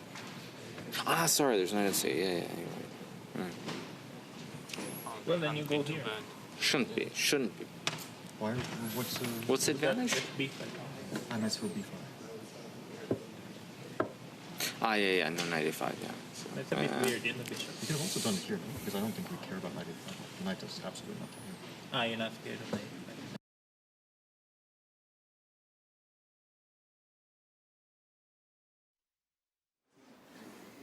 First move D. Yeah, that's true. Also B4 and check B4. But you think anyone play B4? But what? Ah, B4, B4, B4, E5. And how do you, what do you do? Yeah, your B1 bishop is very bad. Yeah, so D4. No, D5, E4. So you real trouble. You have to play D5. Oh, we have to copy. Okay. I don't take bishop B7. That's so much time. Yeah, no, this is. This is not B6. Well, it's thanks to Ray Enigma that we get position number 48. Can't look much more different than a standard game of chess than this one. Only one singular piece on its normal starting position, and that would be the rooks sitting on the right-hand corner of your screen. And take a look at this very interesting heat map that we have. A reminder for you at home who might be seeing this for the first time. This is pulled from data that we have on chess.com of freestyle chess, games played in this exact starting position. But it very much shows that there is no consensus best first move, at least from what's been played online, Tanya. I would agree, but also what it shows is the symmetry possibilities that do exist in the position. Look at the red markers right there. It's exactly where it is on the black side of the board. This is a very fascinating starting position to my eyes, because you've got all the majors on the right side of the board and all the minors on the other side of the board. Left side is where you've got the bishops and the knights and the rooks and the queen on the opposite flank. What that means for me, David, is that the big long-term question for the players is going to be deciding where to put the king. Now, it might feel at first that it's doing absolutely fine on the right side, but look at the eye line of the two bishops, you know, peering to those diagonals. Does your king really feel safe on that end? The h-pawn with the potential of moving forward, something the players have been discussing as well. The rook beautifully placed to start the attack. But then that means you're looking at the left side of the board. You need to clear up a queen, rook, knight, knight to get the king all the way. I think this means we're going to have a feisty middle game in this one, David.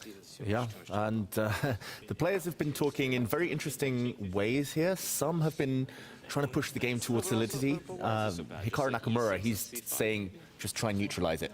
And that's because in the tournament situation, a draw is enough for him. Some of the others, they want to go on the attack. They want to win. So there's been this debate. It looks like Fabiano's in a very creative mood as well. As Tanya says, it's one of those positions, probably objectively, it's roughly level, but you can put such a spin on it. You can kind of push it in so many different modes that, yeah, the players... They're having fun, though. I mean, this might be the first giggle that I've heard over the course of a starting position discussion from any of our players. 30 seconds to go. They'll be making their way to their seats soon enough. I will point out importantly, that two of our semi-finalists completely sat on their own. It was Hans Niemann in his matchup sitting at the board, and it was Arjun Erigaisi opting to sit alone while their opponents would be joining in those group discussions. 13 seconds to go. Lavanaroni and he... Welcome back, guys. We are here. I hope you had a nice break. You was chilling. Of course, maybe we got some lunch, some breakfast, or dinner, wherever you are, of course, but it's been a good time. We got games. We're live. We are back. Freestyle Chess Grand Slam. I'm FIDE Master James Canty III here, joined by International Master Alex Ostrovsky. All right, Alex, game 2. We live. We're live. We already got a move on the board. And if anyone missed it, Hikaru Nakamura was able to win his first game in the mini match against Lanier Dominguez. And now Lanier is in a must-win situation to avoid elimination. What does that mean? That means for Hikaru, wins great, but draws just as good because it gets him through to the next stage of the match. And we have, as per usual in the freestyle format, a brand new position. This time, it's really in the freestyle spirit. You got the double bishops, the double ops right in the corner, followed by the double knights. So this definitely has some unusual patterns. And we quickly see d4, d5, b3 on the board, and Hikaru already got up. Maybe he wants to use the restroom. Maybe he wants to sneak a peek at some of the other boards. Maybe, who knows what it is. But we got action. It's just funny because Hikaru gets up all the time. Like, he just like makes a move, gets up. All right, cool. Hey, it's the second move. And then he's like, oh, man, let me get back. b6 on the board too. So symmetrical so far. What I like is the bishops. That's how they point on the king side over there for both sides. So the bishops are quite vicious. There's a lot that can go on with these bishops aiming at the king as such. But so far, so good when it comes to symmetry. Nothing breaking open in the center yet, except now with c4. Will he play it in Queen's Gambit fashion? Will he take, actually, and try to open up the bishops? So it is something to pay attention to. My bishop is not great on a8 right now, so I would like to maybe take on c4 to kind of see what happens. And a couple of early observations I'd like to point out here. In the previous game, we saw that Hikaru, he had a nice pace to the game, got Lanier down on time. The whole game, I feel like Lanier was down 5 to 10 minutes. And in the end, that is really what cost him, because Hikaru was able to generate some threats. The position, according to our engine and analysis, looked to be defensible, looked to be around even. But we said, hey, Hikaru's got the initiative. Hikaru is the one creating trouble. And one mistake was all it took for Lanier to go down. Here, again, we're only 3 moves in, but Lanier is playing very quickly. And what we also see Hikaru doing here is playing the game in a symmetrical fashion. I was mentioning this myself. I was saying, hey, I've seen a lot of these freestyle games where one of the strategies might be copy your opponent. We get d4 on the board. Hikaru goes, all right, d5. I'm going to do the same thing. b3, b6. I'm going to play solid. I don't need to take any risks. The pressure is on you to get the win. And now we get c4 and c5. Wow, Hikaru is really just trying to copy Lanier all the way, saying, hey, we could simplify the whole game if you want. Let's head to a solid and safe position. Yeah, in fact, he's cool with a draw here. And why is that? Well, I mean, he's already won. So a draw here will be perfectly fine if that's what he's looking for. He may not be looking for that at all, but to play for a draw is not the right way. To play for a draw, you want to play for a win, actually. So Well, James, you mentioned that d4, c4, you know, it's the Queen's Gambit style, right? Like d4, c4, of course, in good old-fashioned regular chess would be the Queen's Gambit. And this c5 move, the double Queen's Gambit, that takes me to some memories. You know, Hikaru defeating Pragnananda in the candidates tournament. That was d4, d5, c4, c5. That was a weapon Hikaru used on a couple occasions. So, you know, maybe a little bit of inspiration here. But I think Linier, I think he's really made some adjustments, mental adjustments perhaps, saying that I'm going to avoid getting low on the clock this game, because even though it's move 4, in the previous game, I feel like he already was down like 3, 4, 5 minutes that early on. So maybe he's just like, I got to keep the speed. I got to keep the speed. And I mean, that's how it looks like to me as he takes on c5. And Hikaru can continue playing the copycat game and taking you on c4. But he's not at the board, so we don't know yet. it seems as though he's also trying to avoid, Lanier is also trying to avoid symmetry. As yeah, he's like, let me take on c5 and then kind of imbalance the pawn structure a little bit. What he wants is just some type of imbalanced game, because that's going to give him chances to play for a win, which is what he wants to do or has to do. In fact, being in a must-win situation. So after dc5, we're looking at exactly takes, and then I was thinking, like, what if we take all the way down? How would this position look? Take. Yeah, I mean, I could take take with a knight now, right? Because check this out. If you want to keep taking my pawn, all of a sudden I can trap your queen. That's one of those funny freestyle, And then what freestyle happens features. on if you take it all the way down and with 2 queens? Wait, because I see what you want. Someone takes the other queen. I think it's like take, Yeah, just but to you show this can't- how fun this is. Yeah, Takes, you can't takes. you can't copy me all the way. Yeah, Can't copy me all the way. And then Uh-huh. queen takes, and yeah, that's a hilarious line. But yeah, this won't happen. But just to show the copycat. Whoa, what happened? What is it? E4. What? Whoa, whoa. Big fan. Let's go. It's about to get spicy. Okay, e4. I mean, that makes a lot of sense. You open the queen up, the Mhm. rook defends the pawn, and we can see, I think, one interesting feature of the position is that you're almost immediately thrown into the middle game because, okay, we know all our fundamentals. In the opening, you got to get castled, you got to develop your pieces. But check this out. You're already castled to start the game. Both kings are already very secure, and you're already halfway there in terms of development. Once you move a couple pawns, your bishops are already on like their most optimal diagonals almost, right? So it feels like the skirmish in this type of, I wouldn't be surprised. We might do it. Well, we will do a tour of the other boards as well. And I wouldn't be surprised to see a lot of early clashes, because it feels like this starting position, the action should start sooner due to the placement of the king and the bishops.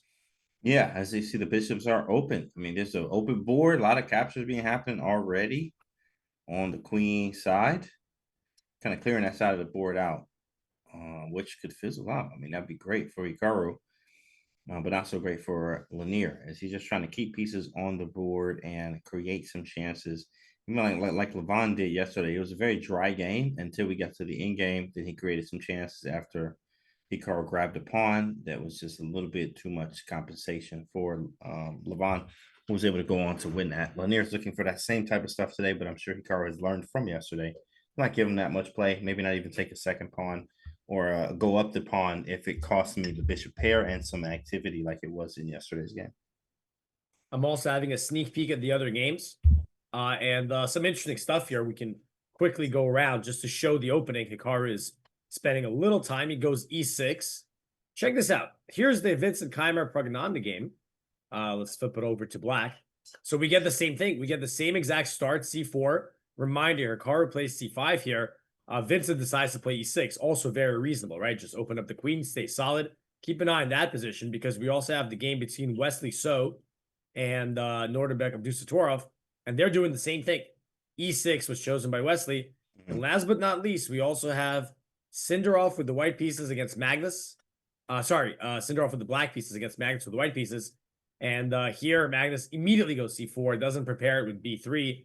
And Sindarov spending 7 of his 30 minutes already on move 2. So it's not unusual for players to invest that time early.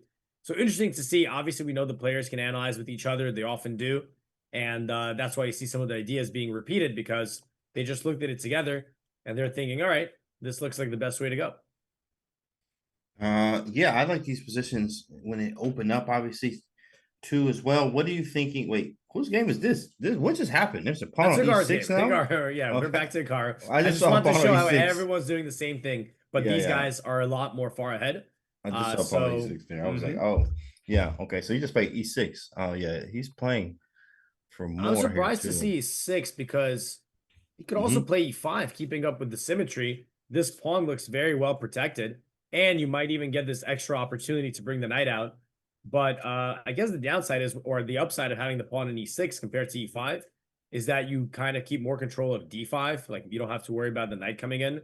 So yeah, all things being equal, I would have thought the pawn in E5 would be preferable. But Hikaru goes E6. He gets up again. As we saw, him looking at the boards, at least in the lower bracket, isn't going to be helpful because he's ahead of everyone, right? You can't see how their games are going because you are like 5 moves ahead of them.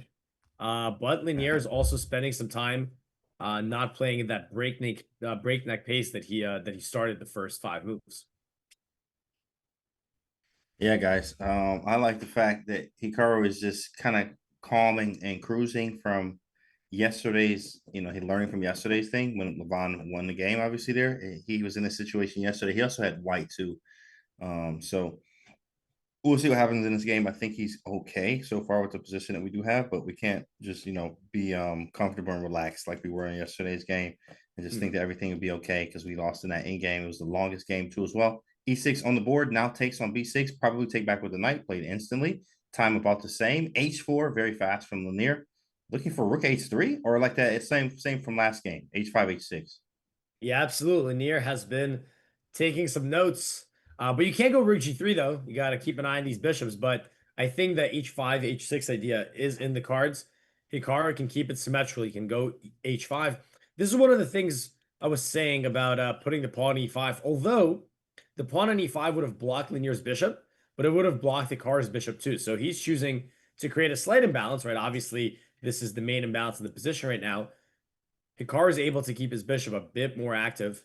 And I mean, I know I've said it already, but I've got to say it again. I feel like Lanier really took that loss to heart. He was like, I had a good position. We even saw at one point Lanier missed the nearly decisive advantage had he found this difficult knight maneuver with knight d8. So he might have, they had a bit of a break, an hour plus. So he might have looked at game, drawn some conclusions, been like, okay, I played a good game. I even had a chance to win. I lost because I didn't have enough time to solve my problems. I am not repeating that mistake. So now we are facing a much more locked in and speedier Lanier as he's in a must-win situation against Hikaru. This is gonna be an exciting game because I know he's gonna take some risk. And when you take the risk there, it's going to be Hikaru's job to, handle and mitigate the risk. But then it's Lanier's job to, invite and excite and ignite the risk here and some fun because he's a must-win situation, which makes things a lot more fun to say the least here. So we're gonna see what happens. Chat, you think Hikaru's got it? Do you think this is just a wash? Is it over? Do you think we're going to Armageddon? What do you think? Or not Armageddon. They actually have a tiebreaker. Wow. Yeah, it'd be a tiebreaker. Yeah, we actually have a tiebreaker before all of that, but yeah. No, you bring up a great point, James. This is going to be exciting because Lanier's going to burn all the bridges, right? It's a must win. And what do you got on the line? You don't have rating on the line, right? It's not even you don't risk any rating. I guess you do have freestyle ratings now, but not sure how much the players are going to weigh that in their considerations. It's a must win.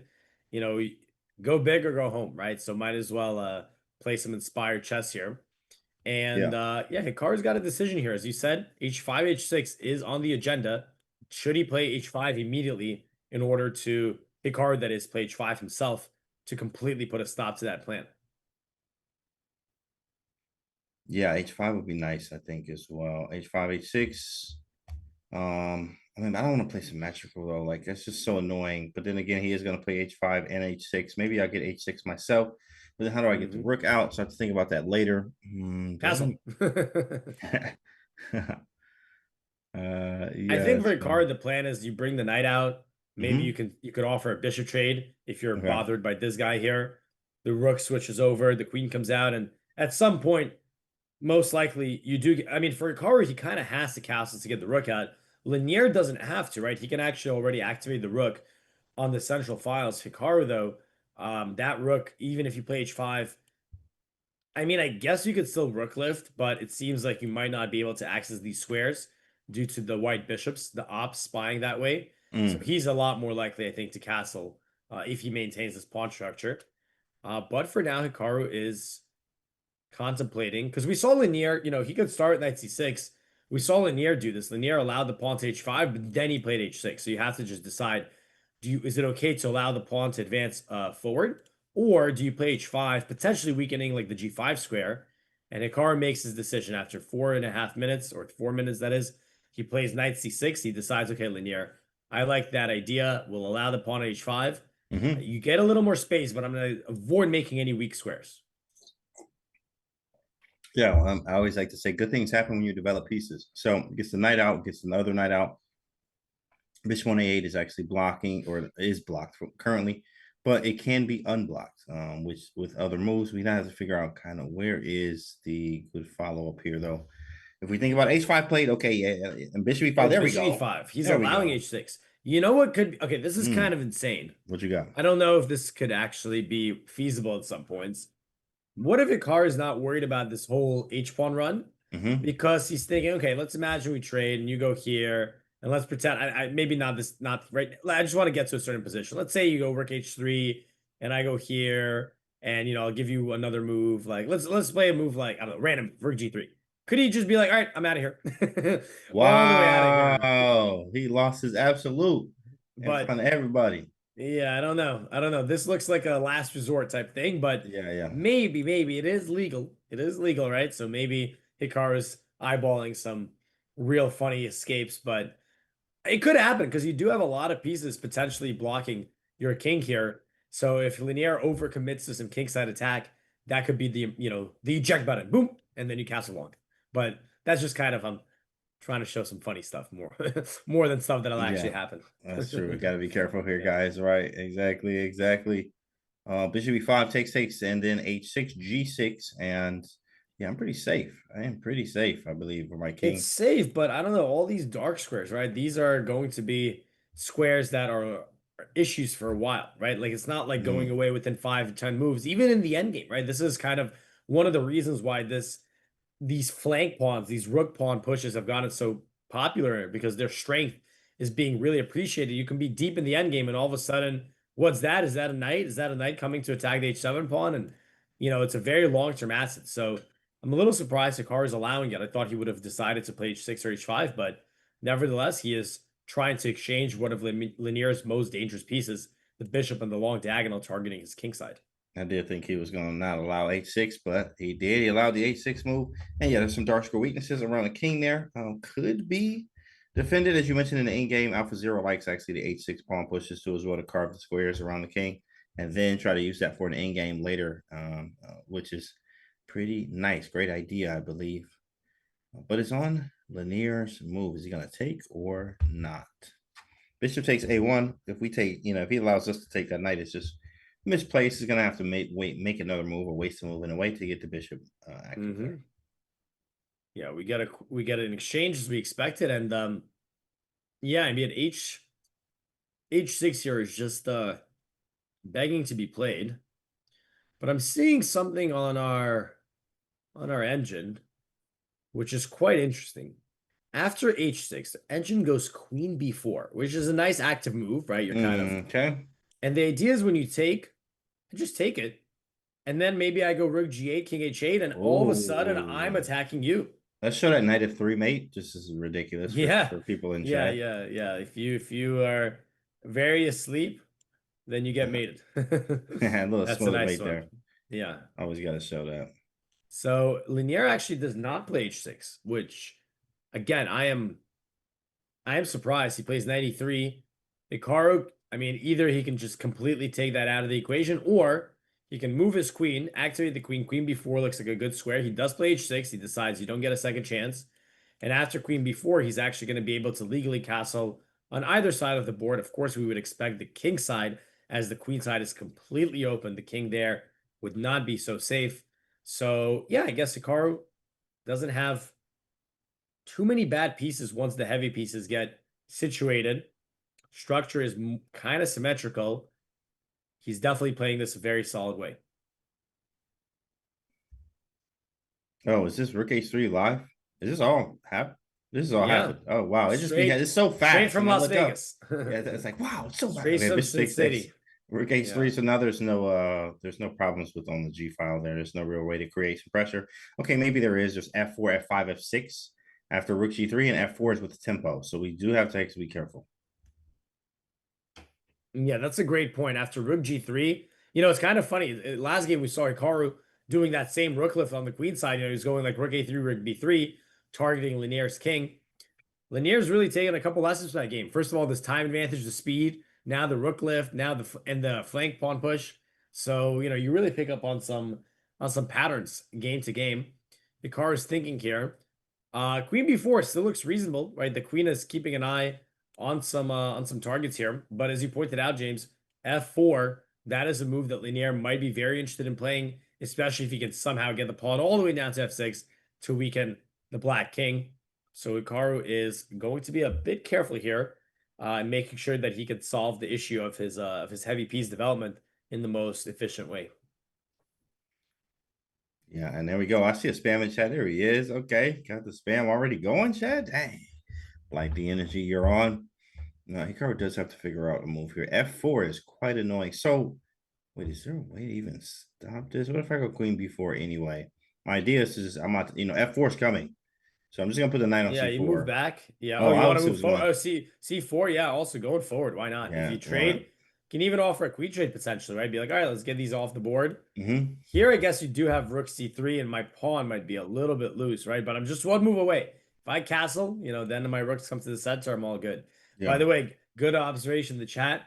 Look at their headphones. They did switch. White wears white, black wears black. That's pretty funny. They are color coordinated to the color that they're playing.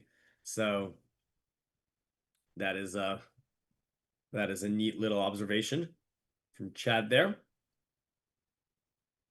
Very nice chat. Chat. Yeah, aside from Queen B4, I mean, that one, we do like that move. Get the queen out, prepare castling, be active. You can also play it a little more solid, you know, Queen E7, right? Keep it a little closer to home. But it does look kind of, if you can get away with it, why not, right? Bring that queen out, target some squares, restrict the opponent's movement. You get that knight C4 idea you were talking about, James. That looks like a promising point. Love it. So let's see if Hikaru goes for it or he's got something else up his sleeves. Check around real quick in the other games. Is the position similar or anything wild, anything crazy? Anybody in Let's anyone look. worse Hikaru yet? retreats. I think he was really concerned about this F4 move. Right. And maybe the knight can go to C5 or F6. So it gets a mistake, but we see the logic behind it. It's not a blunder. Let's look at the other games as well. So they're looking pretty different. Look at this one. We have something happen here. So we had this E6. White took control of the center. And in this game, Vincent Keimer went a different route than Hikaru. Wesley and Norderbeck. What's going on with them? What's going on here? This E6 was the preference of the other players. Very solid for black. We can see that the center in these games is in Hikaru's game, it's all cleared out. In this game, you still have a lot of pawn tension, right? You still have a lot of tension in the center here. Don't castle. You could castle, but you don't want to. So watch out for the battery. And what about the Magnus position? Everything's very different here, James. Look at this. Every board we go to is just like, what? A little bit different. It's all a little different very early on. Take it. So, but look at Magnus, 13-minute time advantage. That's counting for something. Let's go back to Hikaru. He just played knight D7. The engine does not like the move. Dang, look at the bar, bro. Dang. What they don't you like know about why? it. Oh, I see here. I see why. So Hikaru was worried about F4, but because the knight retreated, now white can play knight to G4. Obviously, you couldn't do that with the knight controlling the square. And the combination, you know, we were talking about these smothered mates, right? So just let's say you're trying to do something over here. Watch out. That knight is getting dangerously close to our king. So Now white, again, Linier's idea is clear. He's played the H pawn of the board. He's lifting the rook. He obviously is looking to get some threats in Hikaru's king. Apparently, knight g4 here is the best way to do so. Again, doesn't look like a catastrophe. For example, even knight f6 here could be interesting. And like do the rare rook lift, the mini rook lift. You ever seen that? Rook h7, rook g7.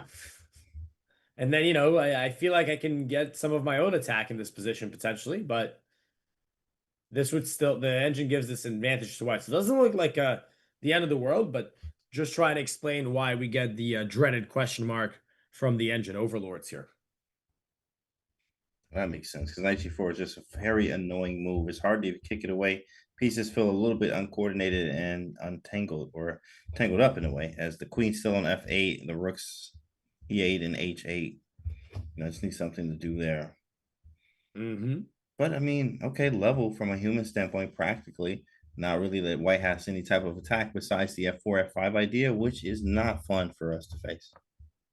I think this is Hikaru's other main idea, is that he wants to bring the knight to f6, which also makes knight g4 a strong prophylactic move. Because if Linier goes rook to g3 now, knight f6 is nasty because you're attacking h5, you're attacking e4. Don't forget about the bishop in the corner. And yeah, let's see. Did Linier find it? No, he played rook d1. Rook d1. Rook d1. So logical move. He's developing his rook to the open file, but not the most punishing move. Now, Hikaru will probably, what will he do? Well, I'm still thinking he's going to look to bring his queen out at some point to create that option of castling and, of course, to develop the queen into the game. Yeah, I mean, white has, I think, a little bit more flexibility now. His rooks are active and blacks are not. That's really the problem, is black not having, active rooks. You get some active rooks, okay, we got a different story. Yeah, right now, it's very clear to see the difference between Linier's rooks and Hikaru's rooks, right? These rooks, they've got purpose. They've got some moxie. Our rooks are, still gotta wake them up. They're groggy from their There you go, queen e7, nice. Castle's on the way. Get those rooks connected. Get the rooks connected. He knew exactly what to do. Gets a nice exclam. Just slides the queen. Everyone's protected. All right. Seems good. Queen e7, you get castled. I'm not worried about an attack. Knight on b3, kind of restricted. You do have the d4 square. You're not going anywhere from here, though. Knight g4 doesn't hit the same anymore, and it looks like a castle will be next, most likely. Yeah, I think Hikaru certainly is looking to castle. His rook in h8 is the worst piece in the position. Here's that move you were talking about, James, f4. But Hikaru purposely retreated earlier because he knew this could be coming, so he preempted it. And hey, listen, you just castle here anyway, because guess what? You can't. Well, okay, you could go here, but again, this doesn't feel right at all. So you just bite the bullet, you castle, and guess what? The more Linier pushes his own pawns, don't forget his king can also be facing some counterplay of its own. Yeah, that bishop is a menace on A8. On A8 there. A very menacing bishop. Maybe I got knight c5, maybe even a5. That's tricky. It doesn't work. I wanted queen c5, but the rook defends on h3. f4. I don't know. I knew he was going for this idea, though. This is the most logical. I have to play for a win idea, right? f4 makes a lot of sense. So you want f5 and f6 almost anyway. Man, almost. I think he might be also aiming for e5, right? Trying to open up that bishop on b1. But it comes at a price, because you open up my bishop and you also give me the d5 square. So, yeah, okay, there we go. We get the castle. Because if you go f5, the dark squares are looking very loose, right? Now your bishop, it's a big pawn, tall pawn, and you can't really barrel through with f6. I've got this well covered. So it looks aggressive. It looks like white's going to be able to push these pawns further, but both moves come with their drawbacks. And by the way, now if you go rook g3, I might have something like queen h4. And then you have to go back. And all right, you want to repeat? Because you can't. Because that means I go through and you stay back. And you're eliminated. Sure. I'm looking good. I think I got the castle in. E5's on the board. Okay, now how do I proceed? I would jump I was in. just gonna say that there's some squares available. Yeah. Let's Knight jump. D5 takes, bishop takes. Mm-hmm. Wait. Is there a rook sack? And then play Oh, F? you want? Oh, well, you can't keep No. going, right? Yeah, because the pawn's But that's an idea, right? There could be like some whoops. You know, can you defend this? I Just gotta go in time. F5. Yeah, I have to go 5. Takes a knight Just in takes. time because I got the knight. Yep. Just in But there time, could boys be. and Is there girls. like a G4 here? You'd love that one, right? Let's go. G4. Yeah. I always look. Can I take it anyway? G4 to score. Oh, there's a mate. Let's just show it. I mean, obviously taking is Oh, crazy. if you want to take it, yeah, check, and I'm not gonna. mate. Ooh. It's a family channel. Yikes. 94 Well is said. gross. Mm-hmm. Yeah, so don't run into that, boys and girls. Well, Queen D3 is a threat. Hold on a second. Queen D3 is a real idea, right? Even if you go knight D5, you got to calculate Queen D3. Looks like Hikaru has this really important resource. Not only is he blocking the battery, but when you en passant, my knight will resume the role of preventing the invasion of the queen. So Lanier's play is consistent. You know, we do see that the eval is like, hey, it's all good, but during the game, you got to make sure you're not missing any, any crazy, any belligerent attacks here. White's kind of Lanier's. He's going to be counting on this attack to punch his way back into the match.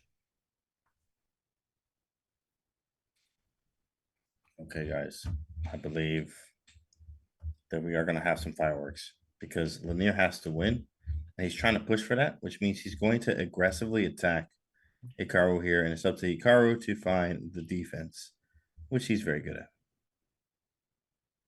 And Hikaru goes G4 immediately. Oh, sorry, not G4, F5 immediately. Yep. G4 white can play here, but not black. Yeah, Hikaru is saying, all right, enough. I'm closing this diagonal. If you want to open things up, you got en passant, but I mean, this also opens things up for my pieces. My rook's open. My knight's getting into a better spot. So I like that move. I like that move a lot. And Lanier, if he wants to open things up, he's got to go G4 to try to remove this barrier. And if you, oh my God, look at this line. Takes Queen D3, G5. Ooh, Unbelievable. What the heck is this? Unbelievable. I just cover the mate, and now you're facing threats of your own. If you go knight takes G4. Yeah. Look at this crazy line. Rook Takes F4. F4. You want to take here? I slide over. H8. There's no mate. I And just you're won a king. game. Literally, like, when we had our break, I was playing some bullet games on an alternate account, and I actually had this similar type of position with black. I won the game, but it was like I had to do this stuff, and it was very funny that this shows up now. But yeah, this is incredible. Love to see this type of stuff. And black's just defending, and it's very possible Lanier go for something like that. Well, the nice thing for Lanier is that he's got nothing to lose.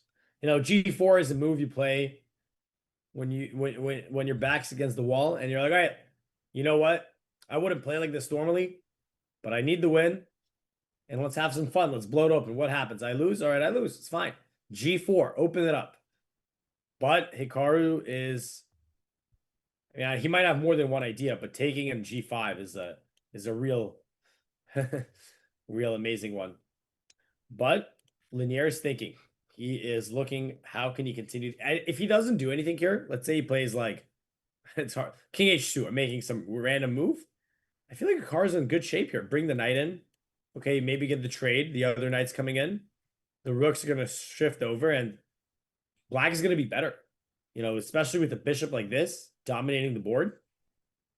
I feel like Hikaru's positional chances are pretty nice here with the outpost on D5. So the onus is on Lanier here to do something aggressive. Maybe you can try to use this outpost on D6. I don't know. Maybe like a rook.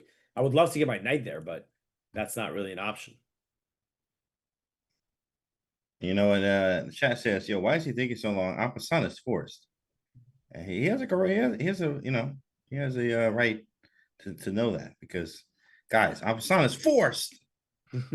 It's absolutely forced. He should be playing en passant immediately. But no, F5, you see this idea a lot in the French defense, where you'll play sort of, in fact, French-like in a way, but with E6 and D5, and then at some point you play F5 or F6 to try to break open the center, or the central control that white has.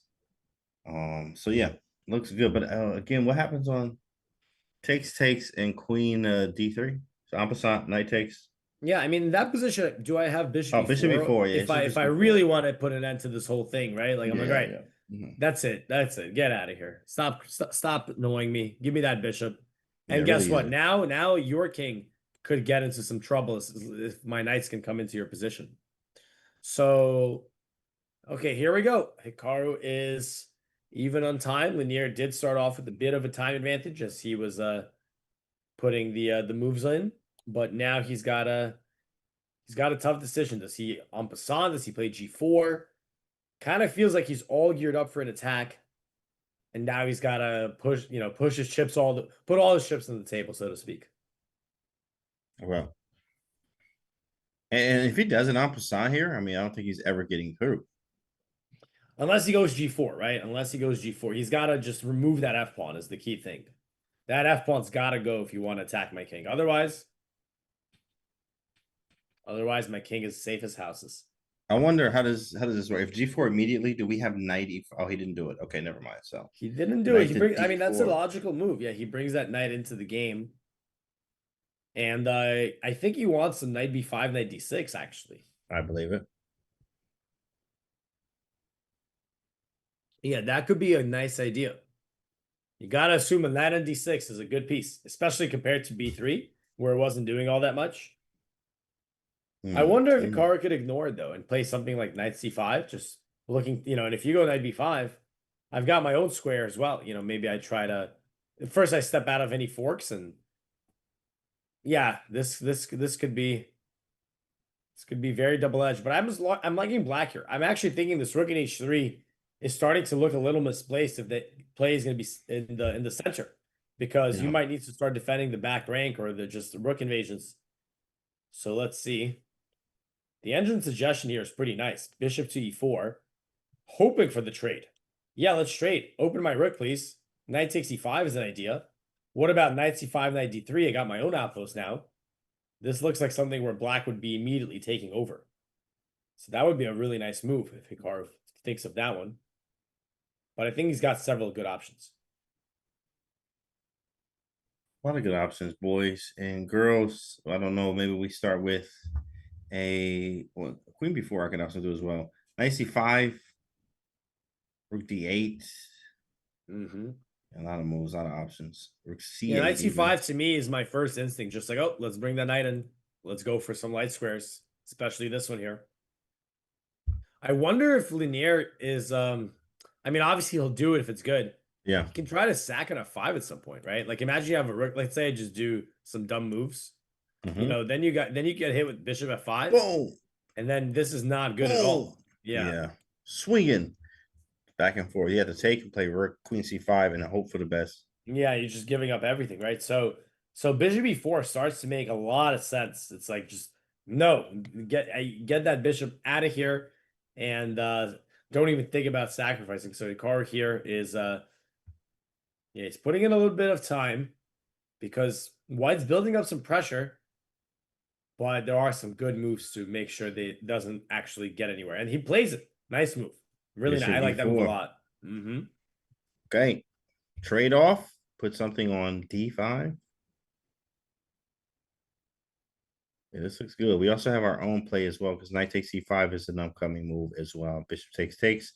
He ignores anything. Knight takes e5 will be a nice move. We never have to worry about this bishop now either. Yeah, I think no chance Lanier takes. I mean, it feels like it's just the opposite of what you want to do here. You're like, wait, I'm getting attacked? Like, what's happening here, right? Yeah. Like, this looks so unpleasant. So I don't know where he goes, but that's on him. Exactly. That's on him. He got to figure that out. We got the easy part, chat. Well, we got the easy part, chat. All you got to do is spam. We all have our rules. Exactly. That's it. What's up, Jimmy? What's going on? Could I have you in chat? Yeah, shout out to everyone in the chat with us today, watching, supporting. Carr got game one. You spammed the flower. He got the power. And so far this game, I think he's doing a great job. Very solid. Lanier trying to build up some attack, but Hikaru is there every step of the way. Oh, you wanted this? No, thank you. Oh, that one? You want to sag on a 5? No. Bishop e4. Just denying white Any fun so far? Denying white any fun so far. That is the story for this game. Bishop e4 is really nice move here. Getting rid of that aggressive piece that would be causing some problems. Sacrifices on f5. If g4, then the bishop on the long diagonal. All of these things were possible and would have been quite annoying. So bishop e4 looking really good there, and neutralizing that. So let's see. Yeah, taking is not something he really wants to do, because then that's nice because it's an immediate threat too. After bishop takes, you are threatening knight takes e5. It's actually it's just a really strong move. And then you can't move the queen away because f4 hangs. And if you defend f4 with g3, then knight takes e5. So like, what a move. Yeah, here. maybe you can play knight g4 to defend this, but check this out. Now I go knight d5. Your knight doesn't protect the square anymore. Yeah. So now I'm attacking f4. I mean, apparently the engine says you could take if you follow with f5. What? Knight takes 5? Yeah, I guess crazy. knight e6 then. But like, what if, and if I take here, do you have e6? Yeah, you have e6. So there is some, but I'm going to be honest with you, I really don't see this happening at all. Apparently it's okay. I mean, black is still like doing absolutely fine. Okay, wait, we get the move. What's the move he plays? Yeah, he plays knight 5. There's just no, it just feels so wrong. You're opening up all the files for your opponent's pieces. For the engine, maybe you can make it work. There's zero chance, I think, that Lanier even looked in that direction. He goes knight b5, which I think was one of his ideas anyway, because the square on d6 is a nice one. And I think Hikaru can just avoid the fork, and let's continue our plan. Knight c5. Yes, you can get your knight to d6, but we can challenge it easy, either with knight b7 or the more aggressive knight e4. So the knight is obviously sits pretty on d6, but you can't support it. So let's see. We do get takes, and now Hikaru, I think knight c5 is kind of yep, I was gonna say no brainer, but yeah, he plays it quickly. And knight d6, rook, move the rook to d8 and challenge the knight, and every simplification brings us to very, very safe harbors. Very, very nice for us. As knight d6 is on the board, we go rook to d8 next, as we just kind of looked at this. Yeah, it feels natural, right? Just add pressure. He goes rook b8, also Rook looks b8, good. okay. The other rook can go to d8, right? So he's saying, let me take over all the files. I'm telling you, this rook in h3, I wouldn't be surprised if there's something happens. Like, wait a minute, my rook shouldn't be there. My rook should be helping out with something else. Like if that rook was on d1 over here, maybe white could be better. But with the rook in h3, it's not really doing anything because you don't have an attack, right? You don't have anything to support that one rook here. I think, yeah, I think Hikaru is going to look to challenge this knight with one of these moves. And he just kind of plays around it. Plays around the knight. The knight looks pretty, but it could be attacked, and it also could be played around. Okay, I do like this rook b8 too as well. We will be moving the rooks around, get some trades off. And then you say, well, I think at the same time, do you think this g4 break is actually still going to happen? You got to watch out, as we do know g4 can still probably happen at some point, knowing the situation that Lanier is actually in. He's like, yo, I have to win. So he's got to make some bigger risks, like g4, rook g3. And I'm a little concerned about that, but it's not a lot. It's just something to be cautious of. Yeah, he's got to time it real well because g4 obviously also opens his own king. And if you try something like g4 now and then I take it, and let's say you go rook g3, I was thinking, is there some kind of like queen h4 at some point, trying to like go after the pawn? So you're right. I mean, but he does need to do something. If he just kind of plays a solid game, like, all right, I didn't get an advantage, let's trade it down. Then, yeah, then what was I gonna say? Yeah, draw suits us perfectly fine. So he's gotta, even if it's not good, even if it's like, okay, g4, this might be a little out there. Yes, maybe I make some weaknesses. You got to go for something, right? Something that puts pressure on Hikaru and that gives him chances to make a mistake, because right now he is just consolidating all his pieces into good squares. And I think 94 is definitely on the agenda as to eliminate the knight on d6. Okay. All right, guys, what do you think, chat? What results? Place your bets here. What do you think? Hikaru draw? Hikaru win? Hikaru loss is possible, but we didn't want to say that. But of course, it is possible. Anything is possible. I believe we're playing for 2, so I do think he has this under control. The g4 idea is quite annoying, but I think You know, especially after taking f4 super weak. It really is about that timing, as we mentioned before. And our next move, like we gotta even think of, yeah, takes, knight takes, and like knight d5 again. Yeah, I was wondering, is there anything wrong with just knight d5? Come to the Right. center. Exactly. Looks good. Yeah, I mean, I take, think that I'm all F5. safe here. Yeah, f5. Ooh, you're Queen trying to no messing around. Can I I go mean, I'm not king gonna lie. f5? Yeah, Queen G5. I thought Queen G5 was just fine. I guess I have Rook G3 Oh, maybe. what is this, James? Look at What? this line. What is this? What is it? This is nonsense. So after Rook G3, Uh-huh. you know your king's lining up with some nasty stuff. So if you go Right. King H8, you get forked. If you go King H7, you go Knight F6 check. Hmm. So the engine says, all right, fine, just go King F8. Just step into this. Whoa, that is insane. What is this line? King What is this F8 is position? not realistic, bro. Yeah, this is Yo, you completely lost your bonkers. mind. I'm about to put my king on the F file. Wow. And then the crazy thing is, I guess, wait, what if Knight F7? Right. Queen I don't see. H4. Oh, Queen H4 takes. No, I saw this, and if I take here, Rook is there Rook B1. B1? It's gotta be, right? And you're getting fourth. You go King F2, you get Knight D3. But there's Rook takes D3. Oh, you're right. Oh, no, there's not. There's not. I think I spent. You're not right. Oh, you mean you're right and after, you're wrong at the same time. No, wait, King G2 first though. King G2, but you should get mated there, right? After Yeah, I thought he just Queen made it, right? H1. Check King F2. I didn't see the mate, but I believe it that there's a mate here. I was thinking just like Queen F1. That has to be Did his mate. king really run away? Yeah, I mean, how far can you go? And by the way, if you go up, at the very You least, get I forked pick up the again. queen. I'm just picking up the queen at the very least. So Look at this position, that bro. should be enough. Yeah. This is insane. But of course, something that he would probably want to go for Lanier. I mean, at the end of the day, he has to try to play for the win. And Hikaru is the one that's going to have to, navigate this. We have enough time. Well, Lanier's deep in thought. Hikaru is not even at the board anymore. And we get King H2 from Lanier. King H2. So I think he just steps away, from any back ranks. Just he perceives the H2 square to be a slightly better square for the king. And I think more than anything, he's just like, all right, I'm not really sure how to do this.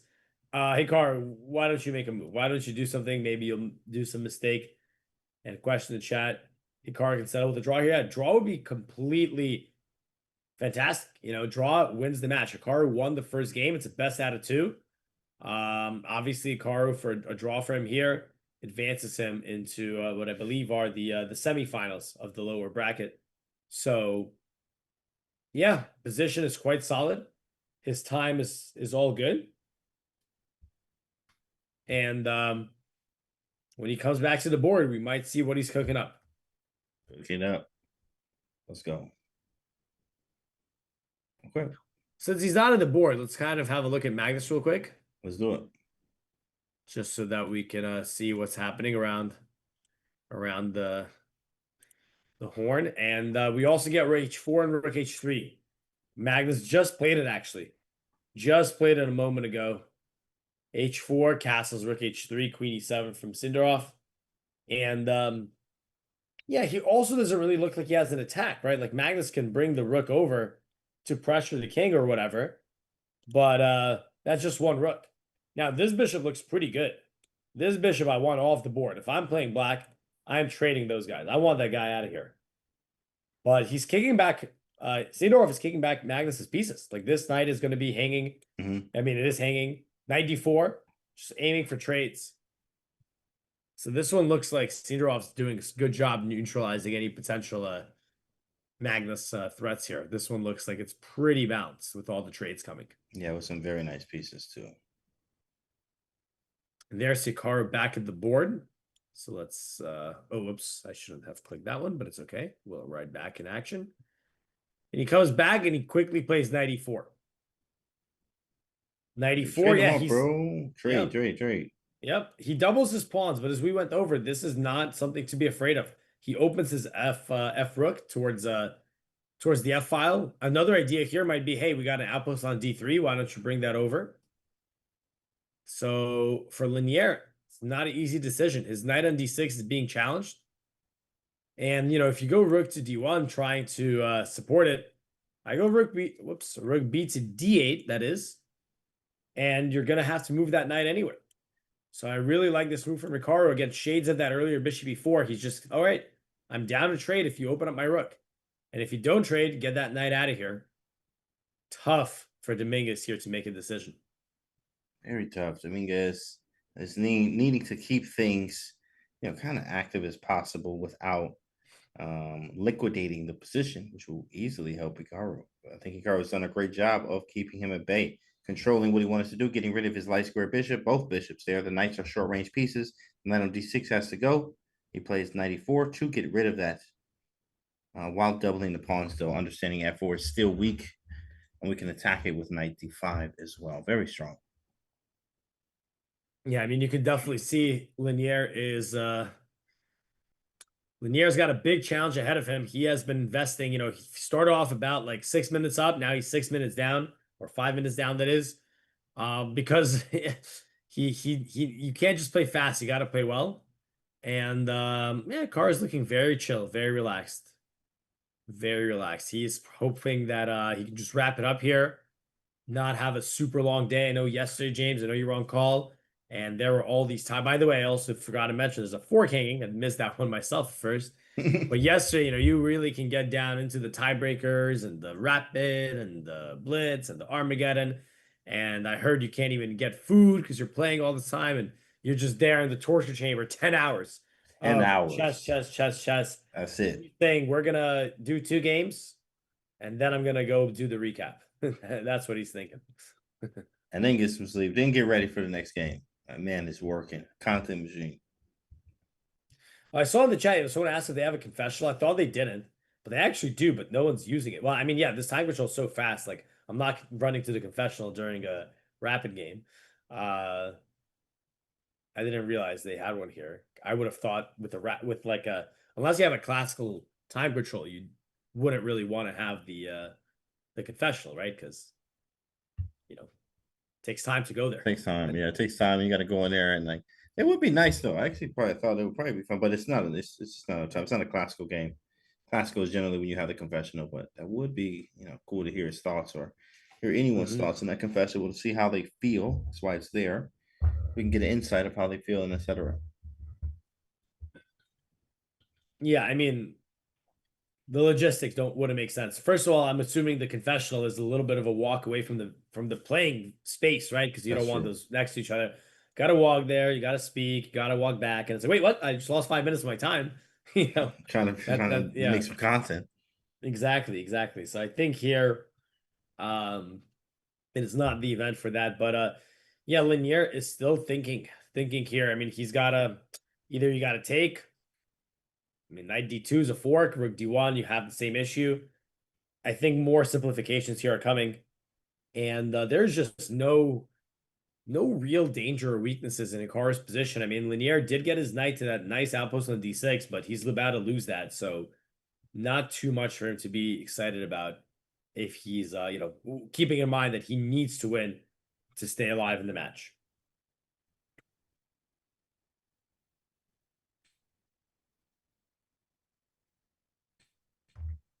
Yeah, yes, it's still alive, guys. At least he's trying to. Or, I mean, hey, Hikaru just makes it right through, which of course we want that to happen. I think 94 obviously is a great move, guys. We just liquidate the position.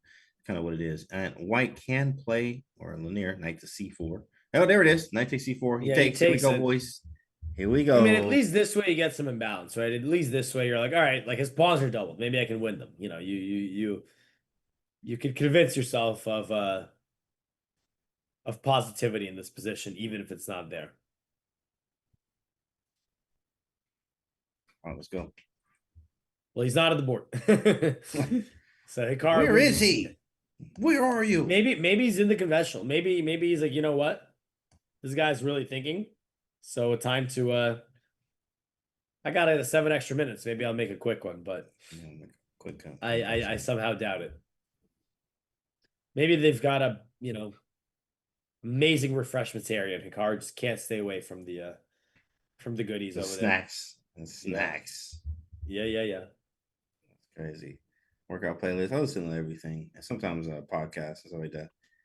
Did you workout splits? Yeah, I was talking about that earlier. A few minutes ago, it was upper and lower. That's all I usually do. One day upper, one day lower. But generally, always do cardio before. So I'll box for like 30 minutes or so, hitting bag, doing boxing drills. Then I'll do upper or lower, and then I'll do cardio for up to 30 minutes, whether it's Stairmaster or running in intervals, 3 on, 3 walking, 2 running, and keep switching between those two. Then I do abs, and I go home. Usually 3 hours. It's a lot of work. You training for any chess boxing? You know, just in getting ready. I'm getting ready just in case. Just In case anyone want to challenge you, yeah? Just in case, it's gonna be a problem. It's gonna be a real problem. Rook d8 from Hikaru. I like that move. Oh, I yeah. think that rook might find a nice home on d3. Also, he Oh, could yeah. be supporting some knight d5 ideas. Absolutely. It's a little bit of a... When you play knight d5, presumably you want to take back with the pawn. So then you get a weird structure, right? Both sides get some passers. So Hikaru might want to... He could do it, but he could also try to play it a little safer. So Yeah, I don't really see him going for that. Yeah, brilliant. It's rook just, in the like, open it's file. just great. Yeah, right out here. Like, brilliant. You know, put the rook on d8, play knight d5, or sometimes even rook d3, looking to double, put something on d2 too as well. Put pressure on the f4 pawn coming up next. Yeah, this is all pretty good so far.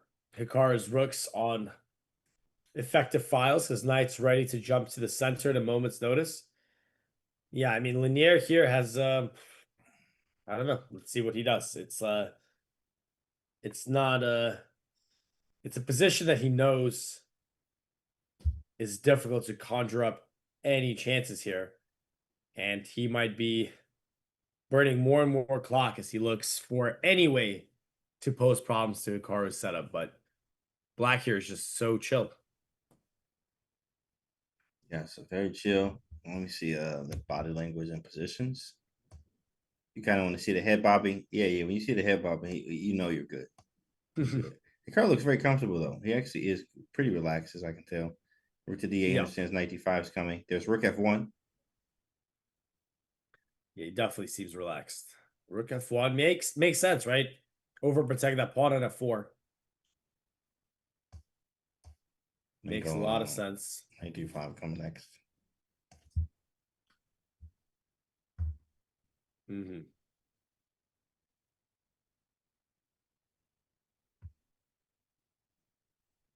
Yeah, Hikaru here. I mean, he could play knight d5. He can offer that trade. I don't think Hikaru will necessarily want to enter a position like this. Not because it's bad, but because he might be thinking, okay, this is a little crazy, right? Maybe like white starts getting these pawns down the board. So maybe he'll shy away from something double-edged. You know, I think for Linier, he would take that position if he could. So even if you go knight d5, you can take maybe with the rook. Just got to make sure that this pawn on e4 doesn't lose out on any protection, right? So perhaps Hikaru is thinking this. He's simplified. Now, I like rook d3, right? That's kind of a nice way to follow this. Not really no threats with this move, but it just looks active, right? The rook is kind of anchored in by the pawn. So we'll see. Or maybe he's got some other considerations. Yeah, I think it's going to be clean. I mean, yesterday was not as clean. It was definitely difficult with the 2 bishops and the pawns that Levon had. But this one, I think he's learned from yesterday. Hikaru has. And look for all those chances. He also has enough time to as well. Pretty good as we wait for Hikaru's move here. He's looking for a move. Rook e3, knight d5. You know, either should be fine. What does the other games look like? Or is there any results yet? Still a bit early for results, but let's have a look around the playing hall. This is Prague versus Vincent. So there are also some. This looks like a this looks like some French or some C3 Sicilian position, right? With a 3-2, 4-3 structure. They're in a normal position here. Looks around balanced. These 2 pawns are holding these 3 at bay. That's right. And time is also equal here, so they could be heading for an armor. Not armor. Oh, we actually do have another result. I was wrong. Wesley and Norderbeck, they drew. They're 1-1. They're heading to a playoff. Yeah, to a tiebreak. Right. And here's Magnus. He's got it some imbalance. We were saying that, hey, everything's being traded. He said, yes, we are trading, but let's leave something on the board. I'm going to leave my knight on d5. I guess your bishop on b6. Magnus grind here. Knight versus bishop. Let's see what happens. El Clasico. Yeah. I mean, I can imagine a scenario where this pawn on d4 drops, right? You take off this bishop, and then you get this pawn, and somehow you're able to get these two for this one pawn. Now, even if that happens, a lot of those endgames are drawn, but that has never stopped Magnus from grinding out the win. So, and he's got 15 versus 9. So, objectively, the position is totally fine for Sindarov. He's also attacking e4 here, but if Magnus can somehow, you know, I'm thinking like queen, well, I don't know. Yeah, it's hard. It's hard. Actually, because whenever you take here, a2 will hang. e4 is not easy to protect. If you go f3, you shut your rook out. So Magnus has a little bit of work cut out to generate some threats, but he's quite good at that. So wouldn't be surprised if he whips up some nasty ideas. And let's circle back to Hikaru, because he does make a decision, and that is knight to d5. He just offers a trade of knights straight away. Yeah, just offer the trade, takes, and push. Push. Now we have pawns of our own. Do some tricks. Hey, good take with a pawn or the rook, right? That's the thing, right? I was saying that maybe he wouldn't want to take with the pawn because he'll think that he's giving Linier too much of a dynamic position, but at the same time, maybe he likes it. He's like, hey, my pawns are passed.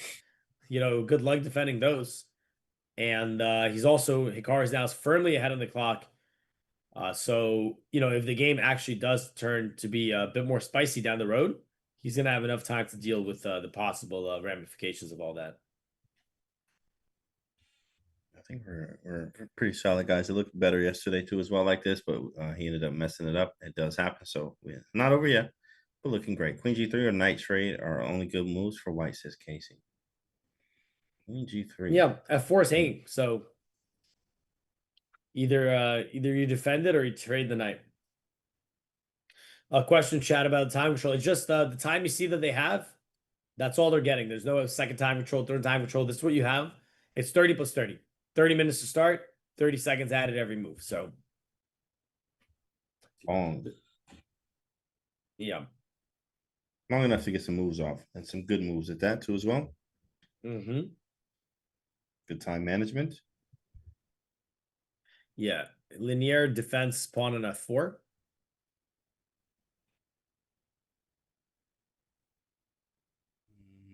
Now I play what exactly?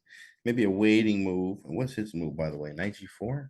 Yeah, he probably wants Yeah, I was that. wondering if Good knight play, though. g4 is something that he wants to do. Or not. Let's see. Engage 8. Mm-hmm. Get off the line. Yeah, I mean, you can also, if you start to trade here, though, I'm worried about that e-pawn a bit, right? Like, if you go here, like, my queen is pretty well placed. Like, you go queen b7, maybe there's, like, rook e1. How are you going to defend this pawn? The answer is you don't, but you don't need to. That's kind of a funny move. You go queen b4, and the point is that if you take, like, don't forget, I'm actually attacking at 4. If you go here, I can either take immediately, or I can throw in rook d4. Oh, yeah, then take it. Very nice. Yeah, like, it looks like white doesn't really, even if Hikaru trades an e3 here, it's going to be no easy task for Linier to even snatch that e4 pawn. I thought he might be able to, but even that is not a real danger to Hikaru. Because, you know, must win. Linier has to take some risk. Mm-hmm. And yeah, Shadok, I agree. I think the increment could, and we discussed this earlier, I think dropping the increment down to 10 seconds could even give them a little more time on the clock. You know, I think 30 plus 10 or something that would be perfect. But you know, that's what the next leg is for. So you got your seatbelts on, chat, as there's still more chess after this. It's another day tomorrow and Sunday. Increment too big, says Chaydoc. Yeah, there's a lot of increment on here. 30-second increment is quite hefty. Quite hefty. But needed in some games, and some games you're like, why do we have this increment? Knight takes f4 is probably a move. Yeah, maybe, but also a little worried about the pin. Yeah, like how do we get out of it? Of course, maybe knight. Yeah, like if you take, then there's like rook h4. Mm-hmm. So I don't know if Hikaru is really threatening to take that pawn, but he might be kind of just keeping the Mingus thinking about it, because now if Linier takes, I mean, pawn takes. Yeah, pawn takes, rook takes. I mean, if pawn takes, is there f5? That's what I would be a little worried about if these Oh, pawns start wow. moving. Look at these pawns. Yeah, so rook takes. I'm actually threatening rook e5 now since you're Mm-hmm. under this pin. Yeah, that's what X right Actually, this is really nasty because you can't like defend the rook. You can't defend. Well, sorry, you can defend the rook with like. Actually, no, you can't. Yeah, no. So we Change my just grab a mind. pawn. F4 E5. Yeah. We might just do that. So Linear can't even take on D5. I think he's like, wait a minute, because let's say he plays like A3 or something. I don't think we can do this. Yeah, because we got rook H4. But okay, A3 specifically, you could actually probably just maybe even go after the pawn here, right? You can. You go after the pawn. Take H5. Yeah. Over here in this case. Yep. All right, we got rook H4. So that makes sense. Defend the pawn. Maybe rook G4 to angle at the king. Okay, Hikaru's move. We have a 97. Very logical. They play that very fast. Very fast too. 97. Rook D3 is the next idea to play knight F5. Absolutely. And you can't even go rook G4 now that I think about it, because queen H5 is just a pawn. So that was one of the nice ideas of queen F7. You tie down that rook. 7. We got half the time more than Linear does. Going down in time trouble. Let me just take a look at him on the cam. Anything change? Yeah, they're just locked in both. Leaning over though, like a lot of lean action here. You lean into the board. Oh yeah. Yeah, I mean, Linear is really like, he's got to be like, all right, how do I do this? How do I do this? Where's my, where and what and why and how? All the pressure's on him. And where were the around. first game wins too? Hikaru had a first game win. Anyone else? I know there's like 2 draws or something. There any first game wins to put people in must-win situation? I think that other than him and Levon, the other games were all drawn. So Eric Geissy's in a must-win against Levon. We can check that one out if you want. Yeah, I kind of want glance at it. Yeah, exactly. I don't want to miss the action. Yeah, we'll come back to them. They won't go anywhere. See what they're doing over there. Yeah, so Eric Geissy is in a must-win position here. And what's going on here? Is he... No, material's equal. I thought someone might be up. Looks like he's a little bit for choice. Like Levant's king's a little more open. The pawn on D4 is isolated. And he's got 10 extra minutes. So he's been playing quickly. So he's not out yet. You can't count him out. He is still in the fight. The position is a heavy piece endgame. And Eric Geissy's in a must-win. Okay. All right. Cool. Now we saw it. Now we can go back. Because I did see Linear made a move. And he goes with? Rook C1. I like your move here, James. Go here. And now, could we even have like, let's say he goes, oh, wait, hold up. We are getting moves. Oh, he goes Rook C8. Hikaru's like, all right, trade? That's kind of funny. You can just keep threatening trades. Yeah. if you want to. And also Rook C3, if you stand off, like, and now Rook C3 is an automatic. Now having to worry about C-file pressure. Yep, absolutely.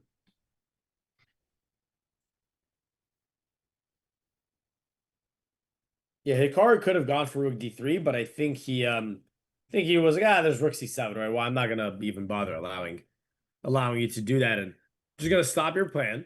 Okay. I don't need to win. I don't need to play for the advantage. I just need to neutralize all your ideas, because you don't have to see. Yeah. You want to draw, bro?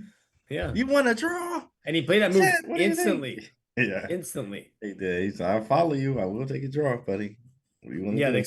They could repeat here. Obviously, Linear says no to a repetition. He's got nothing to gain from drawing this game. So he goes back. He doesn't go for the threefold. Maybe I just go knight D, knight F. Look in the corner over there. It's really annoying. I mean, on H4. I can't trap it, huh? Yeah, can't really attack it.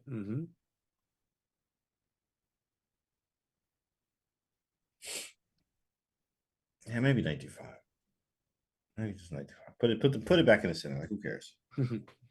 Yeah, I think just the thing for Hikaru is that I don't know how much he wants this type of position. It might just be, he might want to keep it more solid than that. So that's why he was, like, and take with the queen, right? I like that. If you're gonna make the trade, maybe do it like this. Or at least like this, right? Just make it super symmetrical. Yeah. On double. All right, Hikaru on the move. Does he take or not to take? That is the question. Maybe he just waits. Waits around. Yeah, I feel like you maybe won't take because then you're allowing Linear kind of start targeting the pawn. Oh, yeah. So that's what I say, to take is a mistake. Not all the time, but it is good to know when to take.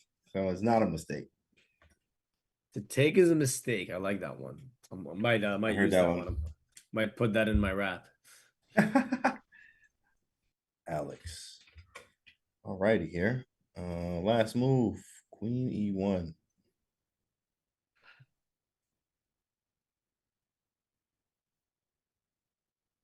I think Hikaru is pushing with his time management. Yeah, he's doing good with his time management, actually. Still is. All good. Still doing phenomenal in that department. Yeah, really nothing to complain about. But let's check it on Magnus for now as well. Okay. See if he was able to, Hikaru looks like he's gonna put in a little legwork here. Was Magnus able to so we can look from white side, why not? All right, so Magnus has that nice knight on d5 still. And his rook made it back in the game. Look at that. He's his rook on h3 went to b3. And now it's b1. I was like confused. I was like, how do you get this rook? I thought this rook was this rook, but it's not. Yeah. This rook is actually this rook. Oh, that's so funny. All the rook moves there. And black has some good initiative around the white king here, like rook c1 stuff. Maybe some mating ideas. On the other hand, Magnus trying to figure out what kind of plan can we create? Yeah, I feel like Gotta be the careful. plan is, can I get this pawn if I'm Magnus, right? That pawn is a bit weak. My knight looks pretty nice, but it doesn't really. Black has done a good job of playing around it. So, but as long as Magnus can keep the game going, going, just kind of have a nice nice little grind. He's I'll got take it. tremendous chances. I mean, with the time edge and the Magnus edge, like he's really if he can just keep the game going, it's not a dead draw, not even close. He can use his aura to win the game for sure. Oh yeah, that was the draw first game too.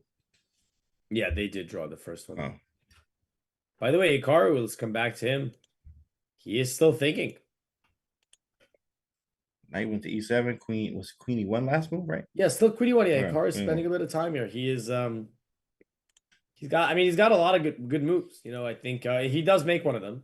He plays knight f5. That was the move we thought he was going to make. I'm curious if he'll take with the pawn or the queen. I feel like well, we'll see. They're both good. So we'll see. I think he'll take the pawn. Yeah, Linier's got to take the knight, so I can't think for too long here. Open the queen up a little bit. Chat, what do you think? Knight takes f5, pawn takes, or queen takes? How are you taking back? Yeah, do you want to fix your structure but give them a pass pawn, or keep it as it is? And okay, whoa, Linier throws that in first. Okay, good. Fine. Takes, rook h3. Still no tricks. Wow. And Linier wants that rook back in the game. Sensibly so.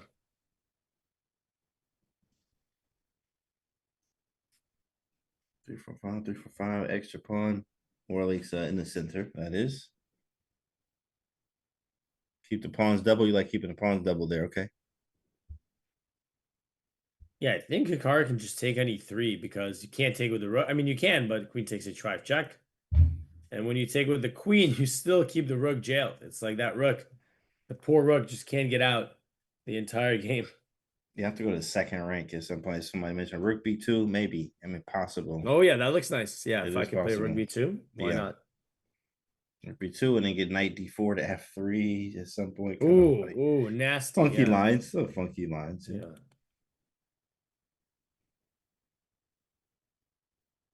We saw this last game, right? Hikaru, when he was in a winning spot, he did not rush at all. Took his time. Was very safe in his handling of the position. We're kind of seeing a little bit of that here where, he's got a good position here. He's got the extra time. He just needs a draw to advance. He's taking his time again. He's like, all right, I've built up a time edge. Here I'm going to use it. I'm going to pause a bit, make sure I don't give Linier any counterplay any sort of annoying things. Because now, yeah, he's attacking f4. How are you going to defend it? Knight h4. He's going to go back to f5. He's going to repeat. Yeah, and we'll be glad with that. Repeat sends us through. Remember, guys, it is a double elimination, 2-game matches too as well. Hikaru won the first, draw wins. Mm-hmm. Yeah, and if Lanier has to play like g3, that is going to be total capitulation to the second rank. Okay, he goes queen f2 instead. Okay, gotta move. Now Maybe knight. rook d8. Oh, rook f8 he F8, goes. hit the pawn, make a threat. Yep. And if rook h4, maybe he'll go back to the knight f5 idea. That would be knight d5 or knight f5, I guess. Knight d5. Wasn't we worried about f5? But I guess you can't push it anymore. Yeah, not in this one. Not in this one. I just think Hikaru doesn't want to get an unbalanced game here if he doesn't have to. Like he's got good alternatives and solutions without allowing that position. So I don't think he will. I don't see him doing that. Seems like he does. If he needed to win, he would, of course, but he doesn't. He's fine with a draw. Let me see. Body language there. Hikaru's still locked in. Okay. He locked and loaded. And we have a move.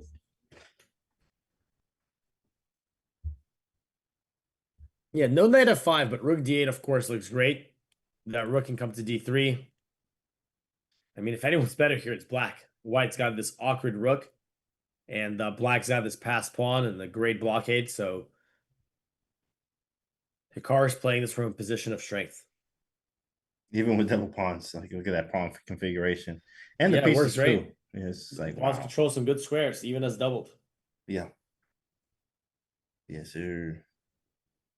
Yeah, we got 95, 95 too as well, boys. But it is Lanier's move. See how he tries to proceed to create something by keeping pieces on the board and hoping for the best with 6.5 minutes left. Yeah, I mean, very, very tall task. Also, if you ever try to get the knight to the d6 square, I mean, I've got knight f5 always in my corner. But even as we saw in the game, even when White did get the knight to d6, it was really not that much to fear. Hikaru was able to first play around it, and then he was able to just trade it. Okay, what are we guys thinking? What everybody thinking here? Chat, win, draw. Yeah, place your bets. Place your bets, chat. What you thinking? I think Hikaru's playing for 2. 2 results. Mm-hmm. Mm-hmm. Yep, Walking around, I just saw Hikaru somebody got walking up around. again. Yeah, that's yep, only yep. Yep, he's feeling chill and relaxed for sure. That boy is doing well. Doing swell. Yeah, he knows that all the pressure is on Lanier. He's got to come up with the ways to keep the game going. And he doesn't have that much time to do so. All right. Moving around, man.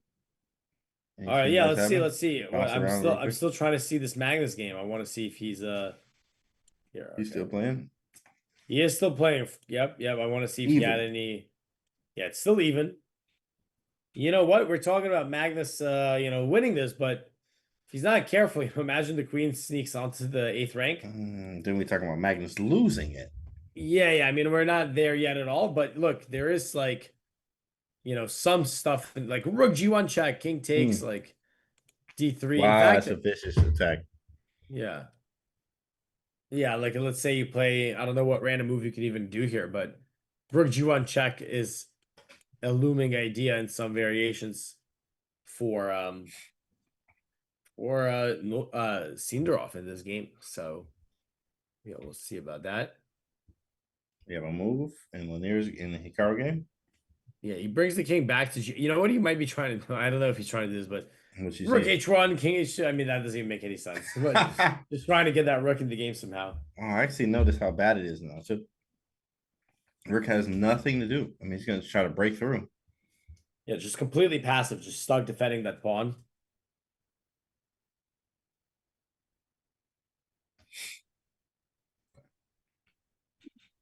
Yeah, Hikaru is I mean, rook d3 is a nice move here. We've been talking about it. The rook is anchored, and then you can follow up with knight f5 to get rid of the blockader. And again, definitely Hikaru is starting to look for choice here. And a game that he only needs to draw, if anyone's just joining us, Hikaru won the first game against Lanier Dominguez in the Let's best go. out of 2 match. Yep, let's go. Won the So first. a draw or win here finishes the match here with the great result.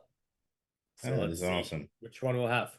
So tie break. So we have one tie break, right? Who drew? That was Wesley and Yeah, Wesley and Noderbeck. Norderbeck. Okay, yes, yes. So we have one tie break game. Well, really two, because they have to play the best of the 2 matches.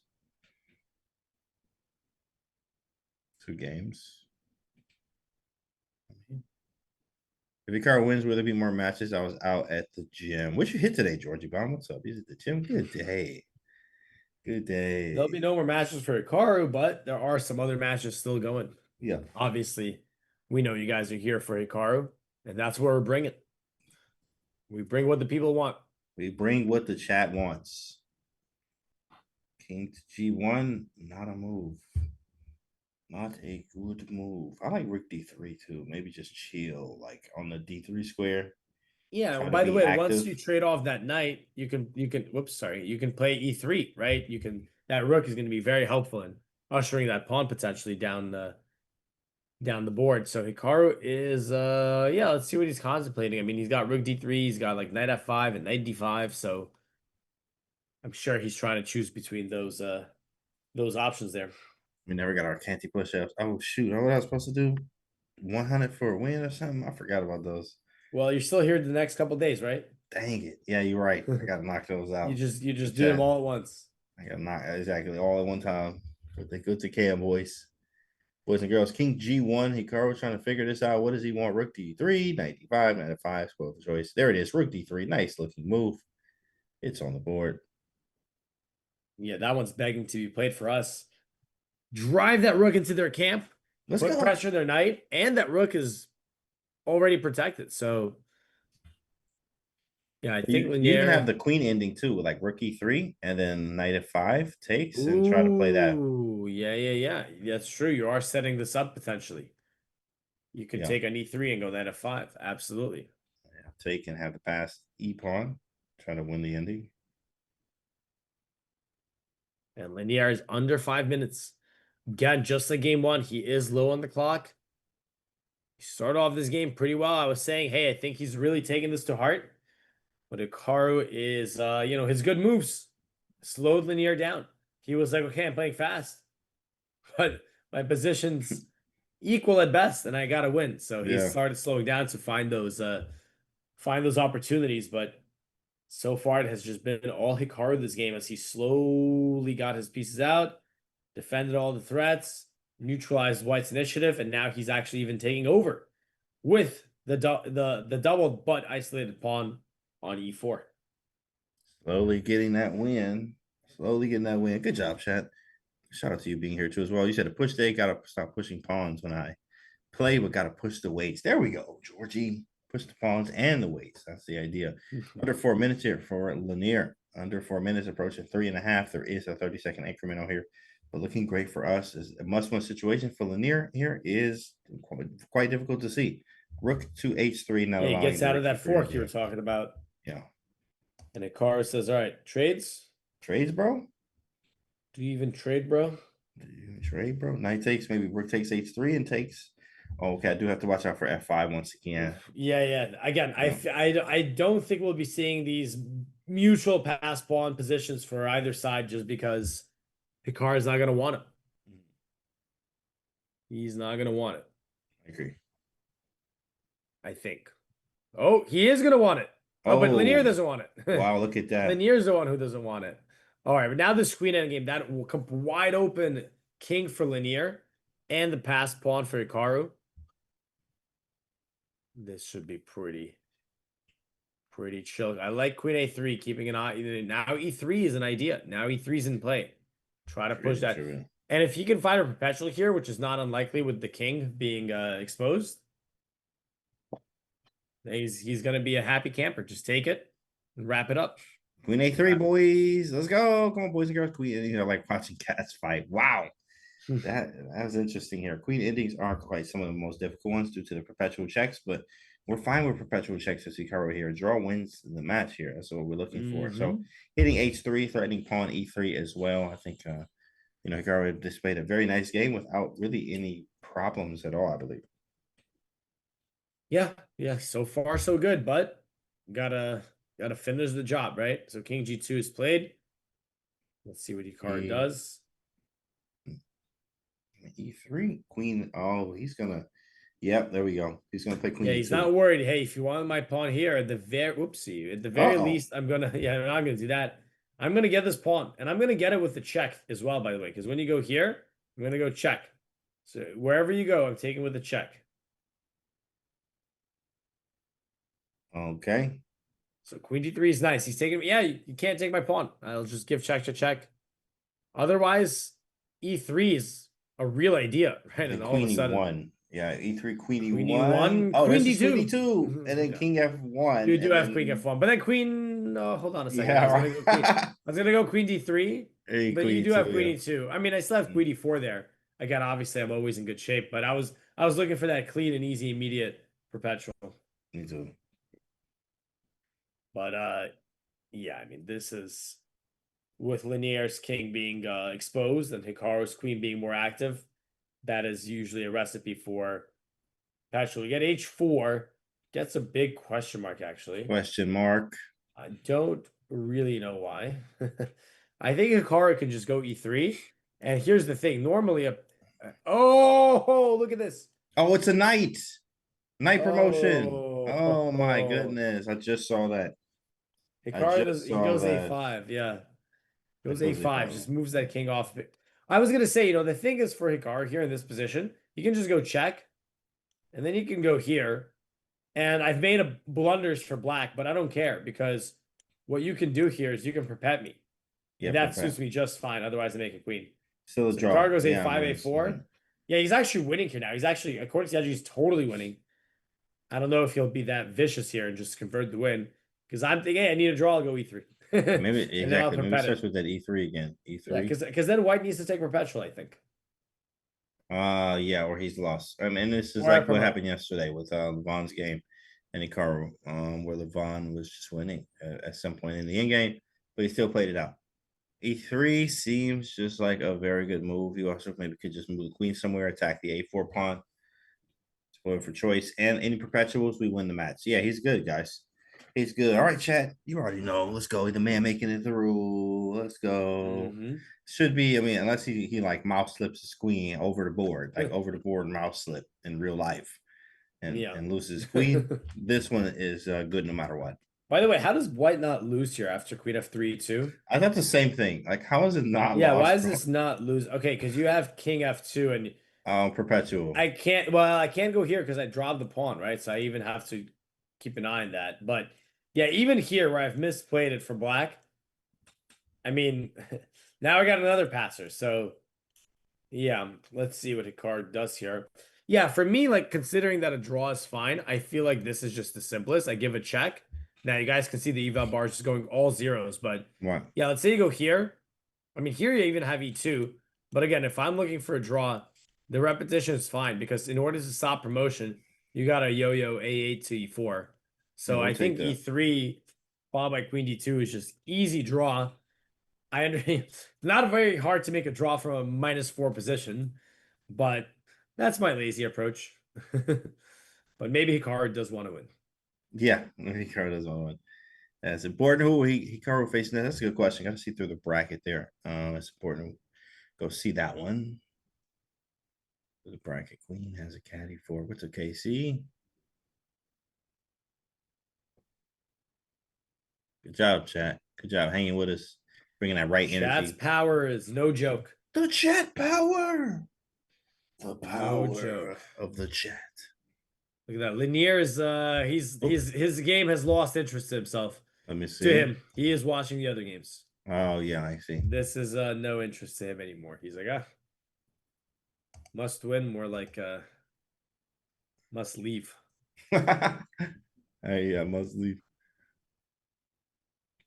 Okay, Hikaru was like, how do I do this the best?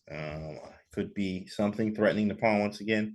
And E3, I think he's trying to get E3 to work, which is why he hasn't moved yet, because E3 is just a very I mean, easy, they can maybe logical go move. Queen E1, but Oh, that's losing. Oh yeah, I we mean, looked no, at this. of Queen course E2. losing. But I was gonna say here there is King F1.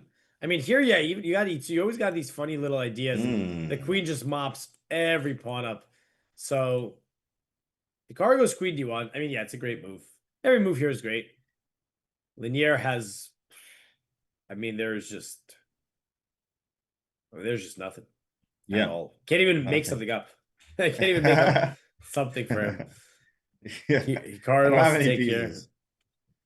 I can't even imagine how he. Yeah, Hikaru is cooking, and yeah, as you guys are pointing out, we could have Hikaru versus Magnus for Ooh. third place, but Let's nevertheless, those go. matchups are always special. That is the world number 1 and 2 ranked players. We get King to G3. I mean, Hikaru can just take on A4. You can just swipe this pawn off the board, and he is chilling. That is right. Oh, I thought this was double elimination. Yeah, you need to lose twice here, Roger. Double elim. Double elimination. Okay. Got 2 lives. Mm-hmm. All right, Hikaru, what we doing here? You want to take the pawn? You want to take either pawn? You want to throw a Yeah, I check mean, in you can there? throw in the check first, right? Send the king Yeah. down. Right. Either way, he's in cruise control. It's all about how you want to finish here. Good job. And the other results of the games? Again, there was like a few more, or was this the last one? There we go. Okay. No, we got all of them going here, and Prague look like he's doing well. looks like Pragma is winning, but those guys are really low in time, and the Magnus game it looks level. Oh, well, hold on a second. I don't. What we got? It's level, but okay. Let's switch over real quick because look at this. It's level, but checkmate. Anyone? And then it's not the other way either. 97, if you get Yeah. 97 in, you do have some Yeah, some this fun is there. level, but it's level in the sense that it's level for the engine. And by the way, did I snooze it? I snoozed it a little bit. No, we're back here. I think the game's over. I don't know if Linier just resigned. He did just resign. Hikaru took A4. And there you go, 2-0. Let's go. 2-0. Hikaru, very smooth today. That's right. 2-piece and a biscuit there from Mhm. Hikaru. Very nice. 2-piece spicy. Back to backs. Hikaru. A Mhm. very nice dub against Lanier, guys. You've seen it here first. Hikaru got it done twice. He didn't just get it one and done. He did it twice. Very nice. As we have the 2 games left Prague here. is, we got 2 more games in this winning. lower bracket. Prague is completely winning. This A pawn is just going to run down the board. He's actually down a pawn here, but doesn't matter because that pawn is a monster. Yeah, so you go A6, and then, I'm trying to just sneak it through. King G7, Rook A8, A7. Yeah, the knight is, this is just, Prague is he was winning the first one too. He's going to convert it. But let's stick with the Magnus game. It looks like Prague is going to win. And he won't need the tiebreaker either. Hikaru doesn't need it. So will it be Magnus and Sindarov? Sindarov is trying here to knock out Magnus. I mean, he's going for mate. He's going for mate. So what do you do? That's the way to do it. Sure. What's he calculating? Is he calculating something insane? I mean, I'm insane for looking at this, but there's no shot. I was like, just want to go here. Same, bro. Come on now. King H3. Yeah. There's no way. Well, I'm thinking, what if I even go Rook H1? You want to keep going? I'm worried. I'm worried about that king. It's just scary though. Wow. Dang, Rook E2 is not a move. I mean, you might have to go there. Wait, what about King H? He goes Rook F2, just covers it. Simple work. But okay, he pushes the pawn now. Oh, you'll take on pushes. B6. There's takes. I'm wondering, can I go Bishop C5? What's going on here? Hold on. Wait. You know what I'm seeing? Wait, no, it doesn't. Is there like D3? I was like D2. I saw the same thing. But there's Queen A8, I think. But then King H7. Yeah, and then I come back. And you're going for pet and G6. Yeah, can I avoid? Yeah, G6 takes King here. King G7. Wow. Queen F4. You can let me promote because you're threatening mate. Oh, Rook G1 check doesn't work. Oh, because King. You can do it. You can go for it. Yoink. Look at that. And then you go up. King not even G2. for pet. I can keep going. H5, Check. King G5. We're going. Nigel Shore king walking. Yeah. Hey, what's my cat doing? Eating something. She should be eating. Stop Just saw her, doing her own thing over there. Cats All doing right, cat anyway. things. Yeah, just this. All right, so rook f2. Actually, it's what's gonna happen here? D3. By the way, this Prague game is still going. We got it on the screen here. Prague is completely winning, but still gotta get it official. This game, incredibly, is zeros or close to zeros on the engine, but both kings are actually under some fire. I was wondering about bishop c5. Like, can I try to go d3? Apparently not. After knight f4, what is even going on here? Oh, because my rook's going to be hanging. So after d3, like e6. What the? Whoa. What is e6? I was thinking maybe you just take with a knight. I was thinking you do this. I thought the So same. both sides could still mess this up big time. Yeah, that was crazy.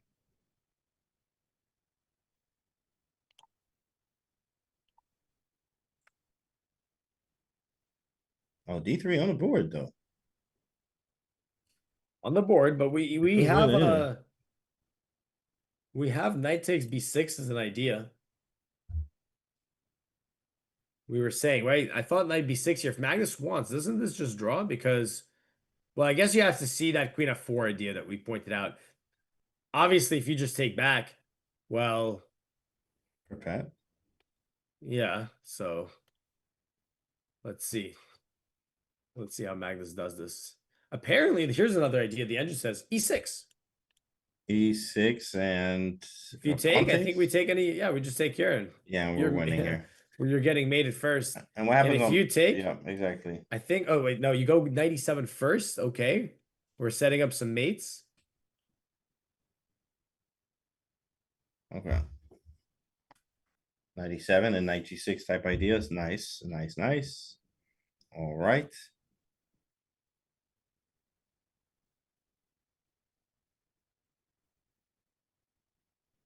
All right, Magnus under a minute, under 40 seconds here. Gotta move or not, Magnus, or not.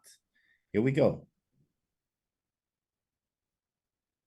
Here we go. I think he's looking approaching at 20. like. He could be looking at these crazy moves. What is e6? Basically, as soon as your knight moves, e6 is on the board. Yeah, basically, as soon as that knight moves, the queen got a little brilliancy here. E6. And if you take it, knight e7, knight g6, queen a8, all these checkmates become reality. A brilliant move. Mm-hmm. Brilliant move. All right, Magnus, this is still far from over. The eval is very misleading. You look at the position, both kings under fire. There's a passed pawn going down the board.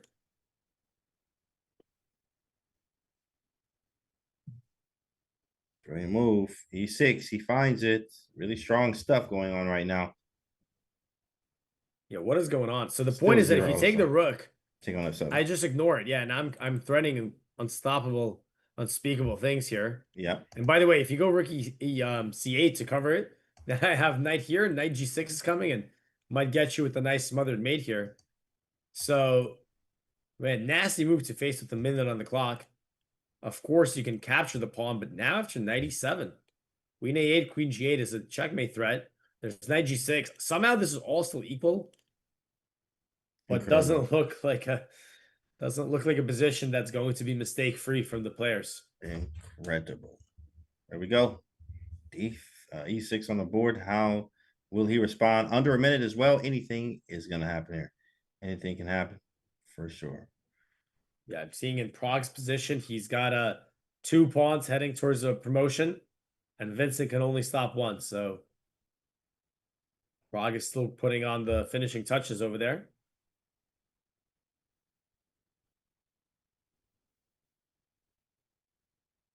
Sindarov's under 30 seconds. He's got to move. Apparently, there's all sorts of moves that are okay here, like F5. this one says 0-0. Like there's nothing more than a perpetual here. So he's yeah, there's some. I just want to watch what they're gonna do because the lines here that the engine is giving us are just totally off the wall. He goes back, queen e8. That was not the best move. He doesn't go for these crazy lines. He tries to just play defensively. But apparently Magnus has knight f4. What? That doesn't even make sense. What's he? What knight f4? So what's I'm trying to figure. So he's got 30 seconds. So knight f4, bishop takes. You take We're on gonna f7. take f7. Queen takes, knight g6, Knight king g8. g6. King g8, you get back rank. You made it. So Queen you have to go a8. king a7. And then you get 95. Oh, wow. What Amazing the heck? move. Wow. That's not easy, though. Let's see. Magnus. It is Magnus, though. Let's see what he takes. Okay. Also logical. Now you can still do the same idea. Knight f4, right? You can move that knight over and threaten knight g6. Apparently, it's equal in that case, but what kind of equality we're talking? I still don't know why or what the engine says what it says, but knight f4 certainly looks like a nice idea. You also attack the dangerous d3 pawn. 17 seconds though for Magnus. This is a dangerous time situation too. I would have loved to see +10 here instead of +30. Yeah, exactly. Plus 10 makes everything different. Knight f4, he finds it. There it is. He finds it with 7 seconds. Gets another brilliancy because he's leaving that rook at f2 hanging. Brilliant. And then knight g6 is coming up. Yeah, if you take the rook, knight g6, yeah. If you go king g8, zoop zoop, get the checkmate. If you go king h7, knight e5. Maybe there's something else that we're not seeing, but that one looks good. Actually, there could be a knight e7 as well. No, wait, hold on. Still alive. No mate. Yeah, still alive. False alarm. All right, just take the queen, Just take the queen and worry about the rest later. All right. Sindarov's gotta decide. Apparently, queen c4. Gotta get that queen off the board. And that makes sense too as well. Queen c4 actually is a makes sense, but nice it's easy move to there. see all these checks, and you gotta make sure that you're not getting mated after those. And by the way, we have a result in the other game. We do have a win for Prague, and he wins his game against Keimer, meaning he wins his match. Awesome. Draw 5, 4, 3, king to g8. And that apparently works. It does. You can move the rook. You can move the rook, and you allow this check. Your knight now covers the h5 pawn. There's no queen takes h5. Get away somehow, some way. Wow. Ends up working for him. Rook d2. Magnus is Magnusing. Now he's like, hey, give me the pawn. I just need that one extra pawn, and then I'm good. The rook g1 is just the check. If it was 3 check, you'd be hyped. Check, check, check. Check. Yeah, you're done. Right, but this is not 3 check, guys. This is not 3 check. Freestyle No check. chess. You better be ready. Right, exactly. Stop playing around here. Sindarov got to move. 8 seconds, 7, 6, and he makes a move. Queen d7. Queen d7. Yeah, I mean, you're kind of eyeballing this direction, but not really, right? Exactly. I just take the pawn. No, can I? Well, how are we gonna take it? How are you gonna take it? If you take her the queen, right? I feel like that's a little letting them off the hook, right? Because let's say you take, I feel like the Magnus wants to keep the queens on here. I feel like the black king is it looks like our king's weak, but the black king is also no joke here. If you go rook takes, can we go rook d3? Then you get rook c2, right? Then there's some tricks. There's rook c2, rook c1. Yeah, exactly. There's some serious tricks there. 10 seconds, 9 seconds. He does take with the queen. Yeah, I don't know if, I mean, it is a pawn.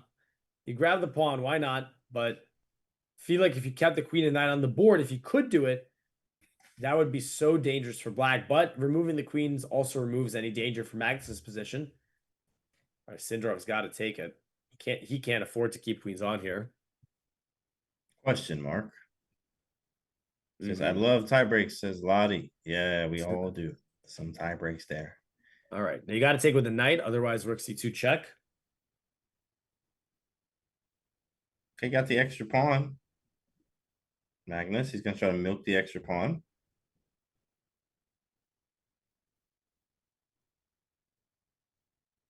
Normal. Magnus-esque as well. 17 seconds in the raw. I mean, this endgame right here, the extra pawn. I mean, Magnus has done better and with less, right? So we get a question mark, rook g1 check. That actually just helps Magnus, right? Now his king is coming into the game. It gets his king up taking a little yeah, his pieces are gonna start. Look at this. You go king g4, f4, knight e5, rook to d7. Maybe the king even snakes in. The coordination here between Magnus's forces is about to be in perfect harmony. And there's tie breaks between Hans and the pawn, I think. So That's gonna be fun Yeah, to we haven't see. checked the high. Levon Oh, was against Arjun, right? Yeah, Levon and Arjun, correct. So Levon won also. He just like Hikaru. Oh, Levon's my been on goodness. fire. I mean, he beat Hikaru, beat Magnus, beats Eric Ices. Anyone in his path is just Hans and Fabi, yeah, moved for aside. sure. Yeah, Fabi and Hans are in the tiebreakers. All right, Oh, I think you boy. can just keep going. King of King of 5, five, 95. right? 95. Let me brilliant. 95 first, makes sense. Yeah. E6. Yeah, King E6, maybe F4. Support the knight. Even rook to Rook E2. E2, yeah. Yeah. That's some nice discoveries. Mm-hmm.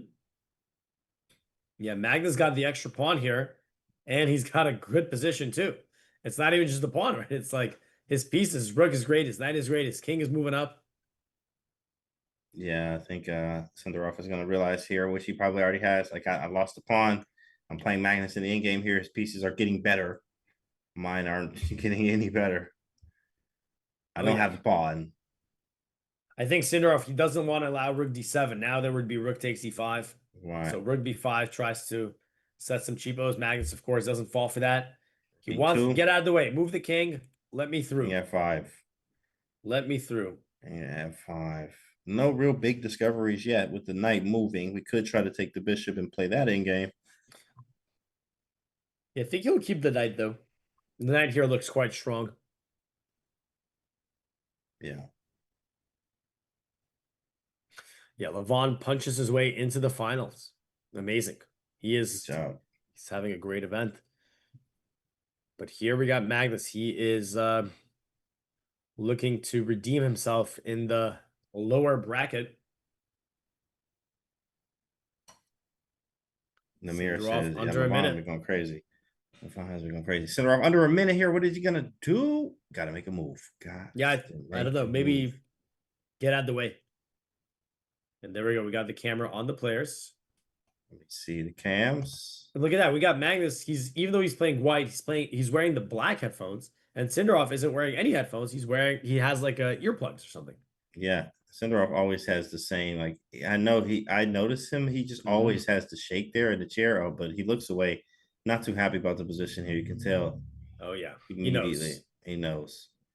He knows things are no good. And now rook c2 would be a nice way to infiltrate with the rook. The king retreats. Now the king comes in. That's going to be nasty. And you can't stop me. You can't interpose with any piece because knight d7 will be a fork. So rook c2, rook c6, I think is very clean here. Yeah, allowing the king to invade. Love the rook c2 move. We're coming next. Check up.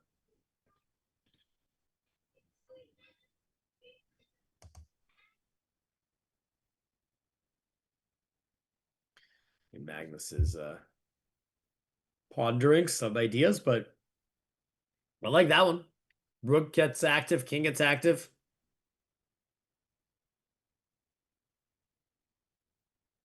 Great job. Magnus making it through as well. Good stuff. +4 here. Rook c2 is unstoppable for rook c6 due to the forking idea with knight to d7 and king f5. Looking very strong here. And then we have a tie break between Hans and Fabi. That'll be a 2-game. 10 plus 10, actually. Then 5-2, and then Armageddon.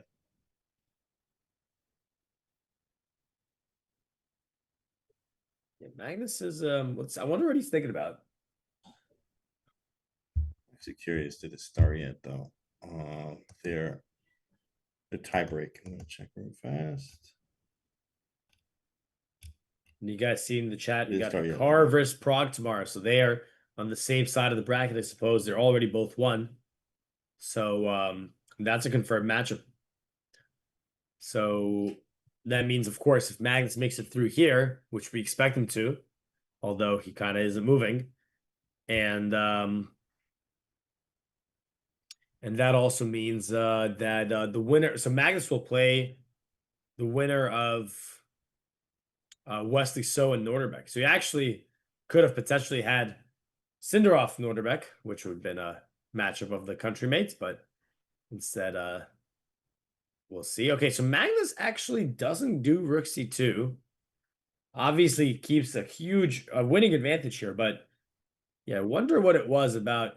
I mean, this looked very, very good, I have to say. But obviously Magnus must have had his reasons. Yeah, definitely have some reasons there. So we'll see. He's going to try to go around the other way, give some hope here. As Cinderov probably feels a little bit better that Magnus. Yeah, but with the rook on the idea. 5th rank, like you can't get the king in.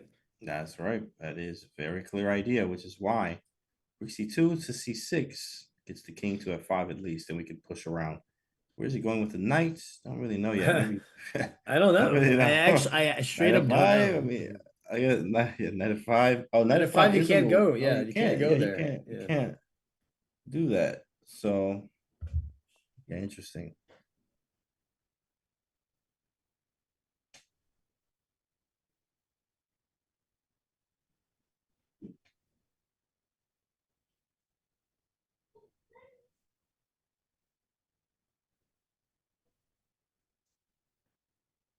You're going to g6. Yeah, I mean, he could go knight g6, and then where does he go from there? Back to e5. Back to e5. He was already there. He was already there. He was already there. All right, bishop. Oh, he promoted. He promoted.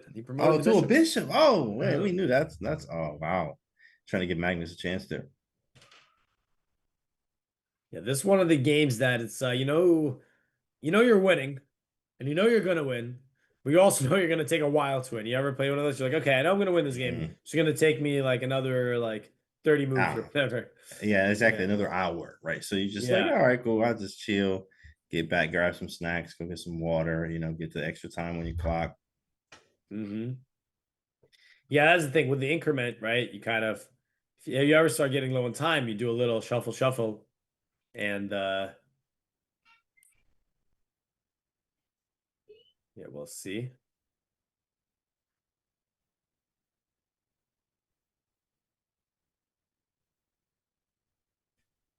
All right, so what do we got going on? Yeah, Give your predictions for Hans versus Fabi. That's a great question.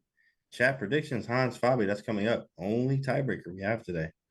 Well, I mean, if Magnus, yeah, we do expect to win it. Yeah, we expect him to win. Yeah. We do expect it. Absolutely, but he's still working. He's still working on it. Still working this position. Oh, there's a Wesley one too. Let me scroll. Hold on. Oh yeah, that's true. Yeah, Wesley's got the tiebreaker. Yeah, Wesley got a tiebreaker. Let's go, Big Wes. Oh, he's in the other bracket. All right, here we go. Magnus puts the rook on c2. Nice, I see it. Actually, James, check this out. Now you can play that at 5 because if you take it, boom. I was looking for that. So you can do it now. Tactic. I don't know if it's good, but you could do it. I was looking for that tactic at some point. I thought that was a cool one.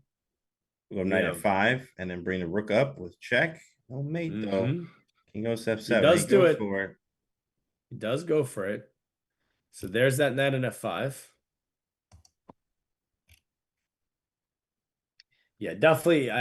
Especially seeing some of these games going down to the later stages, you definitely get the sense that the it would be I think better with 30 not a 30-second increment, but a 10-second increment or something along those lines. I've never really seen anything other than 30 and 10, 15-second increment, I haven't seen that. All right, rook c7. Wow, it gets a brilliant because I guess you keep hanging the knight. It's funny, after I take on g7, you still can't take the knight because rook g6. Rook g6, yeah. You can take an a2, but now I go rook g7, and then rook g6, and we're gonna get a 3 versus 1 pawn race. All right, so there we go. So Magnus, he was never in doubt, but he finally coordinated the rook and knight in a nice manner here, and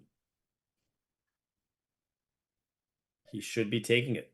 He should be taking a2 probably. You'll take the pawn and say, okay, yeah, at least I'm not made it, Yeah, not made it yet. That is type thing. Yeah, just push the pawn, right? Just be like, all right, let me try. But I mean, 3 is greater than 1, even on this board. Even on this board. And by the way, my pawn is closer than yours anyway. Yeah. To promote it.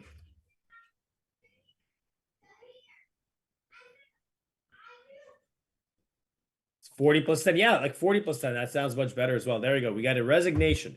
And blood is being shed. Magnus. We have Magnus punching his way through. And he will face the winner of Wesley So against Norderbeck. I almost said Yakuboyev, but no, Abdusatorov. There's a lot of Norderbecks. Yeah, Yakubo, yeah. the other one, yeah. Yeah. And yeah, still some action as we saw. This is our bracket here, and we didn't really have a chance to check it out too much, but Levon Aroni and Tuzip and Fabiano and Hans 1-1. So we do have 2 matches still going into the tiebreaker portion. That's correct. We got 2 tiebreakers coming up, guys. Lots of chess still to be played. We got 2 matches, or at least they have to play 2 games of the tiebreak, guys, with a 10+10. So we'll be back, guys, in a few minutes with the break. I'll see you, and we'll see you very soon.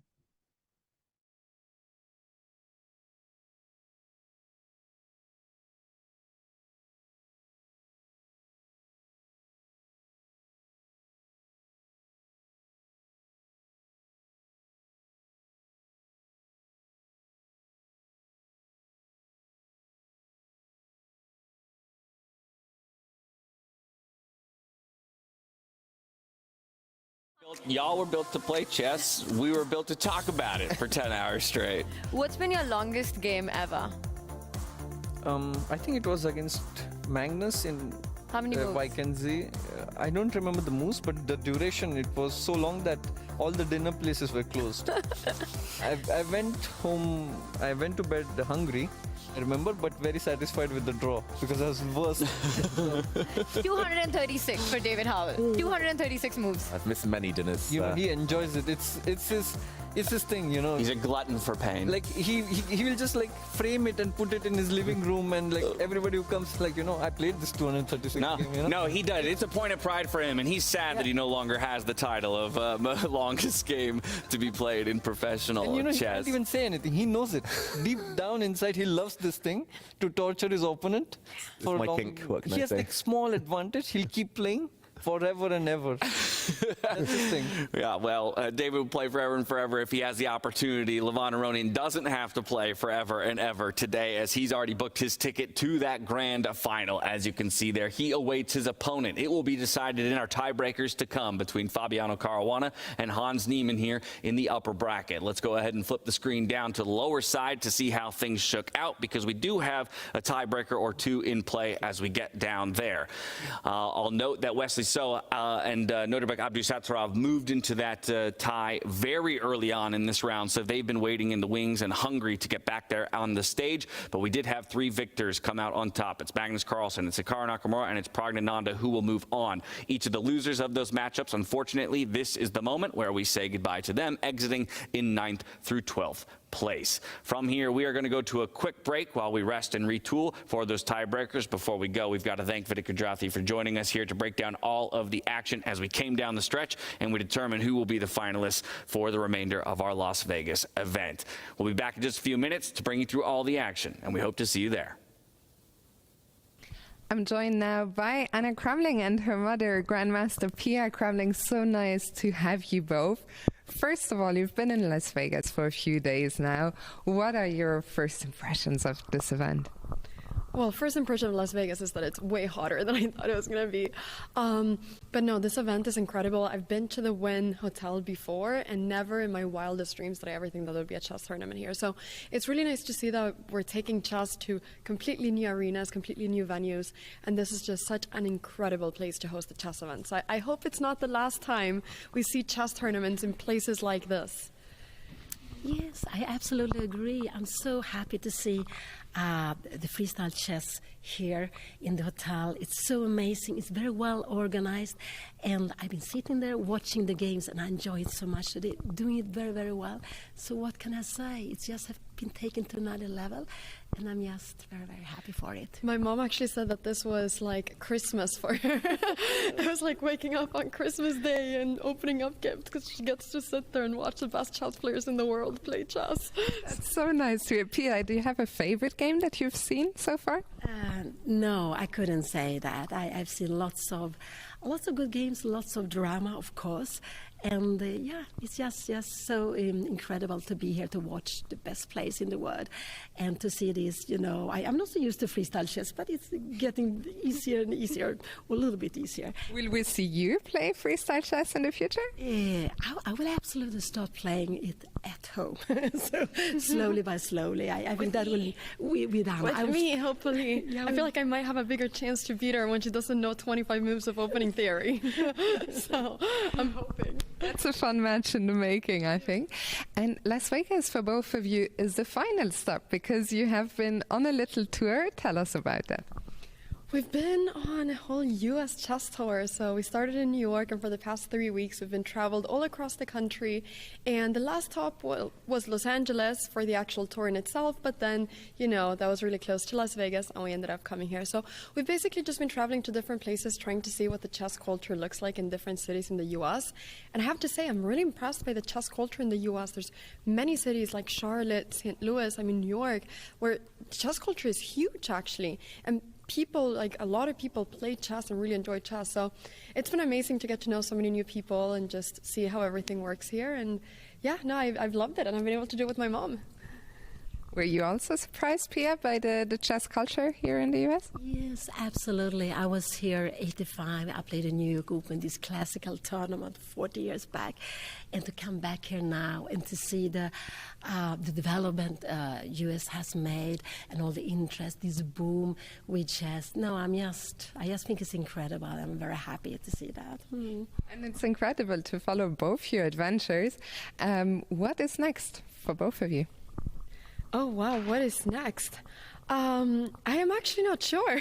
I've been planning this for so long that I think now everything that I'm focusing on is just actually getting out all the videos and content that I've filmed these last 3 weeks. We've published some of the vlogs, but I think there's like a month of videos right now that are just waiting to be published. I faced my mom in a tournament this month. My mom played Levy. I played people like Daniel Naroditsky where he was blindfolded and had 45 seconds on the clock. There's been all kinds of crazy things, and I just need to get it all out, and then I can plan my next thing. That makes a lot of sense. And for you, Pia, will we be seeing you back at the board? I don't know when I will go back at the board, actually. I've been very active until last year, but this year I have actually played not so much at all. So I will play some team matches. By choice or because it just happened that there were less tournaments? It's a little bit by a choice because I do love to play chess. It's not like that, but with age, the energy is not the same. And so I'm a little bit more thinking that when I'm playing something, I really want to be sure that this is a tournament I'm looking forward to. So I'm going to pick up the tournaments and just play less than I've done before. Well, we'll patiently wait for your return to the board, and we look forward to seeing all your content together with your mom from your trip. Thank you so much for your time. Always a pleasure having you both around, and enjoy the rest of your time here in Vegas. Thank you so much. Thank you. Thank you.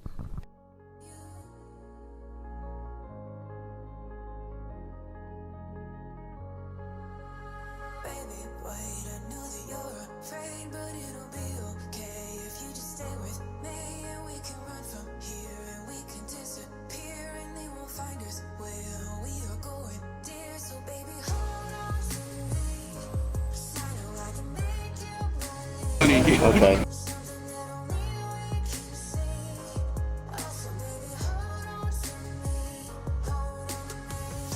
Okay. Okay. Hello? Yeah, he here. Giving everybody 5-1. Yeah, crushing. He haven't lost the game yet. Oh, you behind.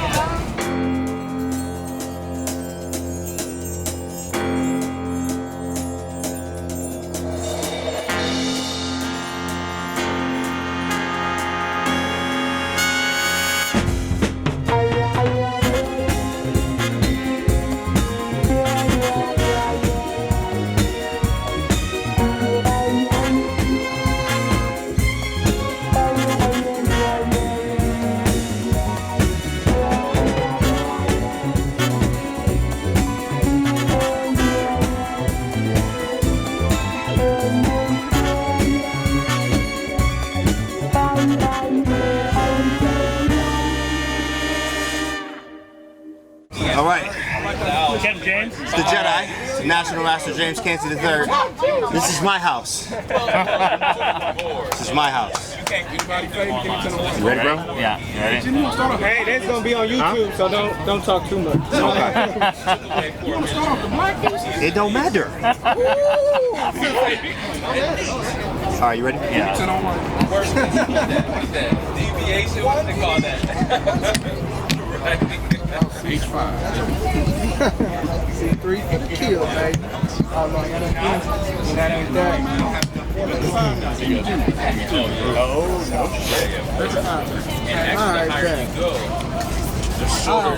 All right, bet. Oh, really? It's like the only YouTubers I've seen since I started playing chess are endgames and my man's right here. That's like all I've watched. I'm sure I'll get there eventually. Man, you slacking, huh? I just started.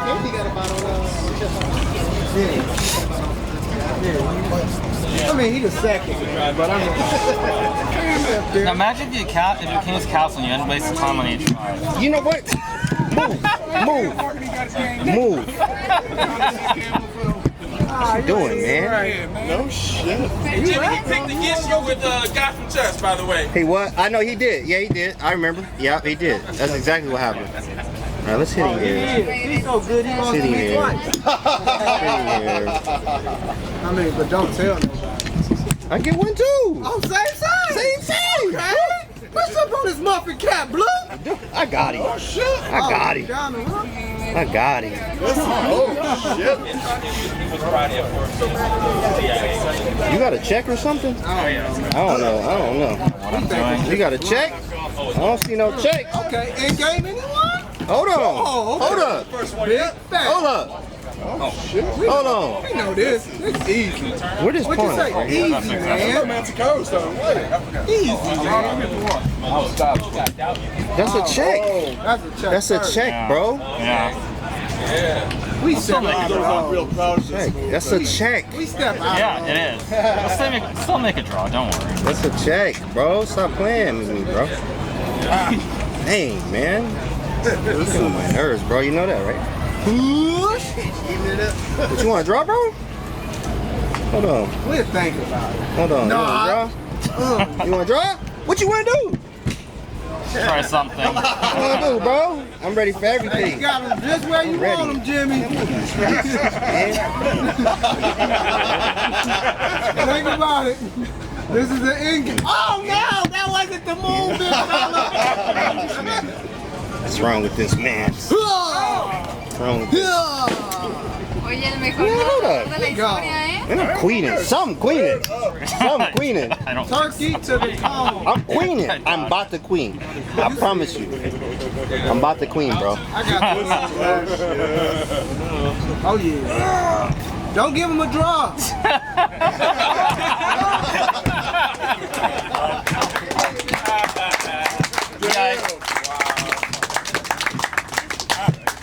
I mean, not next Yo, I time. want to see Remember, one more like that, and then I want to see like 5. 2 draws and we good. Okay, we good. All right. I want my man to draw that time. Yeah, for some reason I forgot G2 was hanging when I went King C3. I just Actually, me forgot too. that it I didn't even see it. I was looking and I was like, oh, that's hanging. I'm thinking, I mean, I just didn't know what y'all looking, you know. What? I'm sorry. What? No, you was soft. Okay, you ready? Right? Come on. Come on. Huracan. Come on. I'm like, for real? He wasted moves at a time like this. Adjust. Thank you. Adjust. Thank you. Adjust. What you doing? Why you in my house? Why you in my house? Why you in my house, my guy? Hold on. Can we talk about this? You want to talk? Can we talk about it? My favorite part of chess. Shit talking. What you doing, bro? What is that? Just taking the center of the board, that's it. That is not a move. That is a move. It really is, though. It was? It really wasn't. Takes It's a pretty normal move, actually. It's a good move, too. Whoa, hold on, watch out for that. Hold on, if I hit him there, splitting. Split, split? Split, split. Split. That's right. Okay. I mean, it's Hikaru. We not really You thinking. know, so I can't do that because it's Hikaru. Man. But if it wasn't him, I would do it all day. Let's just go here. This is Hikaru Nakamura. So you gotta be different. Everything gotta be different here. Everything gotta be different. Oh, you can sack your queen on it. I can. I probably should, shouldn't I? You think I should do it? Next move. Okay. Oh, these knights is gross in my position right now. Okay. Never know. Gotta be ready at all times. We got a sack for the two snipe dipes here. We got the snipies. We got the little snipes. Okay. So if I do this, what's going on here? It's my time. About even on time. We got him just where he's going. Very confused how to respond to this situation now. Nice to go there. I'm going forward. I agree with you. It's an ISO. Okay. All right. Yep, there we go. Okay. Okay. And then. Oh, I should have played this too. That's what I meant to do. We good? Yeah. Okay. Okay. Okay. Okay. Hello? Yeah, he here. Giving everybody 5-1. Yeah, crushing. He haven't lost a game yet. Oh, you behind. Oh.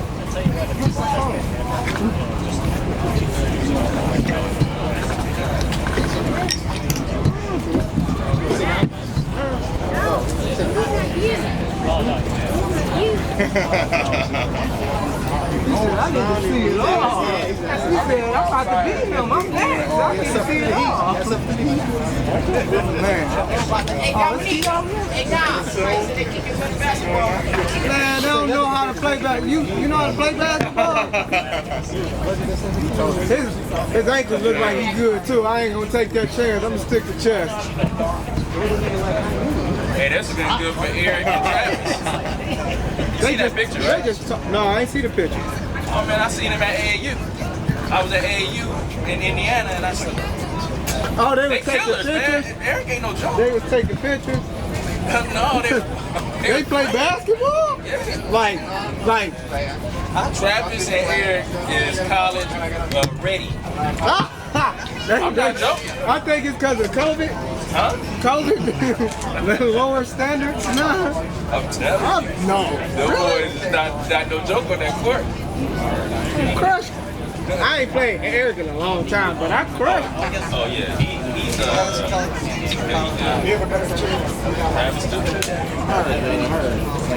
I might have to take a peek at them. Yeah. I'm talking about basketball. Yeah. Really? Yeah. Oh yeah, we got Nate. Nate Jimmy. He did that with some force, man. You still got him, Jimmy. Don't look back. Don't look back. There you go. You see it. Queen's Gambit time. It was just a queen. Oh, Jimmy, quit. Oh, that was. Don't look good. Get a draw. Ask him to put your hand out there. Drop all pieces. Resign. No, big fella, that's not the move. Oh. Trying to see why he was. Okay. We own you. Yeah. Wow. Oh, we Oh, no. We got one. Another queen. Okay. We go. You just gave it to Hikaru in a second. Drop my queen, dog. What am I doing? Just checkmate otherwise. I know. We'll get it next time. Oh man, good game, bro.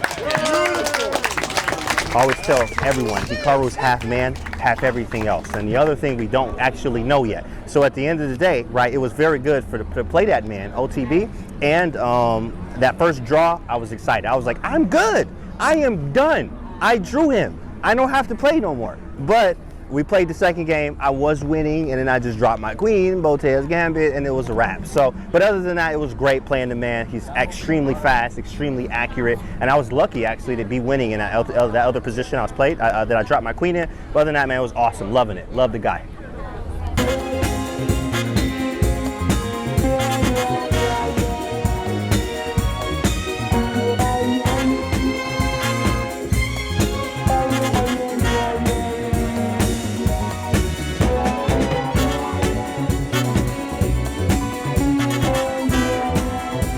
Okay, so what did I do last time? Tell him he ain't seen it. He ain't seen this before. No, I've not seen He this. ain't seen this. This is McDonald's over here. This is, yeah, the Happy Meal. That's right. The Happy Meal.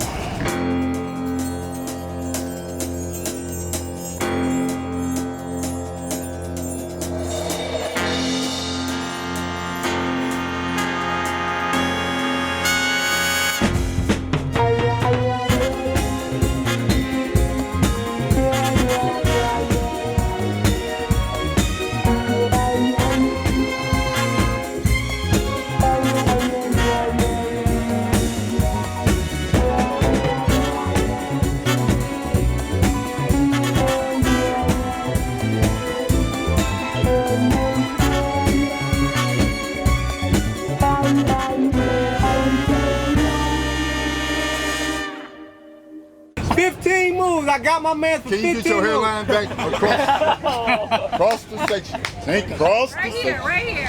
You ready? All right, kid, let's go. Right. Oh yeah. Oh yeah. You remember you said you go to that one opening? Pretty cool. What, the McDonald's opening? McDonald's opening. That's what he called it. He said, I'll do that McDonald's opening nobody. He'd like to see him smile. You give him a Happy Meal? Oh, he gonna give him a Happy Meal.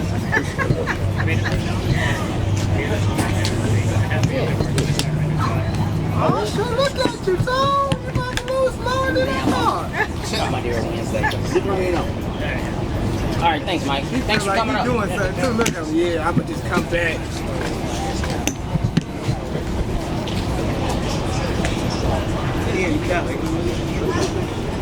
We just now started back closing and everything. Yeah, we usually our meeting spot was not really right now. And everything. We're just starting to slowly come back out. We'll be coming down. He ain't come up. He ain't come. Uh-oh, he ain't come up. Oh, he ain't come up under Barnett. We all know Castle's good boy, the Hassel dog.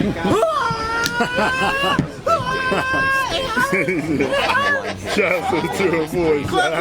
Oh, my drop it is never good, dog. Okay, feel the pain. Don't look up. Don't look up. Check first. Look, my man's trying to be nice. Trying to be nice. Feeling so unambitious.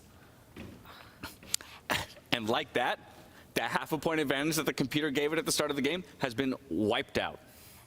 And both brackets, both players with the white pieces have gone for the exact identical setup, a move that surprised everyone in our studio right now. One explanation for it is, David, that you're trying to blunt the dark squared bishop that you earlier pointed out, you know, lining up against the queen. And maybe it was around this, trying to create that square eventually for the queen to come out. This is getting fun very quickly on that right side of our screen. Wesley with a face-off between the pawns. And maybe before we let the games breathe a bit, we'll just point out what we were talking about in the studio there, and about how this position did start looking very favorable for white. One of the positions with the biggest evaluations that we've seen so far. As we dive into the games, we've seen some big decisions in the meantime. Wesley So bringing out his rook. Hans Niemann putting a lot of pawns on dark squares, building a pawn chain on that left flank. But maybe we can jump into the Hans Niemann against Fabiano Caruana game. Yeah, that's our marquee matchup. We're trying to figure out who will have the opportunity to challenge Levon Aronian in a couple days' time in our final table. So that's where we'll head to see how Hans Niemann tries to craft an attack against Fabiano Caruana here, Mr. Stability. Yeah, he's been pushing some pawns on that left flank. He's trying to tie in the black queen, lock her in before she's able to get out. So I do understand the logic here. But we were very surprised that he wasn't playing on the other diagonal as well, where the white queen could have prevented the black bishop from ever really seeing air.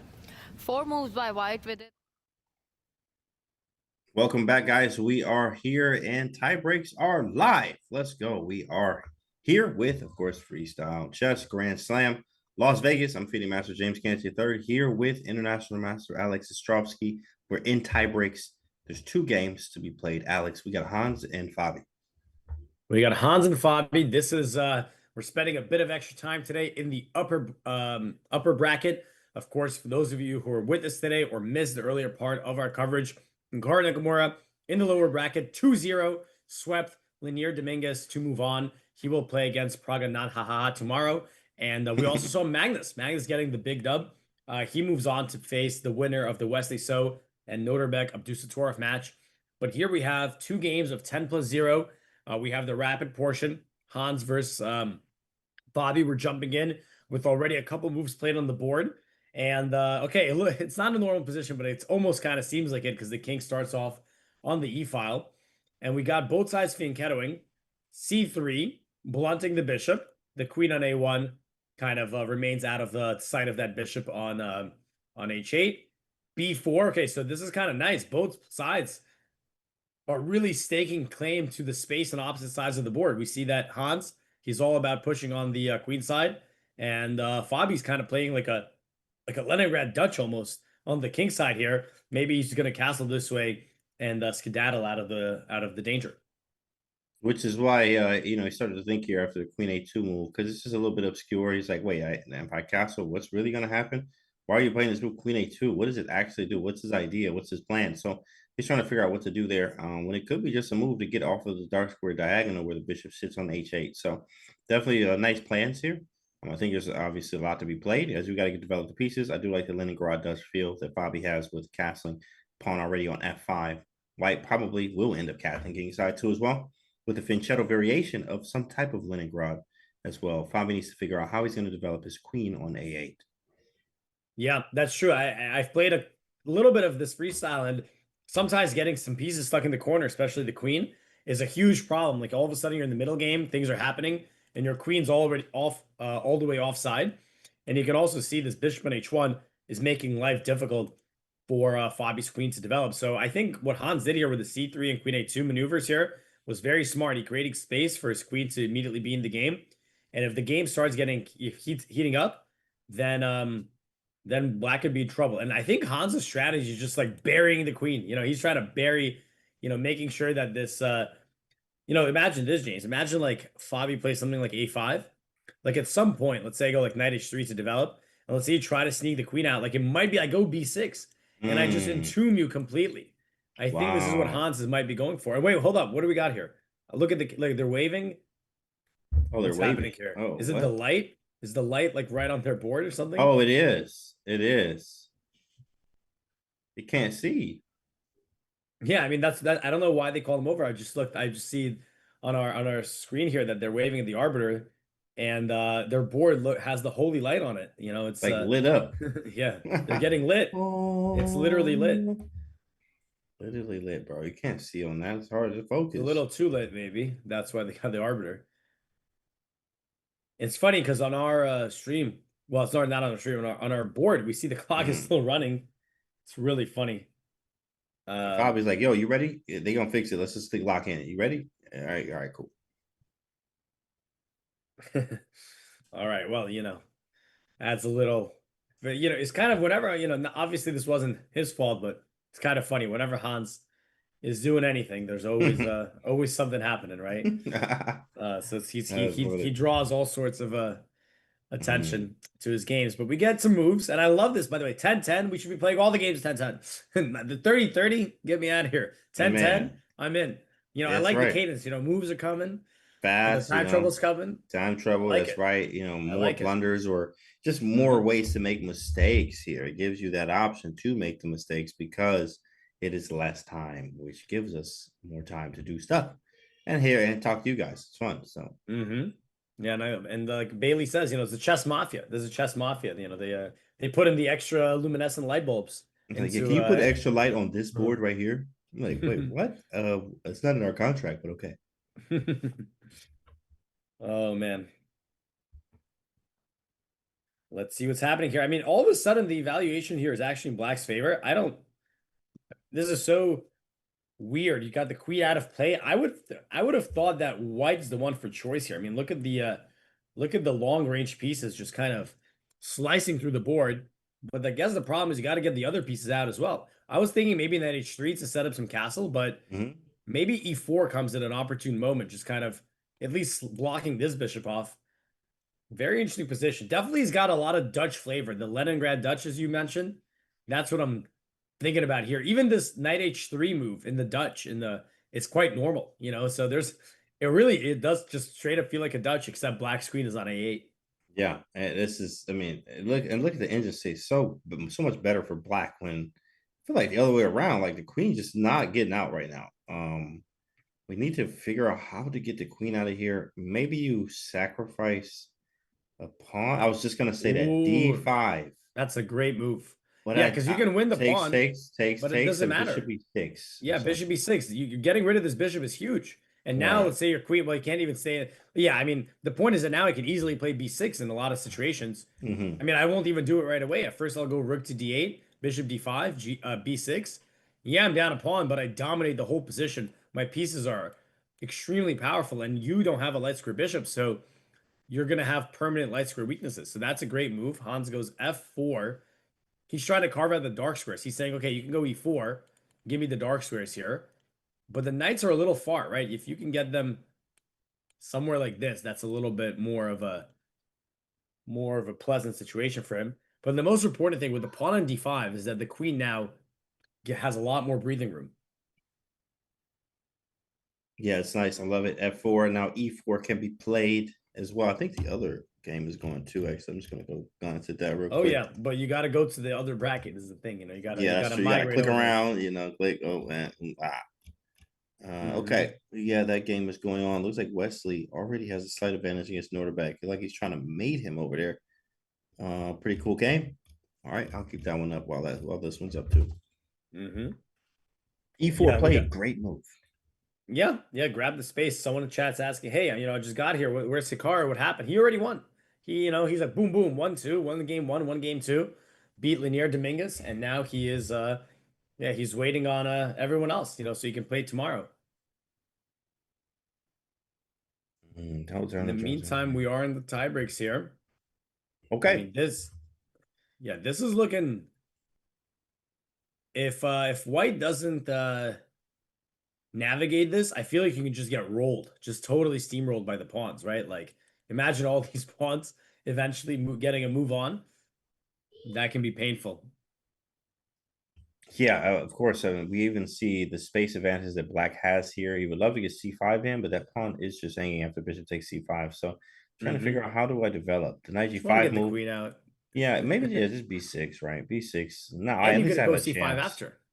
Right? Correct. And en passant is forced. Yeah, en passant's forced, and my queen's joining the party. I like knight g5. That knight was very offside. I don't think Fabi should be taking here because, well, maybe he could, but I don't know. It feels wrong. Like this knight's getting misplaced, and feels like White's getting some squares. Maybe the bishop zooms around. So knight g5 is a good move, offering a trade of knights. I almost wonder if I can just move my knight away, and then kick you out. Like knight d8 looks strange, but maybe I kick you and then I come back. But it does look a little awkward to retreat like that. Yeah, I mean knight g5. Once he wants to take, what is his plan afterwards? If we take and I go like a knight g4, I actually do like taking. I'm not gonna lie.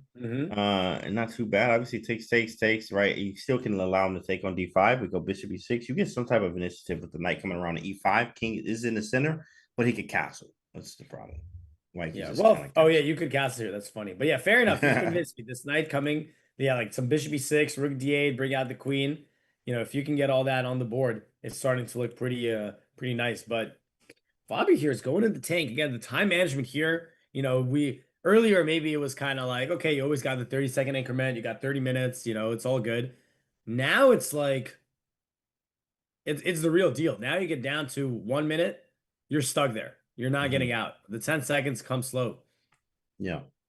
That's 10 seconds. Like 2 moves, you only have an extra 20 seconds rather than 2 moves having an extra minute with the 30-second increment there. So huge difference here. You do have to move faster. You got to calculate quicker. Harder decisions to make, for sure. Yeah, I mean, Fabi's deep in the tank. He goes h6, so he just forces the issue. We trade the knights. Gets a mistake. That's pretty harsh. Wouldn't go that far. I think he's just, he's trying to keep it all nice and tight here. After takes, bishop e6, rook d8, maybe slide the queen over. I feel like he might just take this nice and slow with Very normal. Bishop b6 here, 100%. Yep, now d4 is hanging. Now, maybe just rook d8. Just bringing all the pieces into the game, just how we were taught. Oh, this is a crazy game with king on f7 there. Like king on f7, and then he's just using the pawns here. Like everyone, don't try this at home, guys. Very, very scary. Can but he still no, long castle? He can, right? This rook he hasn't can. moved. He I definitely think so, can right? still Like long rook castle. d8. I don't know if I want to. I'm but I going could. d4 though. Pawn d4. Yeah, I don't yeah, even know if- what's next. Yeah, yeah. Just You d4. obviously are gonna Absolutely destroy eyeing me it. there, but What's just up, still, Dr. just good reminder of the rules and what's possible. Dr. Fuse says, when are we gonna have a hybrid bullet tournament? Probably Monday. I have family this weekend, hanging out with family, so no stream for me. But Monday, maybe. Looking forward to it. By the way, look at the headphones. They're not wearing them correctly. You got the black and white ones when they're playing white and black. So Oh, let me see. Yep, see, Yep. mixing them up. we Yeah, we got to mixed up the restart the game. headphones. The game is void. That's crazy. Imagine Game Boy. Oh, got to start over, guys. In winning position. Be like, you know what, Mhm. man? I'm out of here. Yep. All right, we Right. got Fabi's taking his time here. I mean, again, what are we missing? Rook d8. Anything wrong with that? I mean, Nothing at because all. you still, obviously got to get the queen in, right? So this centralizes the rook, and maybe queen c8, queen d7 next. Okay, Love it. knight to d7. Okay, so maybe Fabi's trying to. What's he trying to cook up here? C5. Ah, okay. So C5 yeah, is really he's strong. controlling that c5 square, then d4. Yeah, maybe Yeah, he's. C5 is strong. I would be. I don't know. That queen gives me worry. I'm like, I don't want to play with a queen in the corner like that. But Fabi thinks it's all good. He thinks he doesn't. He's saying, Hans, I don't need the queen. I'll beat you without it. I don't know if he will, but kind of like what he's saying right now. That's funny. That's funny. And 97 C5 is going to be a strong move here. Hans on the tank. What is he going to do? G4 is actually tempting, believe it or not. I just want to open up the king. G4, because your king is right there. So G4, I mean, but he doesn't have to take. So if you're taking, yeah, I don't really have the capacity yet. Maybe I can inch the bishop up. G4 takes, then bishop G2 to H3. It's a while. Yeah, It takes a while. G4. I mean, where are you going to put your king then? Are you just going to hide out in you're the right. center? Oh, exactly. Correct. It's one of those. Since we, you know what, we all out. We're just going to be all out. King in the center game. I'm going down and we're going down together, yeah? That's right. That's right. But okay, let's see. Yeah, maybe this c5 is like, say you just castle. Let's see, does he go c5? En passant would be fantastic for us, right? If it was forced, which it is, that's great. Open my rook, open my queen, no problem. And now he starts to think about d4, and combined with these two bishops, that's a serious push. Hans does go for g4. He's not waiting around. He's saying, all right, I'm gonna, but this is risky as well. Like his own king is, what if we still go c5? Yeah, It's not like this just wins. Like I just take. Yeah. You go rook g1, I'm right here. You know, I could also go rook g8. Right. In fact, if you I might be the one who benefits. You know what? from I the might have opening. the castle now. That's crazy. No, You might G4 castle here. Yeah. Yeah, that's crazy. C5 on the board is happening right now. Probably takes, and bishop G2. Does that do anything? He can go D4, takes, and I am in trouble, actually. D4 looks like I am in trouble, boys. like a tough move. What if I go D4 myself? I don't know. En passant with the open E file, that Ugh, could that's also be scary, troublesome. bro. Yeah. Bishop D5, bishop D5, knight D5, rook E2. Like, ugh. Wait. Oh, Queen check. E2 takes, knight C7.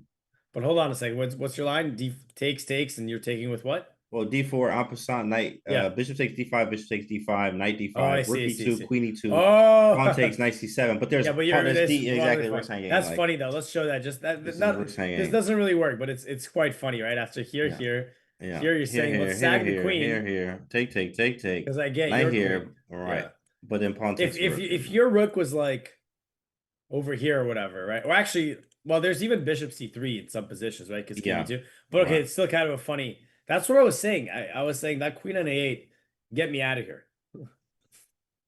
Yeah, that's interesting. What a position. But it doesn't work. That's a cool line though, but falls a little short. C5. Okay, takes. I mean, this is not good for Hans. Like takes seems okay, but it's definitely not. What if I take and move the queen over, sidestep, queen A2, this knight F6? I mean, he just kind of holds everything. And we are going with the capture though. Queen A2, knight F6, bishop G2, and then he could just go rook D8 or something, maybe. Bishop H3. Oh, yeah, okay, he's holding. Oh, C5 is hanging. I can't go knight F6, yeah.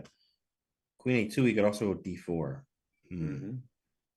No, I don't know. I mean, the king and E1 is safe for now, but going long, I mean, maybe he's still going to go short, right? Bishop G2, could try to get a little safety here. Does Fabi just go for D4? I mean, he's been showing a lot of willingness. He's been saying that, that'll take care of itself. D4 would be very consistent. He's been building up in the center. His king, no one's really getting to it. And he's got rook G8 coming as well. So if he can make D4 work, he's definitely going to put it on the board. Yeah, D4 is quite annoying. I don't have a sacrifice, no big tactics. D4 is there. Be careful. He goes for it. No fear. Whew. I mean, geez. You know what do they call this? Snow plow? Just clears everything out of the way. Clear everybody out the way. Mm-hmm. Everybody out the way. Now what are we going to do? I mean, is D4 even really hanging here? Because when you take, you're under this this pin. It is hanging up. 96, 97. Oh, that there but does work. Okay, Nice. well, like I guess he gets the bishop on A3 too as well, which is No, fine. but it's defended. Knights on C2, yeah. Oh no, sorry. You took Yeah, yeah, E6. It's gone. What on earth is going on? What's Hans thinking here? What are you gonna do if you're not taking? Yeah, that's true. I think I just gotta take. Like I can't let my team look crazy there. So we gotta let him get this tempo or whatever. Pawn takes C3. And then maybe rook to D8 from Fabi. Yeah, he just has a much better position. Yeah, rook D8. I've been shouting from the rooftops for that move. Wow. Whoa. Wow. Whoa. So he just gives up a pawn. Is it because he had to? I mean, now rook D8 still, right? I mean, I was just like, get my queen in the game, and then I literally have no problems at all. Yeah, that's strong. And rook D8 here is real nice, right? Now you got pressure on D2.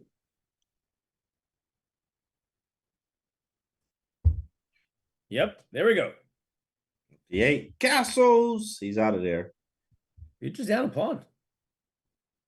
And for what? And for what? Knight B6 here is nasty. Look at this, James. A funny double attack. You're coming after it all. Wow, that's funny. What a double attack. Yeah, and you have to kind of take it. Knight A4, how are you saving the pawn? You're not. I am not, in fact. Dang, all my stuff hanging? Dang. Knight B6 looks very crunchy here. Coming into A4, C4, D2's hanging. If Fabi plays Knight B6 here, he's looking real strong. Incredible. Let's see if he does. He's got other good moves. I mean, he's just up a pawn with better pieces. Yeah, with better pieces, yeah. His king on F7, which looks crazy, but yeah, his king is safe. I like it. Safe. It's so safe. Look at all White's pieces. They're stuck in the first two ranks. Wow.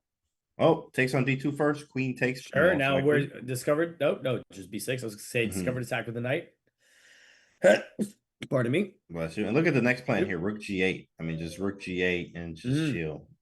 Rook G8, and then you're lining up some kind of like Bishop D4 ideas, right? So you can clear this out of the way. Eventually get the queen X-raying the bishop. Yeah, Rook G8, and then you even have Rook G8, Knight F6 to D5, or even G4. I mean, there's just too many squares. Oh yeah. Oh yeah. The only thing that I don't like about Fabi's position is that he's down a little bit of time. That's crazy. Nothing else, just the time. Oh, I mean, you can't even name anything bad here. I mean, the position itself is gorgeous. I mean, Hans' pieces are scattered in terrible squares. The bishop is both bishops are restricted. Zero, as they like to say, he's got Fabi's got the extra pawn and position. Now Rook G8 is easy. You don't care about this pawn. Just Rook G6, Rook G8 after. So far, this has been a dominating game. Rook D2 hits the knight and the pawn on E2 at the same time. Look at the knight. He's just highlighting how bad that piece is. Knight to E3. Now, what is the follow-up? How do we there's knight F5 you might have to watch out for slightly, but I think you just take it and go Rook G8, and the pin is in. pin is in. Looks like he's absolutely crushing here. The pin is in, boys. Yeah. He says, "Oh, get the Off rook the out dome. of here, bro." That's right off the dome. Off the top, off the top. Can I go rook E3 anyway? Rook E3, knight Boom, G4, knight bishop bishop D4. Let's D4. go. Exactly. Chop, chop. Bing, bang, You might bop. get smother mated there. Well, not real, not smother mated, but something nasty. Something pretty gross. Hikaru already won today, so he's out. And looks like Wesley is cooking over there against Norderbeck up time too as well. So that game is for the right to play against Big Magnus. All right, Fabi defends F5. I guess Hans could take H6 now, yeah? At least get one pawn back. He could take H6. Down 2. I go rook G8 and like whatever. Okay, that looks reasonable. I think he wants knight C4. That's a good idea. That at least gives some ideas, right? Like if you take, then you let my bishop come in. So I like bishop with 1 from Hans. I mean, he's down already, what, 2 pawns? You know, it's you just got to go for it, right? You just got to go for something. Put pressure on the opponent so they can make some mistake. Just do something. Norderbeck going under a minute too as well, guys. Watching both games at the same time here. Oh man. Norderbeck under a minute. Very tough position. Looks like Wesley's trying to mate, in fact, with some rook H7 ideas over here in that game. And then looks like over here, Fabi trying to do the same, mating, rook G8s, and like Queen F C7 actually does not do the greatest. Well, okay, he's attacking the pawn on F4. Exactly, he's hitting F4. That looks great to me. Yeah, I guess after Queen H6, you defend the pawn, and if rook G8 check, rook G6, or losing the bishop on H8. Otherwise, tricky. So, you know, I mean, it's still a great position, but apparently Hans takes H6. I mean, you know, when it's so bad, when you're looking at any sort of chance is welcome. But all right, let's see. I mean, obviously, again, Fabi has the extra 2 pawns in the better position.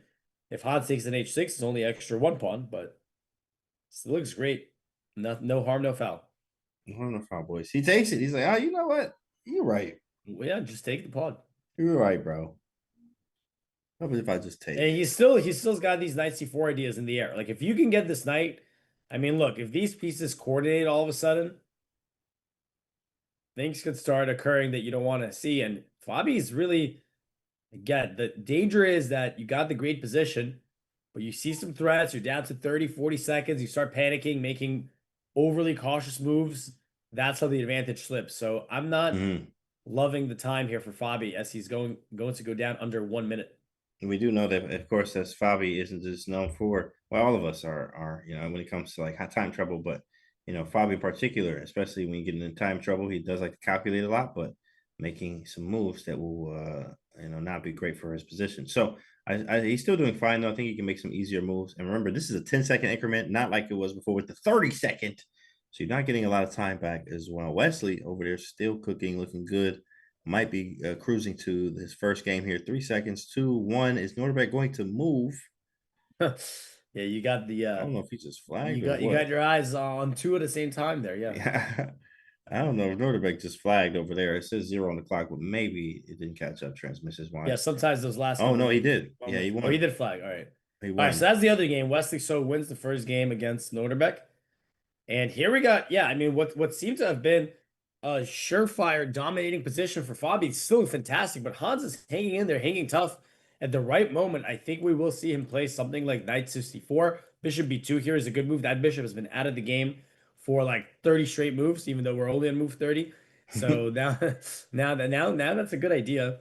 Again, you know, this is what we call, I don't know, maybe you heard of this one, James. It's called the law of infinite resistance. Like if you're just able to resist every single move, just make your opponent's life harder. Just keep extending the game, keep it going. Even the very best players, you know, they can make mistakes. They can give you additional chances. That's how the engine, you know, you think Fabi would win this position or Magnus forgets an engine? No chance. The engine just infinitely resists. And Hans is doing his best impression here, just making life as hard as he can for Fabi. Fabi repeats to gain time on the clock, but he's got to move. He's got the extra pawn, but it's not so clear anymore. I think knight c4 coming is annoying. Is he really going to repeat this? Let's see. Draw? H4 is draw. Is it auto claim or do you claim it yourself? Oh, he pauses the clock. He's claiming it. Yeah. What happened there? Yep, draw on the board. What happened there was Fabi just got too low, And credit of course to Hans. That was Hans's main weapon there. He was like, the position sucks. Just got to hang in there and play fast. Yeah, and And play fast and play annoying and like look for chances. Mhm. Wow. Yeah. That was a golden opportunity for Fabi. I mean, he was up 2 pawns. He was in a dominant position, but yeah, that 10-second increment. If this was 30-second increment, he would have 100% been able to convert that advantage, I think, because he just wouldn't go solo on the clock. But obviously not easy for the players. They've been playing all day, every day, 10-hour days some days, and you got to be able to adjust quick to the time control changes. Well, time control changes. You have to adjust to, guys. You got to be quick and you got to be on your toes and be ready to play. At the same time, guys, we are going to go on a short break and come back with maybe the final game, but could be even more. We got more tie breaks after the break.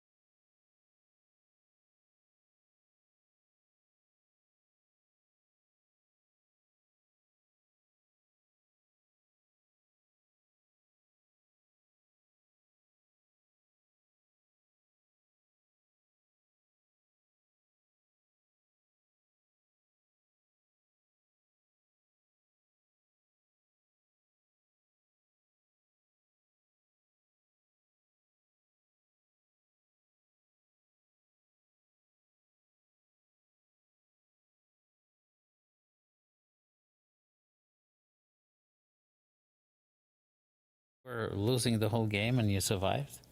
That's a big emotional shift. I can just imagine how Hans ran when he saw Levon after Magnus game.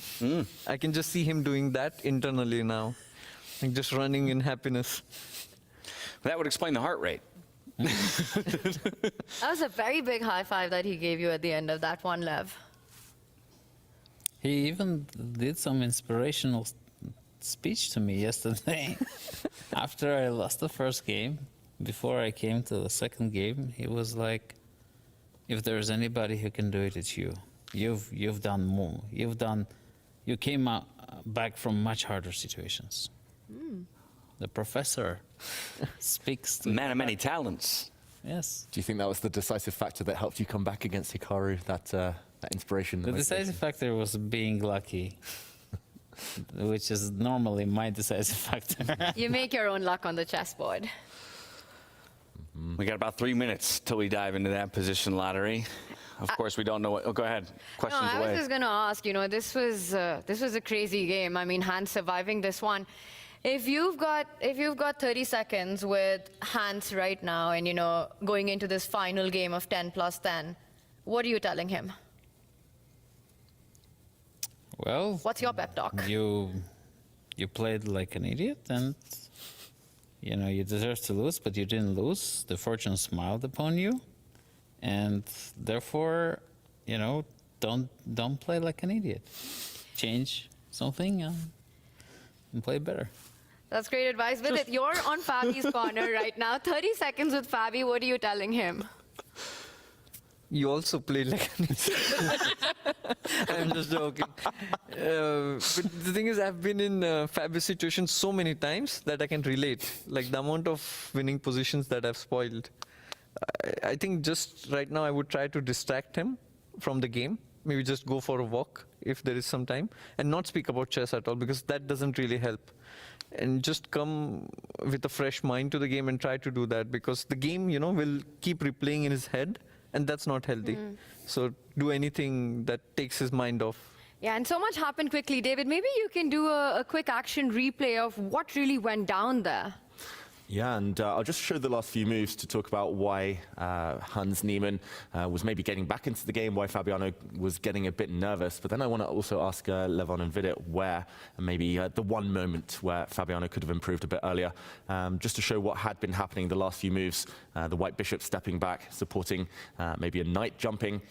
We saw Fabiano start making mistakes around here from a winning position. He moved his queen forward, allowing one pawn to drop. He moved his bishop forward, and we saw, yes, there's a bit of tension on the g-file, but the white king can hide safely. And a few moves down the line, the white bishop now stepping onto a nice diagonal. Some pressure here, some pressure with the white bishop, maybe white knight. And Fabi just thought, okay, a pawn isn't sufficient here to win this game. What do you think, guys? What was the one moment that you could pinpoint as to where Fabi lost the thread? Well, I guess if he wanted the rook on g6 so much, he could also play like rook g6 straight away without losing the pawn, yeah? Yeah, like check and rook g6, if he wanted that. That also looked normal. Or you know, practically, I feel when he took on d2, there was no need for capturing that pawn, and just like you could win, not win, but like improve your position by B6, hand here. Yeah, just play b6, put the rook double on g-file. At least it seems more practical. Although taking the pawn is good too, but just then, you know, you saw the bishop coming in the game, which would have never happened if you don't allow this. But of course, in hindsight, it's easy to say, but... And this is the benefit of our position. We get to analyze. We're hoping that Fabi isn't spending too much time thinking about this, as he has to step back on stage for another bout. Over to Fiona, for the position lottery. Welcome back to the second game of 10+10. We have one player in a must-win situation. That's Nordibek Abdusattorov, who lost the first game to Wesley So. In the final, it's all left to play for after the first game ended in a draw. And in order to draw the next position, I'm delighted to welcome a real legend of the game. Back in 1992, she became the 5th woman only to earn the Grandmaster title. Please give it up for Pia Kramling.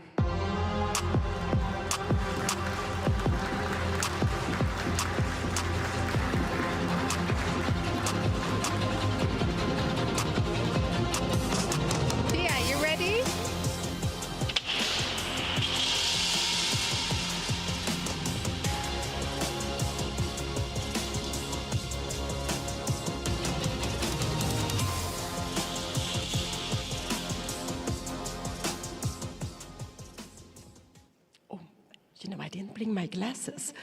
Oh, I'm sorry. I will need to have some little bit of help. Number 331. Yes, thank you. Thank you so much.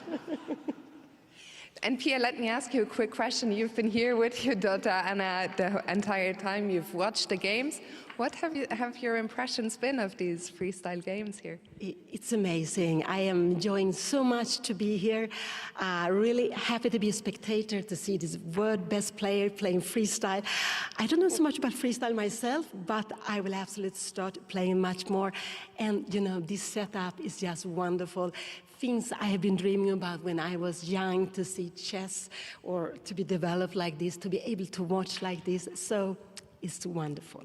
Pia, it's always a pleasure having you. We look forward to seeing your own freestyle games in the future. Shout out also, of course, to Anna. For now, to the players, best of luck. They are preparing already, and to the audience, have fun.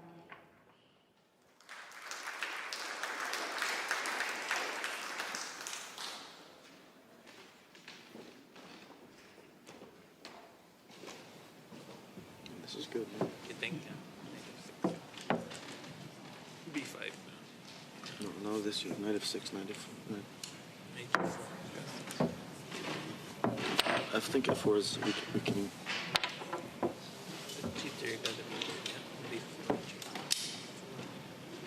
Okay. What if he tries to like go d4?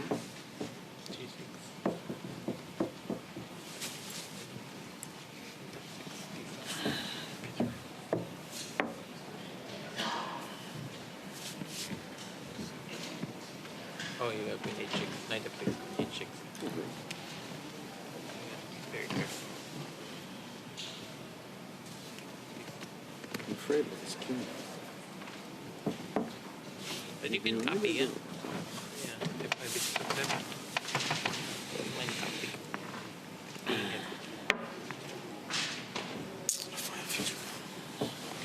Well, then just copy. Bishop a5.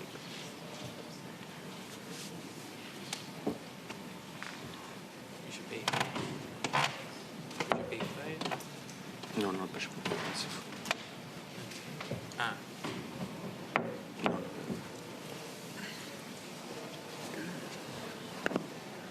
Queen. I don't think so. Really? I think you give too many people. Oh, so he's just gonna castle down or something. Yeah. Rook g1. You don't believe in h. Well then bishop. Yeah. No, this makes sense. H. Yeah, I think just got. But they play e4. E4, e5, yeah. But no. Well, maybe this and g6. Okay.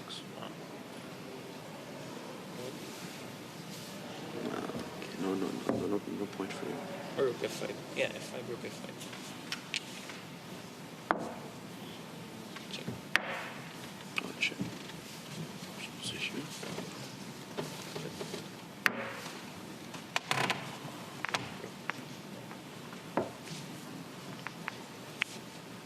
It's good, yeah. It's been forever.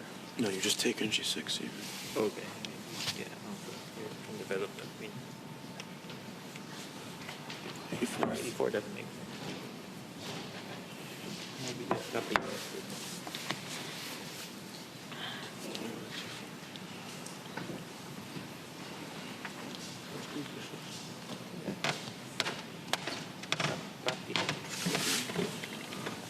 But not c5 too early because also d6, b5.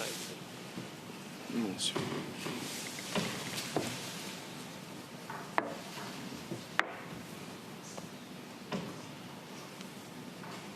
Maybe he'll go d4 first.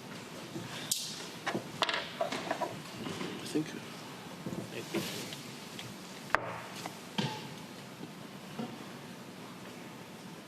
We have no choice. Copy. I like this copy. It's the principle, but it can't be that bad. Yeah, you're not never gonna blunder it. Maybe we have 6 first. You're not scared of this stuff, yeah? No. Bishop d. G. Okay.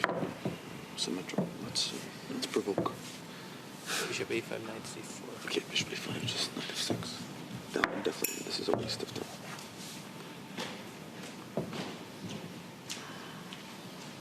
Yeah, maybe. Queen h6 counts. And then knight c4. We just have to stop the pawn breaks. You're never scared of this stuff, yeah? No, I don't think there's reason to be scared. Bishop b4. So c4. Say knight b3. Well, d6. Yeah, no d6. Yeah. Bishop a4. Yeah. Fd4, bishop a4, e3, b5, c5, b4. Also d4, bishop a4, knight f3. Also you can go c5, yeah? Like here. And c5. Yeah. Yes, before. Queen takes. Yeah.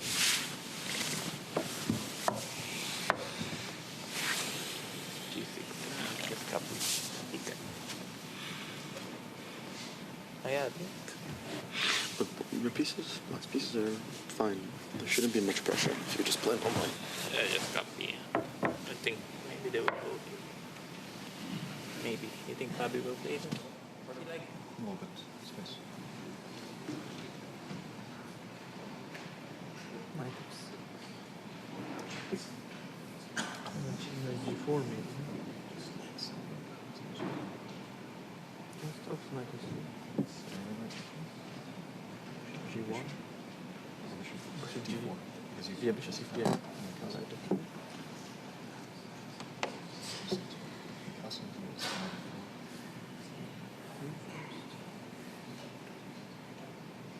Maybe you have some small.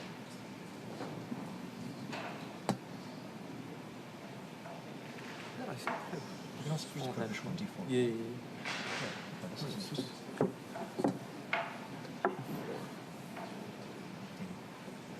So F5 is a third one. I think at some point I have to play. Like,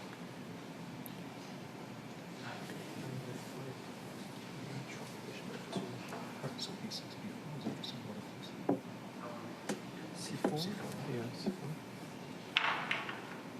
This looks nice. More positive? Yeah, 3. C5, B4. Before Bishop F7.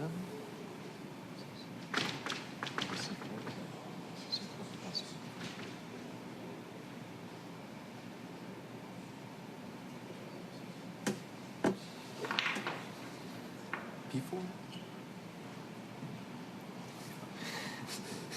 You can. But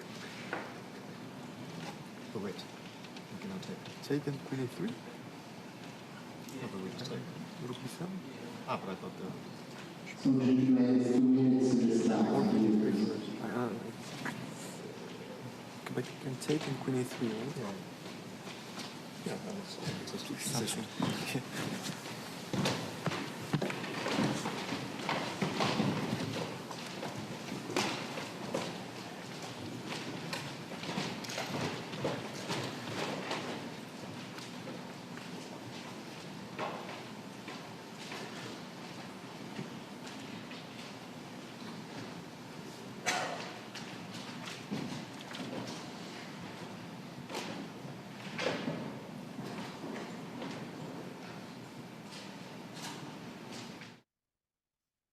We are back, guys, for the next game. Okay, tiebreaker games. And at the Freestyle Chess Grand Slam, Las Vegas, I'm James Canty III here with Alex Ostrovsky. All right, guys, then listen, we got game 2. So some people have some must-win situations here, it feels like, huh, Alex? Maybe Norderbeck. Oh yeah, we got 2 tiebreakers. Here we got our main focus being the battle for the first American World Champion. You know, we got Fabiano Caruana against Hans Niemann here. First game ended in a draw. If any of you guys missed it, we were following along. We got the 10+10 tiebreaker. And Fabi was off to a great start, great position, but Hans, he held tough. He made it, he didn't make it easy. He got Fabi low on the clock, and Fabi went for a 3-fold repetition. So game 2, if one of these players is to win the game, we got Fabi with the white pieces, Hans with black. If one of them wins, that's it. They punch their ticket to the finals to play against Levon Aronian. And we also have Wesley So playing against Norderbeck Abdusattorov. That's a must-win for Norderbeck, who lost round 1. So here we go. Lots of action. 10+10. Players are at their boards. And we'll be starting any minute now. Let's go. Waiting on games to start. We got Wesley So and Norderbeck, and then Hans and Fabiano. So win in either game will have pins. If Wesley wins, he goes through. And if Fabiano or Hans wins, they go through. Or it could be another draw, which leads to another tiebreaker, which is now blitz games. And then if that's a tiebreaker, then we have Armageddon. We will have a winner. There will be a winner sooner or later. And we're trying to find out when that is. I think Hans having an issue with his chair.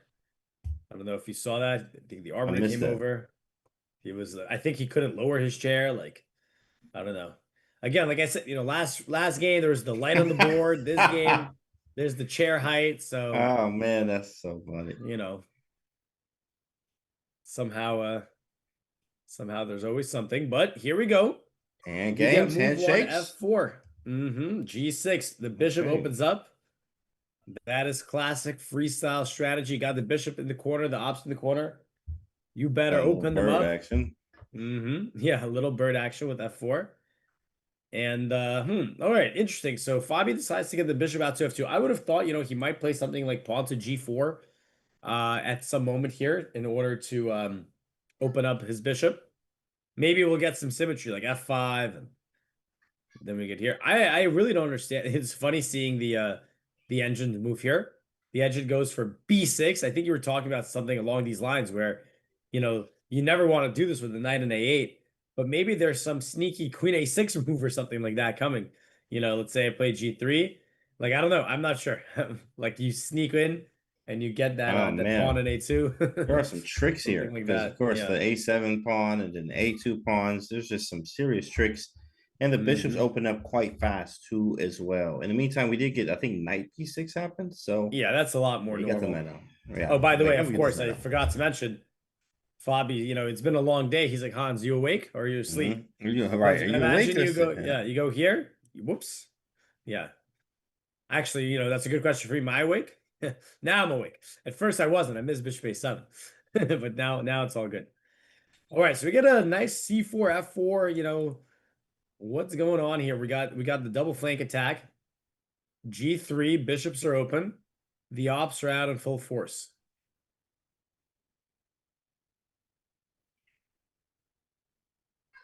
Sorry, I had to answer a message there.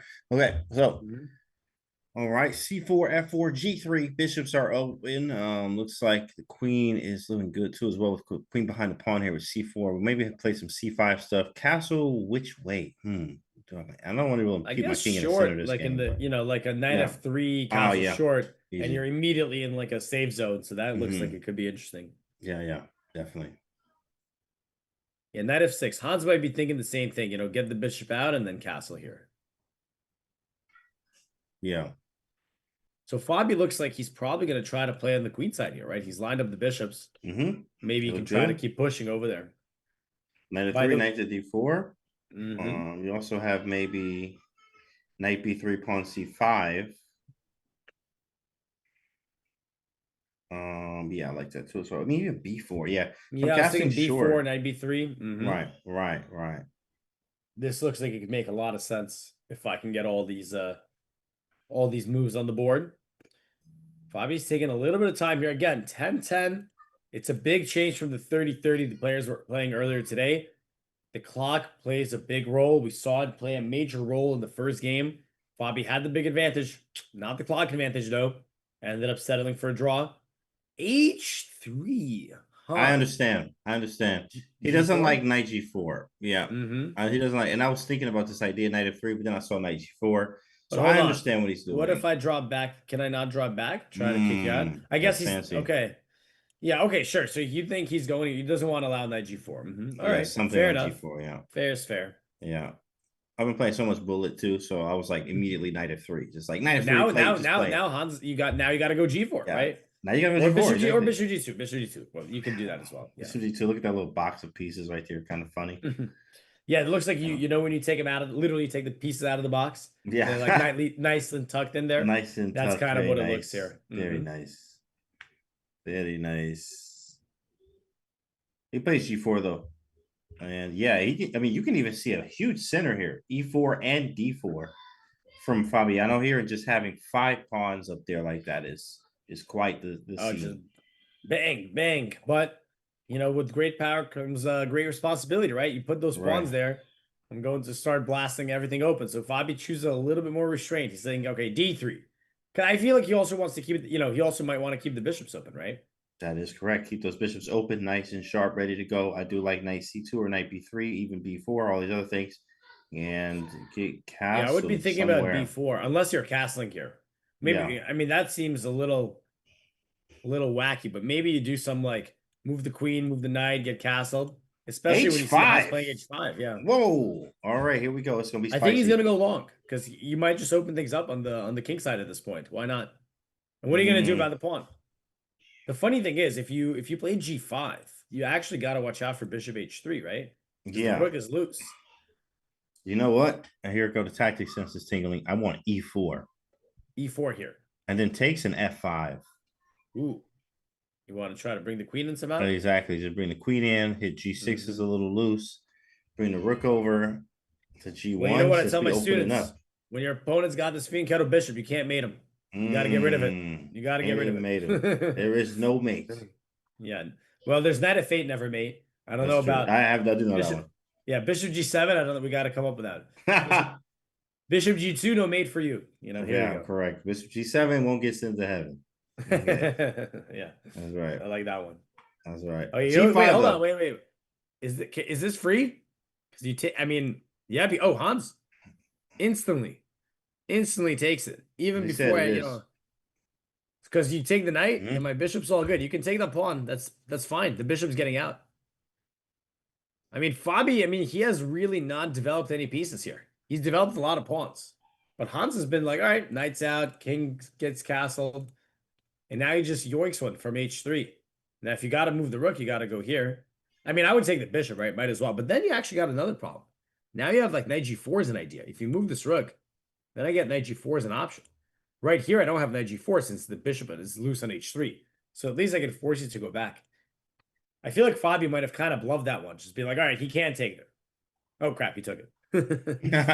He takes it. Dang it. Okay, so wait, now we're thinking about if I take the knight, bishop takes f1, pawn takes e7, rook e8. Yeah, not enough. Or yeah, he just stole the pawn, bro. Like Fabi, and he froze stole too. 2 minutes. And he's he like, stole yo, 2 minutes as well. I didn't think he was gonna take that, and he did. Yeah, I think it's one of those things you're like, all right, like I'll have something, and then you get there, you're like, all right, what do I have? What do I have? And then you're just like, you realize you don't. So this game is off to a tough start for Fabi. He was down a pawn, rook e1, yep. And now maybe once Black's knight moves back, Fabi can take on h3. We saw in the previous game, Fabi had a much better position, but the game ended in a draw because he was too low in time. Hans is up in time, so he's got a strong start to this game.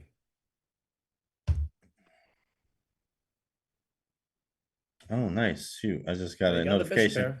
I don't know if you guys watching Mortal Kombat, the first one, but Mortal Kombat 2, the trailer's out. So I'm about to go watch that. Oh, nice. And Mortal Kombat trailer, guys. I remember playing the game. Yeah, they had a movie. You didn't see the movie, bro? I didn't see the movie. Wow. I did see a movie recently though. Wow. Saw F1. I like that one. Okay. You like that one? Brad Pitt, yeah. Yeah, I heard that one. Okay. It's pretty good. Recommend to anyone in the chat. Come on, chat. Chat, y'all watching Mortal Kombat 2 or no? Did y'all see Mortal Kombat 1 is the question. All right. All right. Knight B3. Yep, just try to develop something. Sega. Yeah, okay, Lotto. I see you there. There it is. Knight B3. Okay. C5. Getting some development going. I'm sure he's a little rattled. Fabi, that is, after losing that pawn. Yeah, I mean, especially, you know, if you make it to the end game, that pawn is always going to be a menace. You know, the outside passer. Oof. But so far, the other thing for Fabi is that he still has a bit of a way to go to develop. And the king, right? You can't short castle and long castling. I'm ready for you. I got my bishop right here, ready for action. So I feel like Hans is going to start trying to push some of these pawns. You know, C5 could be an option just to prevent any trades in the future. E5. I want to get this knight out as well. Like maybe the knight fianchettos for a moment. So let's see how Hans goes about this. See what he does. Yeah. Okay, you go C5. Yeah, I was thinking about that just so you can take away that D4 square from the white pieces. Did you watch Superman? I did not. I actually got to go catch that probably this weekend. I'm with the family though, so maybe not. But I'm out of town soon, so maybe I'll be watching it at the movie theater near then. So hopefully I can be able to watch that. I heard nothing but good things about it. So go Candy. What up, Bam DZ? I see ya. Okay, C5 on board. Let me check the other game with Wesley and Norderbeck. Looks quite even, quite level so far. Wesley That's is bad news for Norderbeck. That is true. That is true, but a lot of time left. Fabi is in the tank here. Yeah, I mean, what does he do? I mean, again, the problem is we're so scrunched up here. I mean, I would try to castle, but even then, look at this issue. Let's say you go queen d2 or whatever, right? So now I'm going to make a random move just to demonstrate. And let's say you get castled. Now there's knight a4. And all of a sudden, you can't even protect the pawn. You have to go d4. And this is just opening up lines against your king. Also, my queen, like there could be some real nasty, crazy, queen maneuvers on the third rank here. Man, this is This is the exact reverse of the previous game. You know, Fabi had the extra pawn in a better position, but he doesn't have the clock. That's the one thing that, you know, I said it early in that game. I said, the only thing I don't like about this game is this clock. And you were saying, yep, that's the only thing. And here, not much to like. Down time, down position. Yeah, he down time and the pawn. Down material. I mean, I'm looking at something like bishop f3. I just want to go rook h1. You know what? Just send it. Oh, yeah. Just send it, bro. Just bring some pieces, right? Try to. Yeah, and just hopefully, because it's not looking good. Yeah, it's not. That's why he's thinking. He's thinking for anything. But the nice thing for Fabi is that he just needs a draw to survive, you know, to make it to the next stage of the tiebreak. So, you know, he could just dig in. Actually, this other idea: bishop e4, rook h1, f5. I'm like, just you know something what, bro? aggressive, yeah. Something aggressive. Exactly. Push f5 and then takes him back to bishop up to f3 and then h5's hanging. Yeah, he goes for bishop f3. There you go. I like it. I understand. Maybe rook h1, e4, f5. You just got to go for it. Yeah. You just got to send it and pray. Exactly. Send it up, boys and girls. Just got to send it. Other game? Tiebreaker wise? Yeah, very even still. Beck trying to shake things up, make it a little bit difficult for Wesley. All right, queen retreats to d7. Gotta be a rook h1. You know what's kind of funny here? There could be a queen a4. Oh. And you might not have an easy time defending some of these pawns. You got to go like rook a1. Yeah. I mean, maybe you just give it up, right? Maybe you can just give it up. But oh, you know what? Queen c2. That's wait, hold on. Oh, he's not trapped though. Yeah. Yeah, I was gonna say, is this a trap? It's not a trap. But the queen is a little bit far from home. And your idea, yeah, just go for it. And the queen from c2 might actually join the party after d4. That's nice. All right, what are they doing though? We get knight a4. That's a nice. Oh, you know what? Hans got b5 coming. Oh, b5 is a real problem. He might be done. He might be donezo right now. Just go for it, Canty style. E4. Yeah, exactly. You don't even care. You don't have a choice. Yeah. E4 5, like whatever, bro. Whatever. Just E4 5. Hope for the best. Send it, boy. Send it. No, knight a4 was a powerful move. I didn't see b5 at first. I was like, all right, knight a4 makes sense. I was like, wait a minute, he's got something cooking. Yeah, I didn't see that either at first. I was like, oh yeah, b2, I got to defend it. I'm good. Then you see b5, and you're like, oh wait a second. That's gonna open up the game where my king is. Push b5, take. Well, what's the worst that can happen there? Well, okay, you can made it, but also, so what's that can happen? Like, you made it. No, but I guess after b5, I don't really have to touch anything yet. So e4, b5, f5, take. Ugh. Right. King out here in the put middle on the of board. the street, bro. You're gonna see how ugly this looks. King out here in the middle of the street. E4, b5, f5. You want to ignore it. Take, and your king out here is in the middle of the street on d1. But I don't even have a legit threat yet. Like it's you have the concepts of a threat. Yeah, maybe sack on h5. Sack and the thing is, you need these pieces over. You need these over, right? Over to over and rover. Yeah, that's rough. All right. But look at this. I mean, Fabi is so much in the tank here. I mean, he plays queen c2. We were talking about it, right? At least add some sauce. Oh, Canty, you know what? Wait a minute. Damn, that's nasty. Computer says sack it. Oh, this is crazy. This is crazy. No, that's crazy. Yeah. Wow. That's a Hail Mary there. Like, that's a real Hail Mary. Apparently, it's like that, you know, we see this question mark. Apparently, his advantage dropped the point. That's like a type of move you say, like, as a joke. Like, oh, you know, just sack it. You know, just go for it. Except the edge is like, nah, for real. For real, bro. For real, bro. No, for real. In a classical game, okay. You know, obviously, I can understand. You'll have enough time to calculate all of that. But this is not classical, so it's hard to calculate all of that. Knight a5, you know, it's a funny prophylactic move because if you play b5, you know, there could be some bishop c6s or knight c6s in the position. So he's playing against b5. I like that. It's not the beautiful bishop h5, but that move is, again, you know, he's telling Hans, all right, I'm not going to make it easy for you. Also, b7's hanging. But d5 makes a lot of sense because we're just opening this up. And that's why he also probably played knight c7. He goes knight e6, though. Also makes sense, right? Obviously, protect this. That actually is pretty nasty, yeah, too. Really strong. You got an e3. Ugh, not a move I was looking to play. Yeah, but now rook c8 and we covered the square and b5 is still coming. Is there any tricks? I'm looking for bishop d5 next and then f5. Yeah, and then g6, right? If they take it, Right. just Hey, just something open to up. open things up. Yeah. Exactly. Open up. Who cares what the engine says? Let's see it. Again, Hans here. Plenty of time. Yeah, rook f8. Excellent move. Now b5 is back in the menu. No bishop c6 or knight c6. And the rook here is probably well placed anyway, in case this opens up. Yeah, we would love to try to make something happen here, but I mean, it's so slow. Like queen e2 maybe, right? Like just try to. But even then, even if you take all this and queen takes, I move the bishop, you give me a check and I scoot over. All right, king Oh, I e2. like it. Okay. He going for it. He about to All right, send it, b5 y'all. though. F5. Just probably F5 anyway without even moving the bishop. That g5 though is coming. Yeah, I'm taking on g6 and f7, but we'll see which king is more open. He's like, yeah, we about to see, bro. Mm-hmm. About to see, because yeah, not fun. Not fun for Fabi. But just under 3 minutes, actually.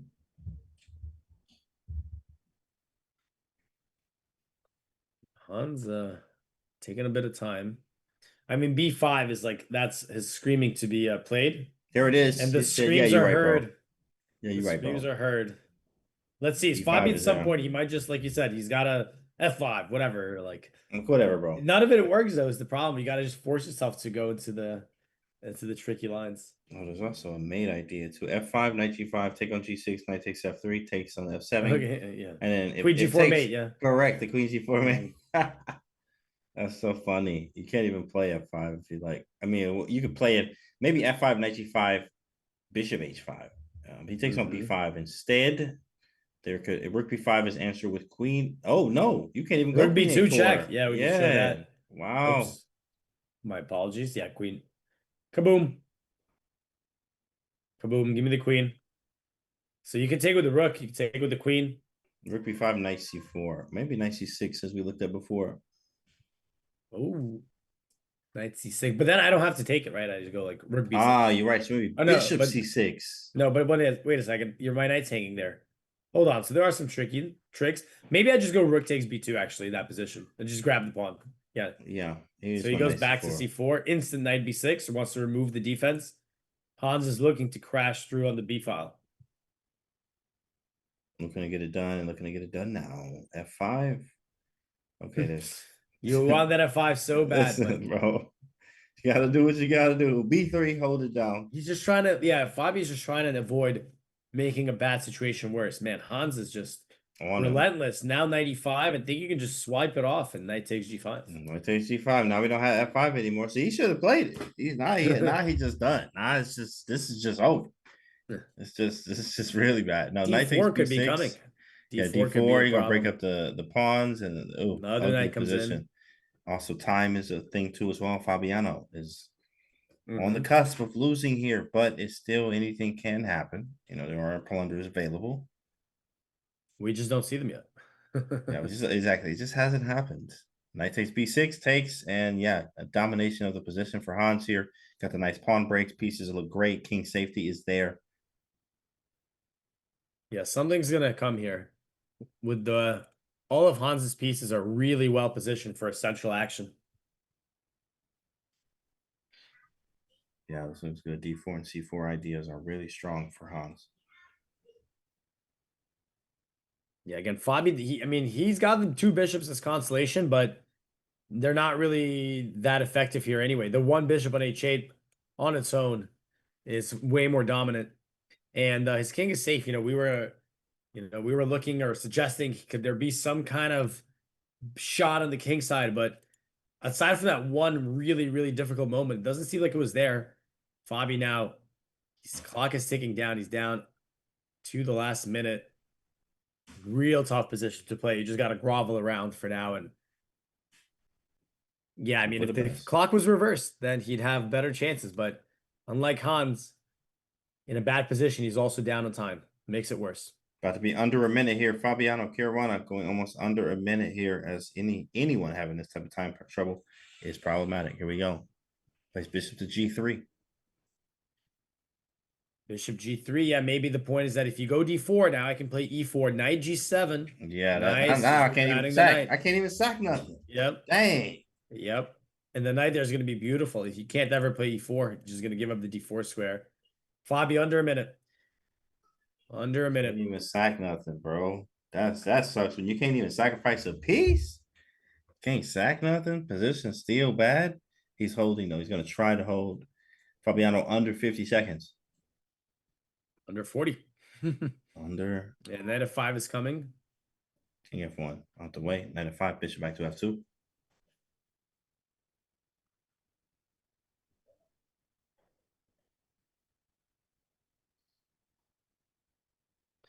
Yeah, Han's taking a little time. I was gonna say not only has his play been impressive, but his time management also. E5. E5. Yep. Yeah, breaking open the E5 and position. we're live. I wonder where I heard that one. E5 and we live. You already know, guys. Let's go. Let's go. On the other board, Wesley Norbeck still sort of even there. Looks like Wesley has nice coordination of his pieces on the e-pawn that is there, and Norderbeck is looking to try and win the game. It is a must win for him. In the meantime here, I mean, things are just not looking any better for Fabi. He is now down to 19 seconds, down a pawn, bad position, weak king. Dang. Hans has got it all here. Now maybe you pile up on the e-pawn. Goes d4 straight away.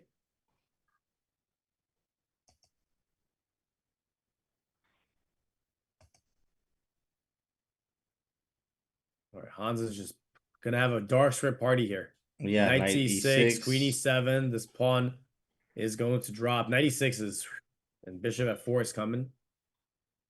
That is nasty. I guess Fabi wants to go bishop h3 though. To get something left. It's a good move. Something. Put the bishop on the diagonal. Rook f8. Ooh, now maybe Hans is even thinking of like f6 at some point. Even if he doesn't get it, he'll just trade it and then just zoom into the king. But I would rather take that. Oh no, he's got bishop f4. Sorry, he's got bishop f4 is really strong. That's gonna get it done. Yeah, bishop f4, and then you can fight like if you go rook g1, like bishop f4, queen e5. I'm getting that pawn. Yep.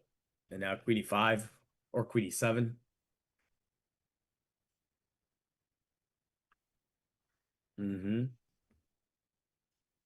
Yep, you can't hold it. I mean, bishop h4, but then still not over yet. I mean, it's hard. Like, okay, how do you break through all the way? I mean, the pawn's hanging, right?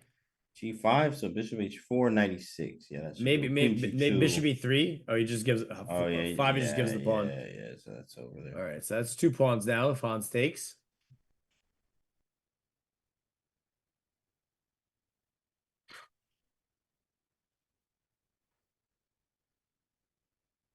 .96. Okay, Hans is being very precise. He's like, I'm not even gonna.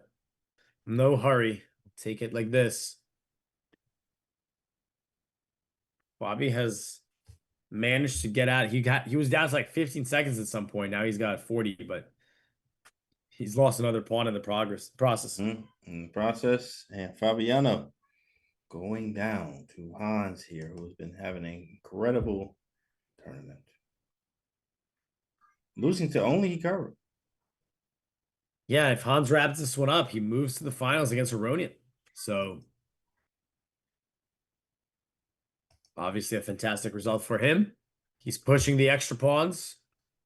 Taking it is not advisable, but no moves are advisable here is the issue.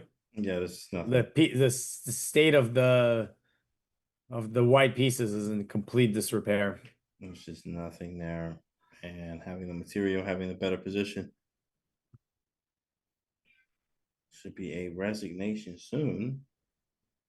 No point in resigning. It's, you're playing the knockout, so sorry, you're playing the elimination game, so play it out. Great till the end. Bishop e3, nice move. Yeah, More than happy to trade those bishops. The light square bishop is just absolutely horrendous. No squares, just defending.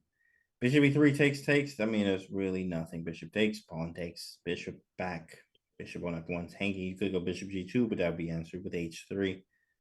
And you have to go back again. Not fun. Yeah, this is, Fabiano, 20 seconds. I am feeling miserable looking at White's position. I can only imagine how Fabiano Fabi's feels. feeling. Yeah, he's playing this. Okay, boom, and now knight of 3. Yikes. Knight of 3. Look at the tactics flow here. Crunchy, crunchy. Crunch. Here you might get a resignation. Rook h3, queen g5, rook g3. Yeah, knight h4. So okay, let's see it. He's gonna try the last little bit of what he has left. Queen g5, rook g3, knight h4, king h2, rook bishop f2, f4. Bishop f4. Anything. Yikes. Wrap it up. And yeah, Hans just calculating. Goes knight g5. Okay. Still okay. He misses the complete knockout. Still completely winning. Yeah, I think he missed that he had this knight h4 checking idea. Yeah, but then maybe he was worried about like king h3 there instead of king h2. But I think you go queen h6 and should be devastating. All right. So funnily enough, materially speaking, White's actually up material. That's funny. But your pieces are just so horrendous, and the dark bad. squares are about to get absolutely annihilated. Yeah, the bishop on f1 is really bad. Queen g4, nothing to play for. Knight f4 check. I move the king away. All right, he's hanging in there. He's like literally hanging on by a thread. Yeah, if that.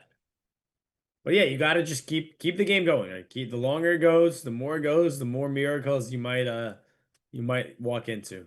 Oh, it's just did the same thing. Rook f4 hits the queen.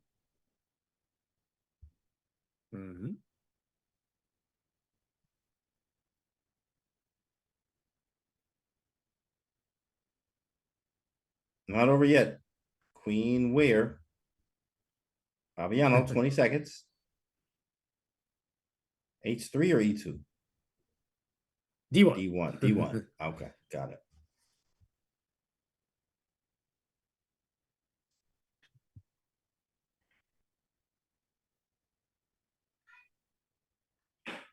Could try rook h4. The idea, knight f4 check. Knight f4, yeah. You want that knight coming to f4. It's actually mate. King f3, yeah, queen h5. Oh, yeah. We're going to get him. Right. We're going to get a mate, right? Yeah, Fabi's going to have to give something up here to stop knight f4. Can't move the rook. Yeah, queen h2. 5 seconds, come on. 3. Gotta move, this is but probably the resignation move. No, he plays rook f2. No, he's still in here. He's still in there. I am not. It's not over till it's over. And I just saw he slams the clock. He was down to 1 second. He made that move with 1 second. It's not over till it's over, says Fabi.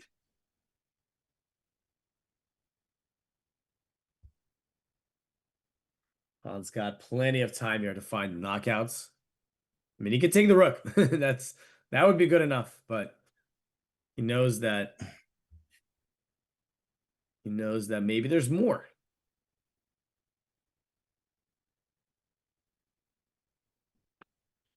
He leans back. He has a little bit of water. Very leisurely.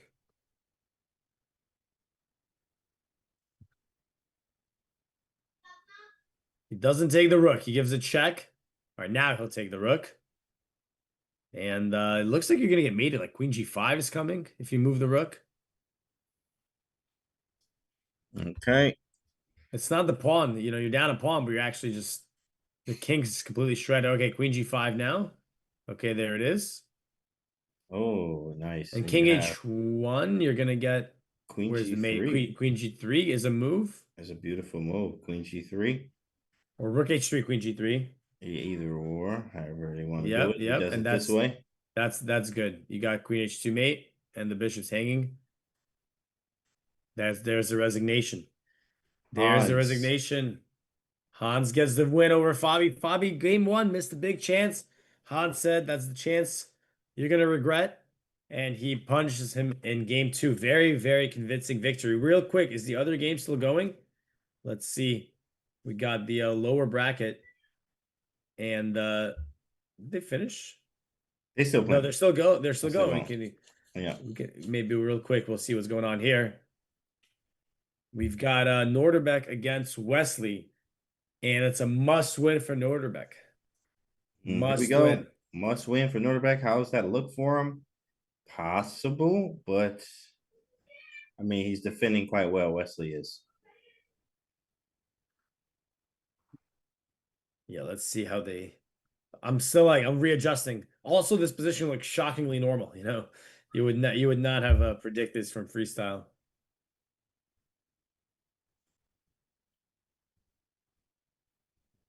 All right, Wesley with the black pieces. What's going on here? So he could. So D6 is under fire. E4 is under fire. He's like chop, chop, take. Who's coming Chop, out? chop. Take. Have Maybe you ever take thought of doing D4. any other martial art like jujitsu or wrestling? No, I only do boxing. Sometimes I do kickboxing too. Because my coach is a kickboxer too. Oh, he like MMA, so I learned how to kickbox as well. But I only do regular boxing. Basically. Whoa! Wait a second. That was a blunder. Are we having what is this? Another blitz? We're gonna blitz wrap up now? What?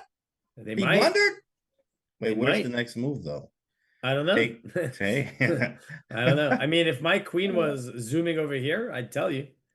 Maybe that's what you do. You just go takes, and then you're like trying to. But hold Get on. the but queen then- back. How? Yeah, but yeah, how am I getting it? Is it Queen just I can't wait? A5. Queen A5 and Queen D2. Very Maybe it's as strange. simple as that. Slow but steady. See if he Maybe finds that's it though. what it is. There's so much going on though. There's literally so much in this position, and he's under time. He has a glance. He's calculating quickly. It's likely that he could miss it, but it also is likely he could find it. Take Queen A5, try to get the queen to D2 because he's realizing, oh, the king's on H6. Drag and drop method, like you said. That's true. Drag and drop method.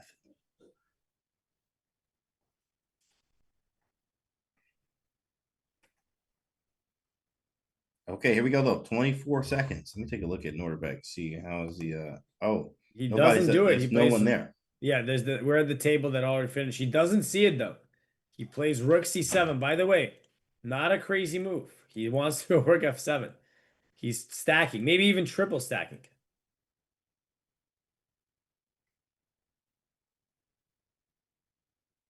Right. Rook E7. You have to think that there's going to be some accident with the king and H6. Can definitely feel Regardless of what the evaluation says. There already was an accident, to be fair. Maybe Rook F6. I'm just like, yo, bro, trade this off. Yeah, just get this. get But all you this know off what? the You know board, what? bro. After takes, and I take on C5. Right. You'd be I'm looking pinned, yeah. crazy. Yeah. Bishop takes E4. He says, now you want to draw, bro? You're losing your pawns. And then your king is Norderbeck also gotta go just for as mate. unsafe. That's right. He does have to go for mate. Feel like he's gonna go Queen D, but then you got Ricky. Oh no, wait, hold on. Some checks. All right, what are we thinking about? You either take it or you don't. That is correct, bro. He's like, yo, what are we doing here? You can't take that bishop then. 20 seconds.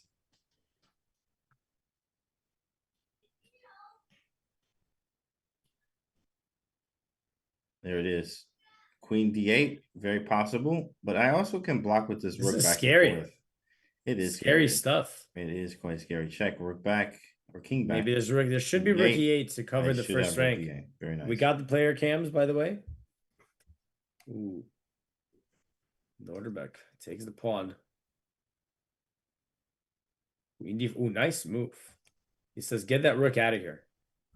And also he covers H8. That's a precise move from Wesley. The queen, that's a nifty little move right there. And also with a rook E2 as well. It's like, yo, who's mating who, buddy? Yeah, Norderbeck 5 seconds.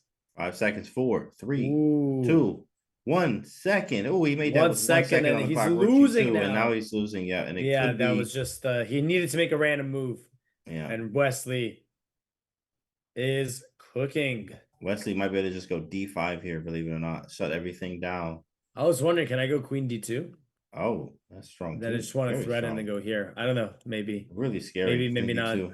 Apparently, you can just take the pawn. He goes D5. Nice. That was mentioned. Yeah. Shut everything down. Rookie two. And what do you do? Yeah, I'm turning mate. Yeah. Yeah, no order back. Wesley with the He had a chance. 2-0. He missed it. He had a chance, but he didn't capitalize. Now he's got 2 seconds. 1 second. 0 seconds. And yeah, he resigned. Yeah, that's it. There we And go. Wesley So There with we a go. two-piece. Wow. Wesley So Wesley winning. So moves forward. And Hans as well, moving forward. Well, we had the tiebreakers here, and tiebreakers are over. That's crazy. We closed it out. Closed it out, man. We closed it out. Now, today was a shorter day, even though it was 8 hours, 9 hours. It's shorter. Still shorter. We didn't get out of here earlier. But guess what? We still got more chess coming to you guys because we got a few more days left, guys. I won't be here tomorrow. Alex, are you here tomorrow? No, it's going to be a ghost town. Oh, okay. Guess there's nobody gonna be. No, I'm kidding. Somebody's gonna be here for you guys. So make sure you guys are checking in tomorrow. I'll be here back with you guys on Sunday. I'm glad to be here with all of you. It was awesome. We had another great day of freestyle chess, the Grand Slam in Vegas here. So make sure you guys are here same time tomorrow. Alex, you got anything to say to the chat before we get up out of here? Oh, absolutely. It's been a long but amazing day. Always a pleasure, James, to be on the mic with you. Chat. Thank you for all your wonderful support for us and, of course, for Hikaru. He won quite some time ago. He closed it out. You guys are in for a huge treat this weekend. And wherever you guys are in the world, we take care. And we'll see you guys next time. See you next time, chat. Have a great one.